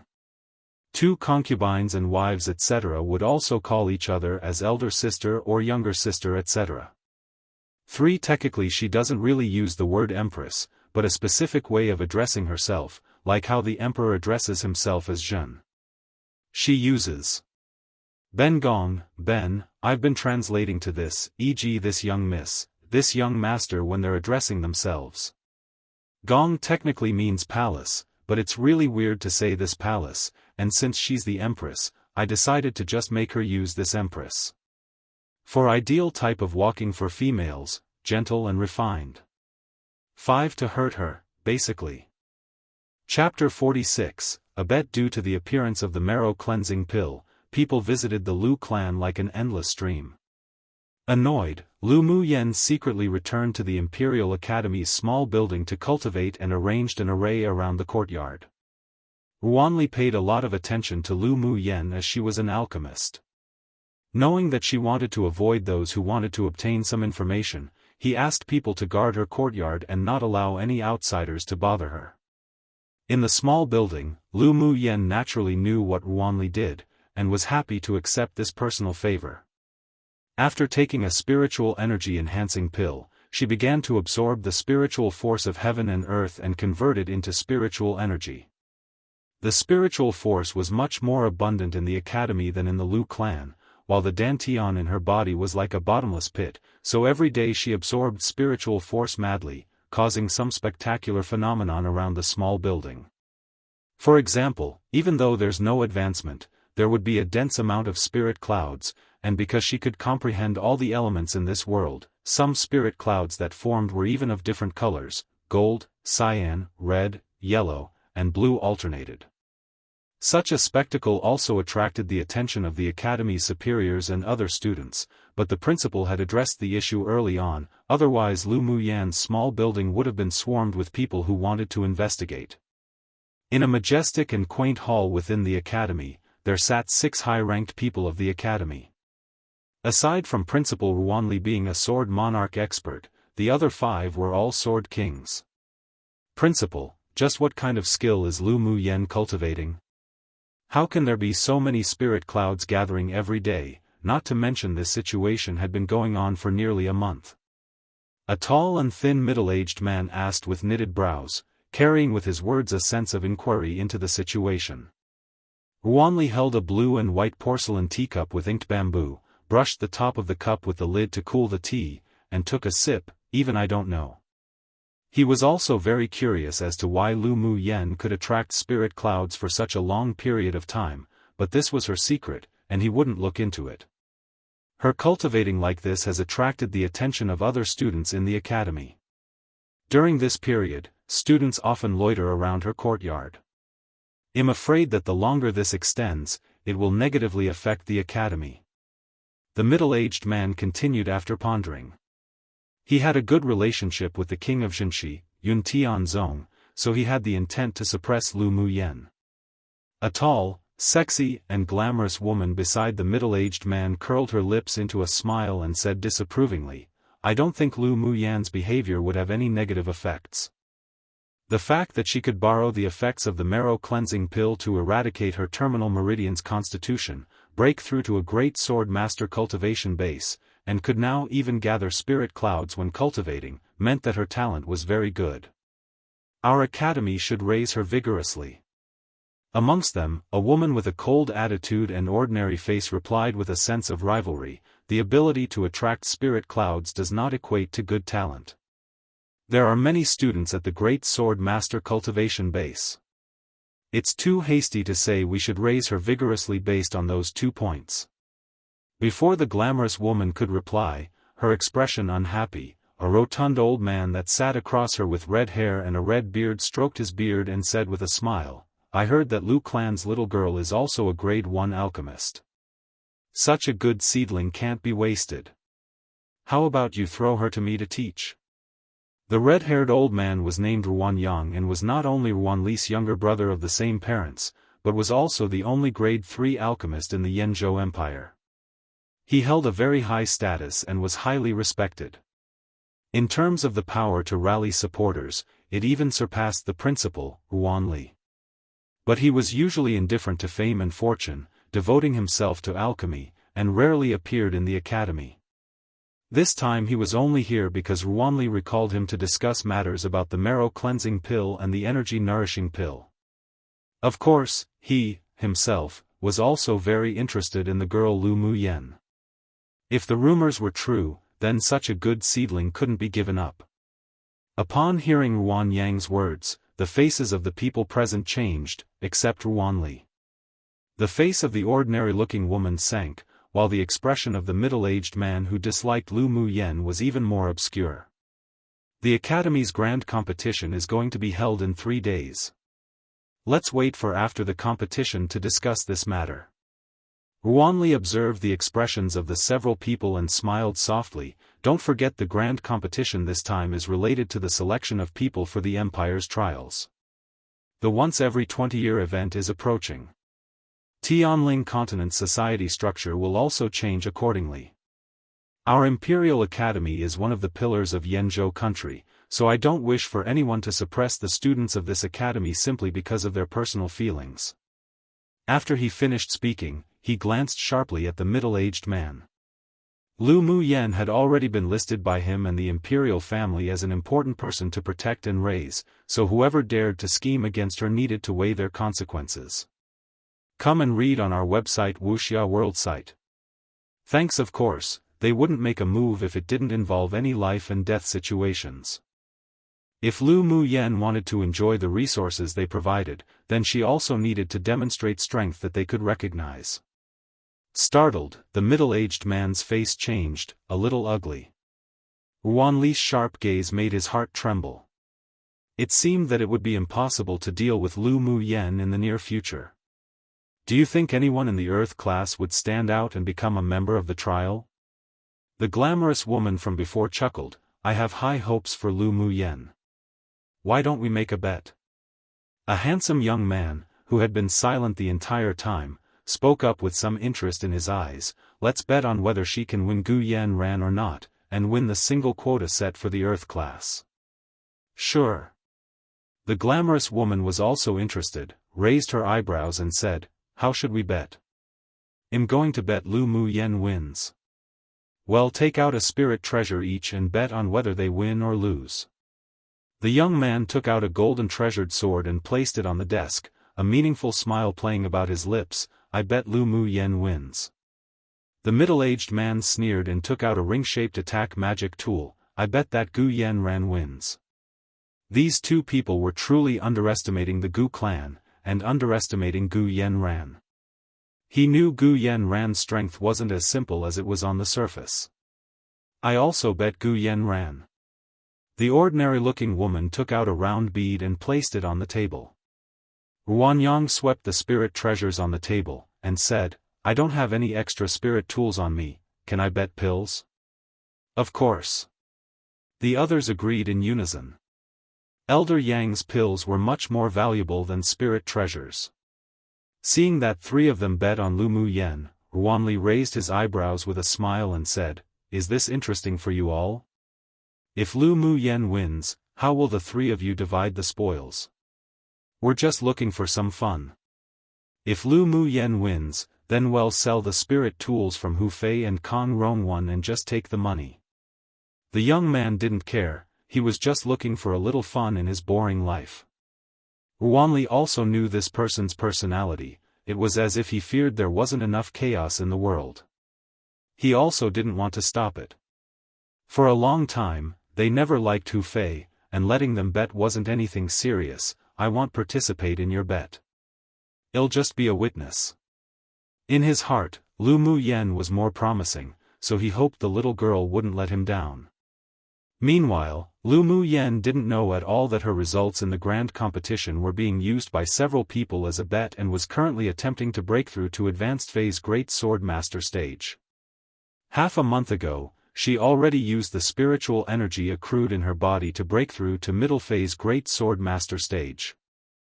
Recently, her dantian had been ceaselessly absorbing numerous spirit clouds again, to the point that the speed of conversion into spiritual energy was not as fast as the absorption speed.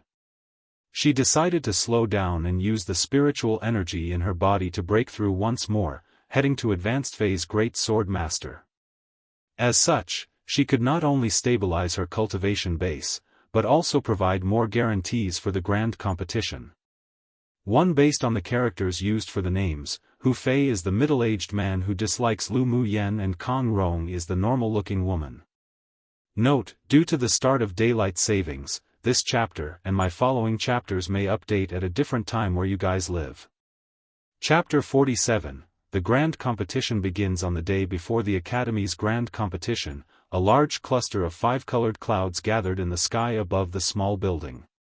Once they condensed into a spirit cloud, they were naturally dragged into the small building by a gravitational force. Lu Muyan's dantian kept operating, and the slivers of spiritual force lingered around her dantian before a very pure spiritual energy spread from her dantian, replenishing each of her meridians, cleansing them again and again. After her whole bodice meridians were saturated with spiritual energy, the remaining spiritual energy in her dantian turned into a light green mist that kept rotating. When the time came, the light green mist instantly spread and filled up her entire dantian. She sat cross-legged with her eyes closed as her hands changed gestures in front of her chest, forming various hand seals. When the light green mist in her dantian was completely saturated, she suddenly opened her eyes and finished the last hand gesture. A pure energy came from within her body, and the barrier between middle phase Great Sword Master and advanced phase Great Sword Master was shattered by the energy. Feeling that the spiritual energy was even more abundant, and that her strength rose yet another level, she smiled and exhaled a stale breath. Success. The next day, at dawn, Lu Muyen withdrew the array around the courtyard and exited the small building. She looked up at the scorching sun blooming in the sky as the breeze gently raised her elegant, purple clothes. Her entire person seemed to be shrouded in a layer of golden light. Today was the day she would rise from dormancy, and the shame she once bore would also be washed away. She desperately wanted to set foot on the path of the strong. After exiting the courtyard, she walked merrily towards the Imperial Academy's battlegrounds. The Lu Muyen right now exuded a passionate and confident look. With her exceedingly bright and beautiful face, as well as her graceful bearing, there was even a sense of otherworldliness, causing the people around her to be unable to control their gazes. Is that Lu Muyen? Am I seeing things right? Someone whispered on the way. You're not mistaken, it's her. I've heard long ago that she had changed, but who knew she'd changed this much, so much that she's hardly recognizable. Yeah. I've got to say, Lu Muyan's quite beautiful now, not at all inferior to Gu Yanran. Forget it, no matter how beautiful she is, she's only trash that has the looks and nothing else. I sure want to see how she defeats Gu Yanran today. After talking so big, it'd be embarrassing to lose when the time came. A woman, who walked in front of the men, couldn't help but interject. That's true. Gu Yanran is the most talented student in the Earth class, and the most promising one who could obtain that only position in the Earth class for the trials. This time Lu Muyen is bound to be embarrassed. Mentioning Gu Yanran, the male student who spoke bore love in his eyes. Not only is she going to be embarrassed, but the face of the general's mansion would all be lost. How is it that such an impressive person like upperclassman Lu has such a shameless and trash sister? Those that verbally attacked Lu Muyen were mostly female students. But I heard that she's advanced to the Great Sword Master cultivation base, and the 5-colored spirit clouds that appeared last month in the sky was attracted by her when cultivating. Maybe she'll prove herself today. A male student from the Earth class said. TSK, who knows what she used to attract the 5-colored spirit clouds? I won't believe she's really that amazing. Maybe it's a means to attract Qi Yixian's attention. A female student who had a good relationship with Gu Yanran said with extreme disdain. She didn't believe those rumors at all and suspected that they were all Lu Muyan's gimmicks. Aren't you all thinking too highly of her? Even if she broke through to the cultivation base of a great sword master with the help of the marrow cleansing pill, but there are more than 30 people in the great sword master cultivation base in the earth class. It's not certain that she and Gu Yanran would meet in the competition. Come and read on our website Wuxia World site. Thanks. Even if they aren't matched, they still promised, so the competition between the two will definitely take place. We just need to wait for a good show. Ever since Lu Mu Yen exited, rumors about her had spread throughout the Imperial Academy. Aside from a few people who believed the rumors, the rest just lamented her luck to be able to obtain the marrow cleansing pill, but didn't admit she was capable. The balance in more than 2/3 of the student Boda's hearts all leaned towards Gu Yanran. Lu Mu Yen wasn't interested in their whisperings or their loud discussions at all. Her gaze was natural and composed as she entered the Imperial Academy's battlegrounds. She found a seat in the corner to sit down and wait for the beginning of the competition. Because her previous interpersonal relationships were very bad, she had no friends in the Imperial Academy, so no one approached her to start a conversation. There were some who came to inquire about the marrow cleansing pill before, but she ignored them all, which made others feel that she was arrogant and domineering. But as if she'd bother to deal with those two-faced people. Because of her indifference, no one came forward to talk to her after she sat down in her seat. Even the empty seats around her weren't taken by anyone, deliberately isolating her. She leaned back in her chair lazily, closed her eyes and calmed her mind. There wasn't any excessive expression on her face, only calm and composure. After approximately a quarter of an hour, the raised platform with the seats of honor filled with people one by one. Then, as a pressuring voice sounded, the noise from all around stopped instantly, and everyone looked at the person on the high platform. Today is the Biennial 1 competition of our Imperial Academy. I am honored to be elected as the referee of this grand competition. The person who spoke was a blue-clothed, handsome man, precisely the man who brought up the bet that day. Lu Mu Yen opened her eyes and turned her gaze to the man who spoke. He was the Imperial Academy's youngest Sword King instructor, named Lan Si. She heard that he got along well around the academy, and his background was also not simple. The grand competition this time will be separate between the old and new students, and between the Heaven class and Earth class, and the results of the grand competition are directly linked to the subsequent trials. Lan Si continued after a pause, we will only decide the top 8 students amongst the new and old students in the Heaven class, and 2 for the new and old students in the Earth class, with a total of 10 places. I won't say any more. I believe everyone knows the importance of the trial after the grand competition. The allocation of resources of the Imperial Academy in the future depends on it. There are a total of 1,800 old and new students together participating in the competition, but only 10 spots. So everyone must work hard. Hearing what Lan Si said, the students who sat on the stage revealed excitement and fervor. With so many people, yet only 10 places, they had to work hard. After Lan Si finished speaking, he announced the start of the grand competition. A total of 30 battle platforms were set up, with each platform lined with students. Each student would draw lots to decide their opponent. As long as they lost one round, then they were automatically eliminated. The 8 winners of the Heaven class would obtain a place in the trials, while the Earth class situation was crueler as only the winner of the old students and the winner of the new students would be chosen for a place in the trials.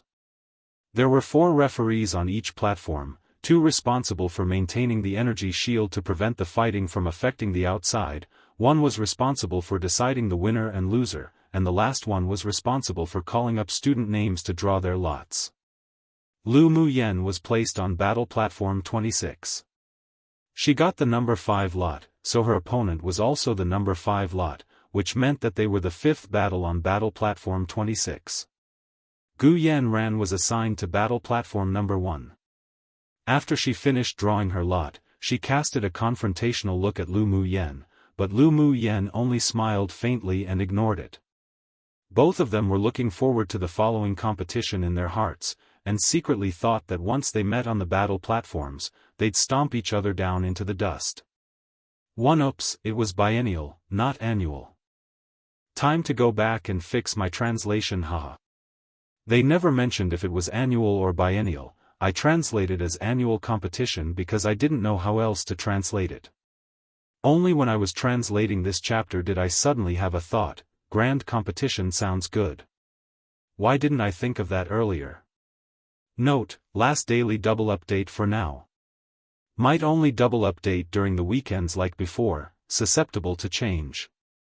Chapter 48, Grand Competition begins. 1. The Imperial Academy's annual competition this time determined a portion of the quota for the mysterious trial of Yenzhou country. In addition, many children and disciples of distinguished clans and families cultivated at the academy, therefore the academy also specifically arranged seats for distinguished guests, such as those from the imperial family and the distinguished clans of the empire, to view the competition. Today, Lu Zhantian also came with Lu Mou and his 2 grandsons to watch Lu Muyan's competition. Their seats were positioned at the bottom left of the emperor. While the seats next to the Lu clan were actually the Gu clan's patriarch Gu Yuankai, and Yun Tianzong, who deliberately arranged it this way. After the few people met, Yun Tianzong narrowed his eyes at Lu Mou, then looked away after a cold huff. Gu Yuankai was a better schemer, so even though he had many conflicts with the Lu clan, he smiled like the Buddha Bodhisattva one and greeted, Marshal Lu, General Lu. Lu Zhantian nodded lightly while Lu Mou smiled and nodded, Patriarch Gu. After greeting each other, the few stopped communicating, but when Yun Tianzong spoke secretly to Gu Yuankai, he would occasionally glance at Lu Mou coldly. Lu Mou was naturally calm and composed, ignoring the completely unthreatening gaze. Lu Mubai didn't participate in the grand competition because he advanced to the Sword King stage.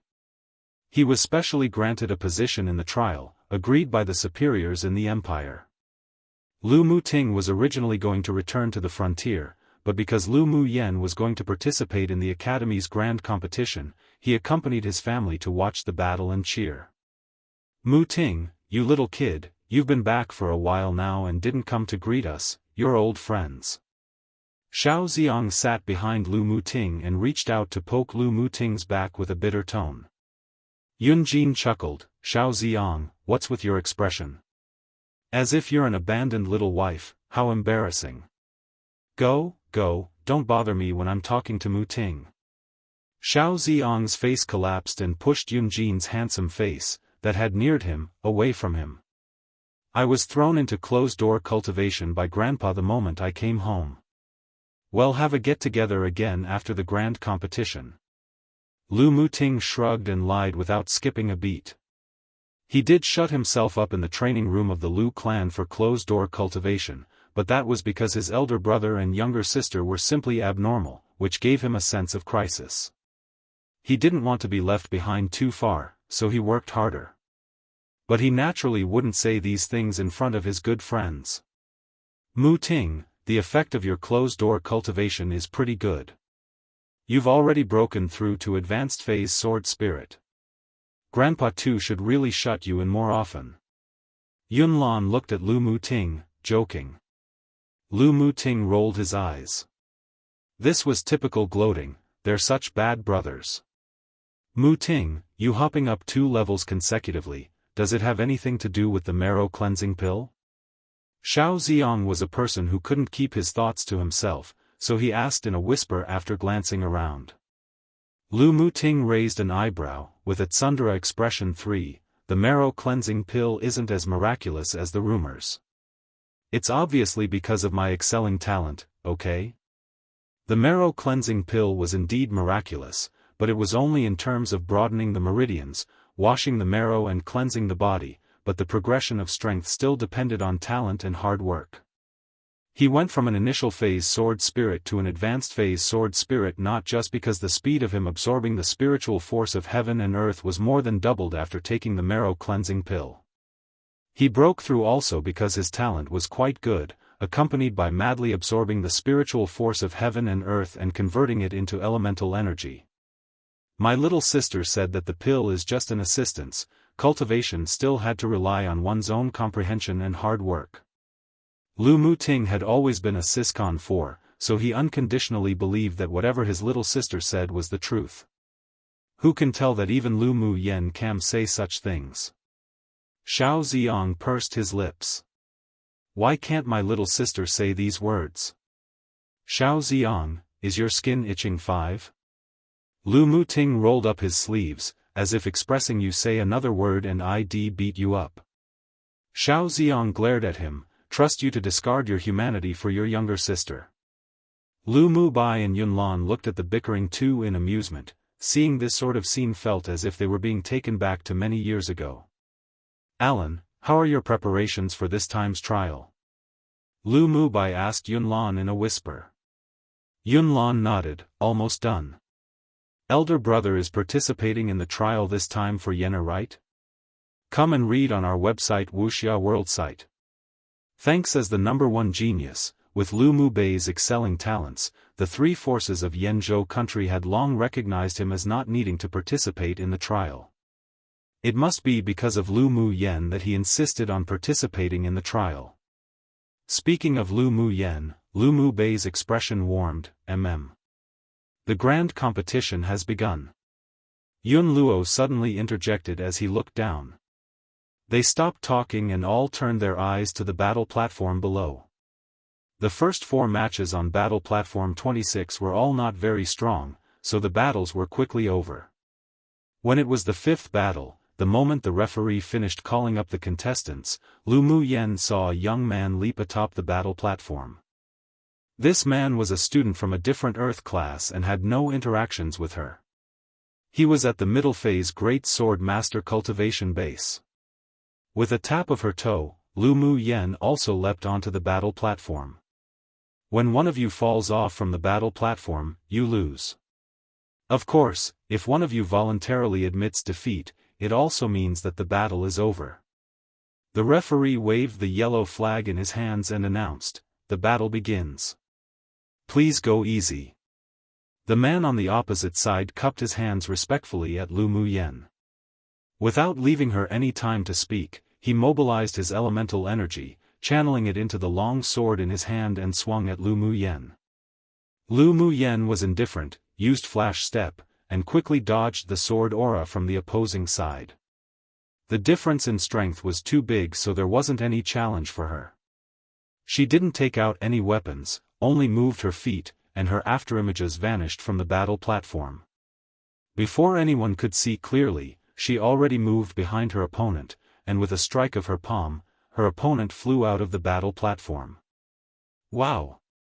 The students watching below were stunned, their mouth open wide in disbelief. Wasn't this a bit too exaggerated? Because Lu Mu Yen had always been famous throughout the Imperial Academy, even if it was negative news, it'd be followed with interest, not to mention her promised battle with Gu Yenran, so when she hopped onto the battle platform to compete, many people focused their attention on battle platform 26. But what all parties didn't expect was that Lu Mu Yen would have such an easy fight as her first battle. She defeated a middle phase Great Sword Master with one move. Who spread the rumor that she was only an initial phase Great Sword Master? It was just nonsense. Seeing that his granddaughter was so decisive, Lu Zhantian couldn't help but smile and said, "Yenner did great." Yun Tianchen was sitting in the front row, and also paid attention to Lu Mu Yen. Although he was shocked, but he was satisfied with this result, so he turned his head with a smile and said, as expected of this little girl who's from the Lu clan. When she battles, she has the courage and decisiveness of a soldier. Emperor is right. Lu Zhantian laughed loudly and accepted Yun Tianchen's praise without any humility. Gu Yuan Kai, who sat next to him, had a gloomy look in his eyes, but he smiled kindly without any words. Yun Tianzong snorted coldly, "It's only the first battle, what's there to be so proud of?" So what if this old man is proud, are you unconvinced? Lu Zhantian had always had a straightforward temperament. Whoever said anything negative about his granddaughter, had argue with them. One, the laughing Buddha, always happy and smiling nicely. 2, technically the words he uses indicate that it's his maternal grandpa.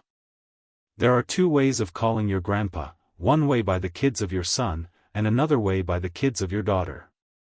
But might just stick with grandpa unless I need to make clear who's who. 3 thought long and hard, but decided to go with tsundere, because the Chinese word is literally a loan word from the Japanese tsundere. It means to be cold and distant, but only acts this way because he's embarrassed and shy. 3 I think it's also a loan word from Japan. The Chinese is. It means to have a sister complex, a state of liking one's younger sister very much. In Lu Muting's case, he's just very protective, believes whatever Lu Muyen does/says is right, won't take others' berating of Lu Muyen etc. I just googled sister complex and its definition gets rather out of hand. Don't worry, it won't go any weird or extreme routes haha. For meaning, is he looking for a beating? Note, yay the typical surprise guys, strong trope. XD can't get enough of those tbh. Let's see what happens next. Random side note, what a gore fest the drama Squid Game is. EP7 Here I Come. Let's see how the drama ends. Chapter 49, Grand Competition 2. There were 1,800 students participating in the Grand Competition, divided into 30 battle platforms, with 60 people each platform, paired up to compete in elimination rounds. After the first round, Lu Muyen continued to draw lots amongst the remaining students on this battle platform, and drew lot number 8. Her performance earlier shocked many people, and the people in her group looked at her with faint fear. The match just now actually didn't mean much, after all, Lu Muyen's opponents was rather weak. But because the image of her being trash was so deeply rooted in the hearts of the people, it caused this unexpected sensation. Gu Yanran stood not far away, and seeing Lu Muyen win her first round so easily, her eyes that was initially calm revealed a trace of hostility. Qi Yixian had also been paying attention to Lu Muyen. Ever since he won, his gaze had been locked on to battle platform number 26. Seeing her competing relaxedly and with ease, her hair fluttering in the wind, and her appearance so beautiful and refined, his heart couldn't help but beat like a drum. But it was just a momentary thing. After the lot was drawn, Lu Muyen automatically ignored the incessant discussions below, walked to her seat and casually scanned the battles on the other platforms. The ferocity level in the Earth class was much more inferior to the Heaven class, so apart from the few occasional battles that attracted many people's attention, there wasn't much popularity. An hour later, the referee announced the second round of the 8th match. There was no suspense in the battle. Lu Muyen soon ended the battle and won. She continued to draw lots, continued to win, all the way until the last competition on platform number 26. Lu Muyen leapt onto the stage with a tap of her toe all the same. This time, her opponent was a pink-clothed woman named Yi Nua who was rather attractive. She was in the same Earth class as her, was also the strongest in their class, and was a highly regarded sword master. It was just that the relationship between her and Yi Nua was rather stiff, and they had numerous conflicts. This woman usually spoke badly about her behind her back, followed Gu Yanran in embarrassing her, not to mention she once even almost killed her. Lu Muyen, am not the trash that battled with you before. There was disdain in Yi Nua's eyes. Let me end your grand competition this time. Lu Muyen folded her arms, wearing a smile, yet not quite a smile, on her face, while there wasn't much warmth in her eyes. Just how confident was this woman to be able to say these absolute words? End her participation in the grand competition? What a joke. Since they were matched, then it was perfect. She had always wanted to calculate the debt from this woman. The favor of a meal must be repaid, while revenge must be taken on grievances as well. Her temperament was as such, knowing to whom she should show gratitude, and to whom she should resent. Watch what you're saying, who ends who will only be known after a battle. Lu Muyen didn't bother to spend any more words, turned her head to the referee on the battle stage and said, "Let's start." Seeing that both of them were ready, the referee repeated the rules, then announced the battle begins. Seeing Lu Muyen's indifferent attitude towards her, as if she was insignificant, a feeling of discomfort rose in Yi Nua's heart. What right did this trash have to dislike her? She would definitely show Lu Mu Yen who's stronger today, and let her know that Qi Yi Xian wasn't someone a trash like her could think about. Yes, one of the reasons Inua often targeted Lu Mu Yen was because she adored Qi Yi Xian, and she didn't like seeing a woman like Lu Mu Yen who only got close to Qi Yi Xian because of her family background. In her eyes, Lu Mu Yen liking Qi Yi Xian was a sort of defilement. Accept your death. Inua took out a silver longsword and channeled her elemental energy into it. She leapt up and swung her sword in the air. The gleam of the sword that carried a thick, cold aura instantly turned into a blue sword aura and headed directly for Lu Mu Yen. Come and read on our website Wuxia World Site. Thanks. Lu Mu Yen could feel the blue sword aura carried the pressure of an advanced phase great sword master. It appeared that Inua trained her sword skill well, but it was a pity that her abilities were still lacking. Such strength wasn't even worthy for her to draw her own sword. She quickly formed a few hand seals in front of her chest. With a flick of her slender hands, a flash of red that carried the fire elemental energy shot out, heading directly towards the blue sword aura. She. In just an instant, the blue sword energy was completely submerged by the fire, and let out a few sizzling sounds in the air. What? Inua never thought that Lu Mu Yen had such abilities. She put away the belittling in her heart and her face darkened. This trash should consider herself lucky for making her use all her powers. You're able to make me use this skill, Lu Mu Yen, you're very fortunate. Inua huffed, her silver longsword incessantly swung in the air, then immediately following, the sword aura condensed into numerous blue petals and floated towards Lu Mu Yen. Sword aura condensation. Yunlan whispered on the audience seats, his brows deeply knitted, then looked at Yunjin. She's a member of the Yi clan? Sword aura condensation used to be the Yi clan's peerless skill trump card. A few hundred years ago, they had hopes of ranking amongst the 10 distinguished spirit sword clans, but because they offended a large force, they were suppressed miserably. Later, because the talents of the clan grew weaker and weaker, they gradually declined, and were now not even ranked in Yanzhou country. This peerless skill, sword aura condensation, was also lost 100 years ago, but who would have thought it was unexpectedly used by this woman? She's named Inua, is the granddaughter of the current patriarch of the Yi clan, and also the most talented disciple of the clan. That's why she was sent to the Imperial Academy. There was worry in Yunjin's eyes. I didn't expect that she could use sword aura condensation, no wonder she previously declared that she would take the only spot allocated to the Earth class. So it turned out she had such a trump card. He wondered if Lu Mu Yen could take this attack. Yunjin would participate in the trials with the members of the Imperial family, so he didn't compete in the Academy's selection for the trials. Yener can handle it. Unlike Yunlan and Yunjin's worries, Lu Mu Bei's indifferent eyes were stained with a layer of determination. Seeing his younger sister's complacent and calm appearance on the battle platform, Lu Mu Ting couldn't help but believe she'd win. Yener will definitely win. Xiao Ziong and Yun Luo exchanged glances. Where did the confidence in these two brothers come from? The reason why sword aura condensation is called a peerless skill must have its reasons. I also believe in Lu Mu Yen. Yunlan pressed his lips together, staring at the battle platform, transfixed. Yunjin didn't speak, but his clenched hands revealed he was not calm at this time. Lu Mu Yan's eyes revealed slight surprise. This woman's sword skills weren't bad, except the person using it was too weak. She didn't even comprehend the key to this skill, yet she used it so confidently. Inua was too arrogant, an arrogant soldier was bound to be defeated.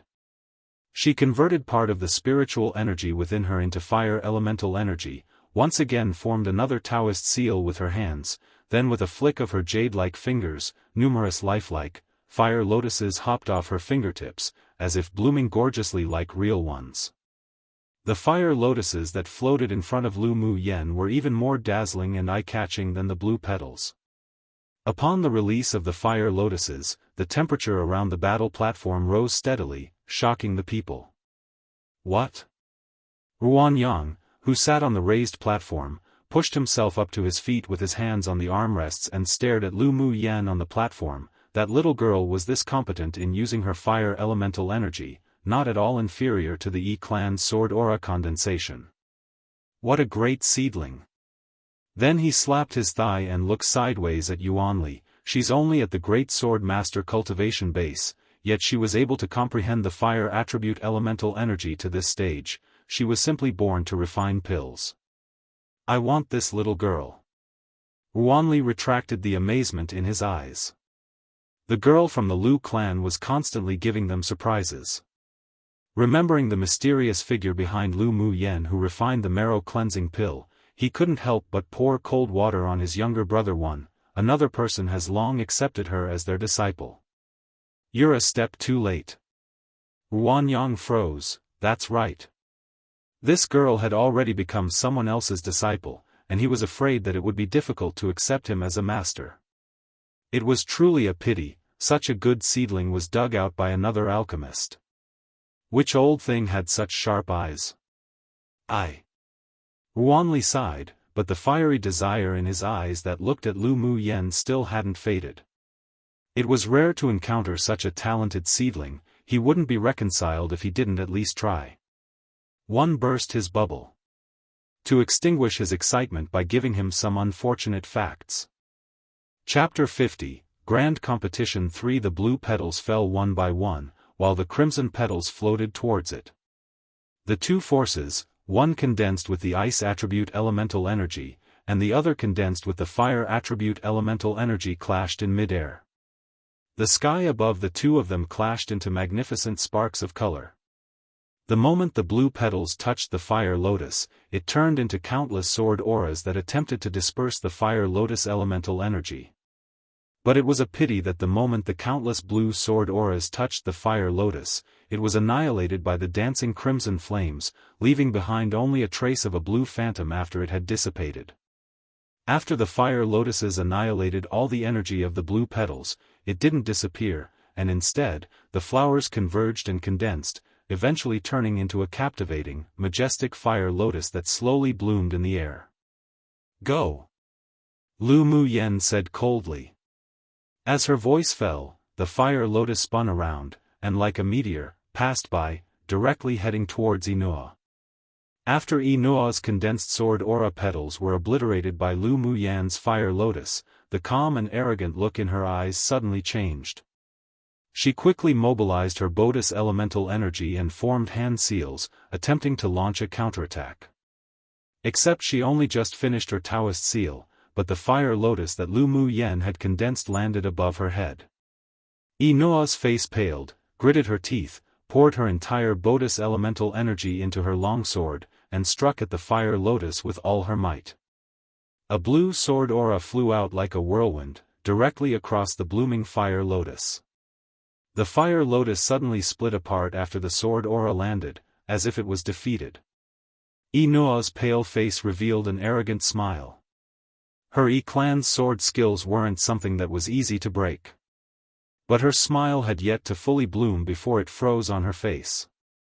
The fire lotus that had split didn't collapse, nor merge, but turned into numerous bright red petals that peeled off the fire lotus, scattering with a majestic beauty from the air.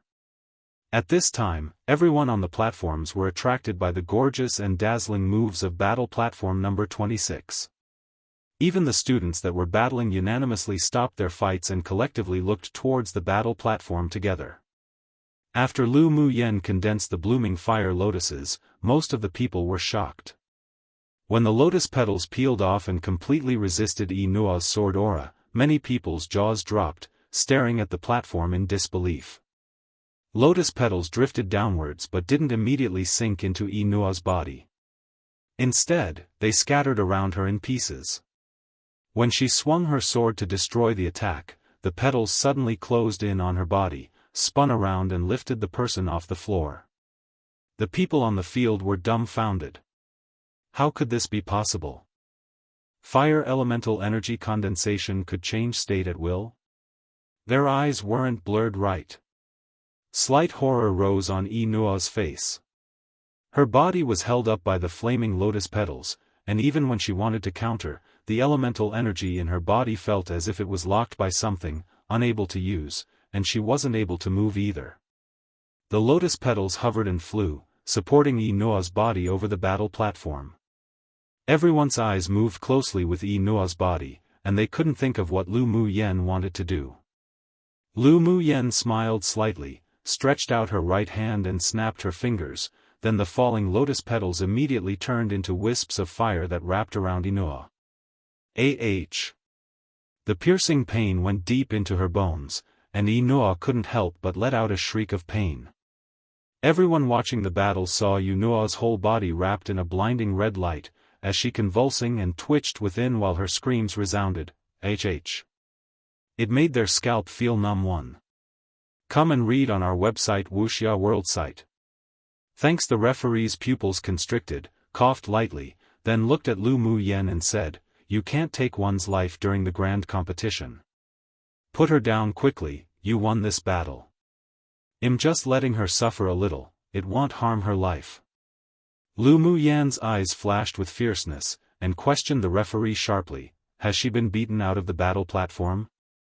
Did she take the initiative to give up?" "No." The referee replied with an unhappy expression. Lu Muyen smiled beautifully, with her expression faintly carrying a sense of evil. "Then why should I put her down? This competition isn't over yet." Her fire elemental energy condensation was controlled very well, so it wouldn't endanger Inoa's life, but the woman had to bear the burning pain of the fire energy, like scraping the bone marrow. Of course, there would definitely be after effects. It would probably be impossible for Inoa to break through to the strength of a sword monarch in this life. If Inoa just talked badly behind her back, and merely confronted her a few times, then she wouldn't do this today. But half a year ago, during an outdoor training experience organized by the academy, Inoa, under Gu Yanran's instigation, tricked her into the wilderness using Qi Yi Xian's name, and secretly drove demonic beasts to attack her. She was bitten in numerous places, trampled and accidentally fell off a cliff. It was a miracle she was able to escape and survive. It was just that the former Lu Muyen was afraid that Qi Yi Xian would be involved in this matter, so when her family found her, she only said that she accidentally provoked a group of demonic beasts. Otherwise, with the Lu clan's protectiveness, the Yi clan and Inoa would have long been taken care of. As if Inoa could have been free for so long. Lu Muyen admitted that although she acted cold, but she never took the initiative to kill people. Behaviors like those of Inoa and Gu Yanran's, however, were unbearable to her. The grudges they forged couldn't be described as deep, but the two girls constantly wanted to put her to death, so don't blame her for being cruel. Inoa's miserable screams didn't stop. Woo-woo, then she screamed as she sobbed. She couldn't stand it anymore. She had never experienced such pain. It was worse than death. She didn't dare anymore, she didn't dare provoke Lu Muyen anymore.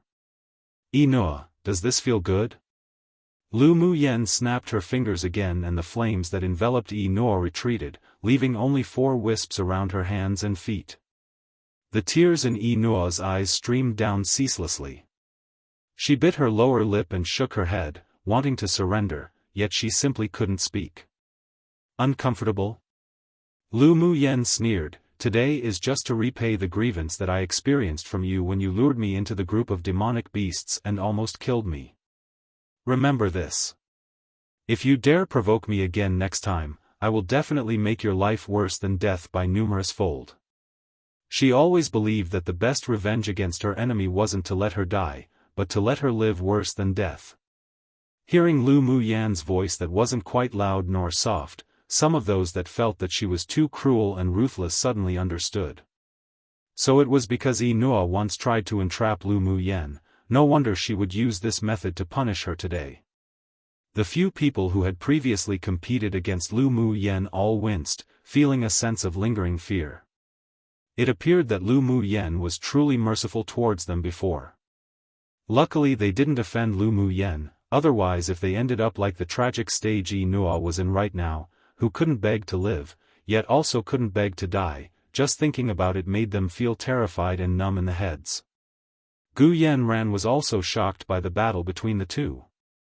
Although she and Yi Nua weren't in the same Earth class, but they usually had a good relationship.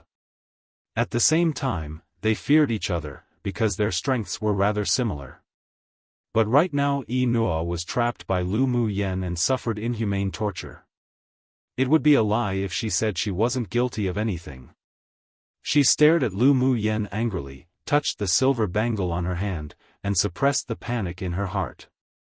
She wasn't Yi Nua. She still had a trump card. She didn't have to fear Lu Mu Yen at all. Remembering her trump card, she gradually stabilized her mind, and the hostility in her eyes grew thicker. She would definitely win, definitely.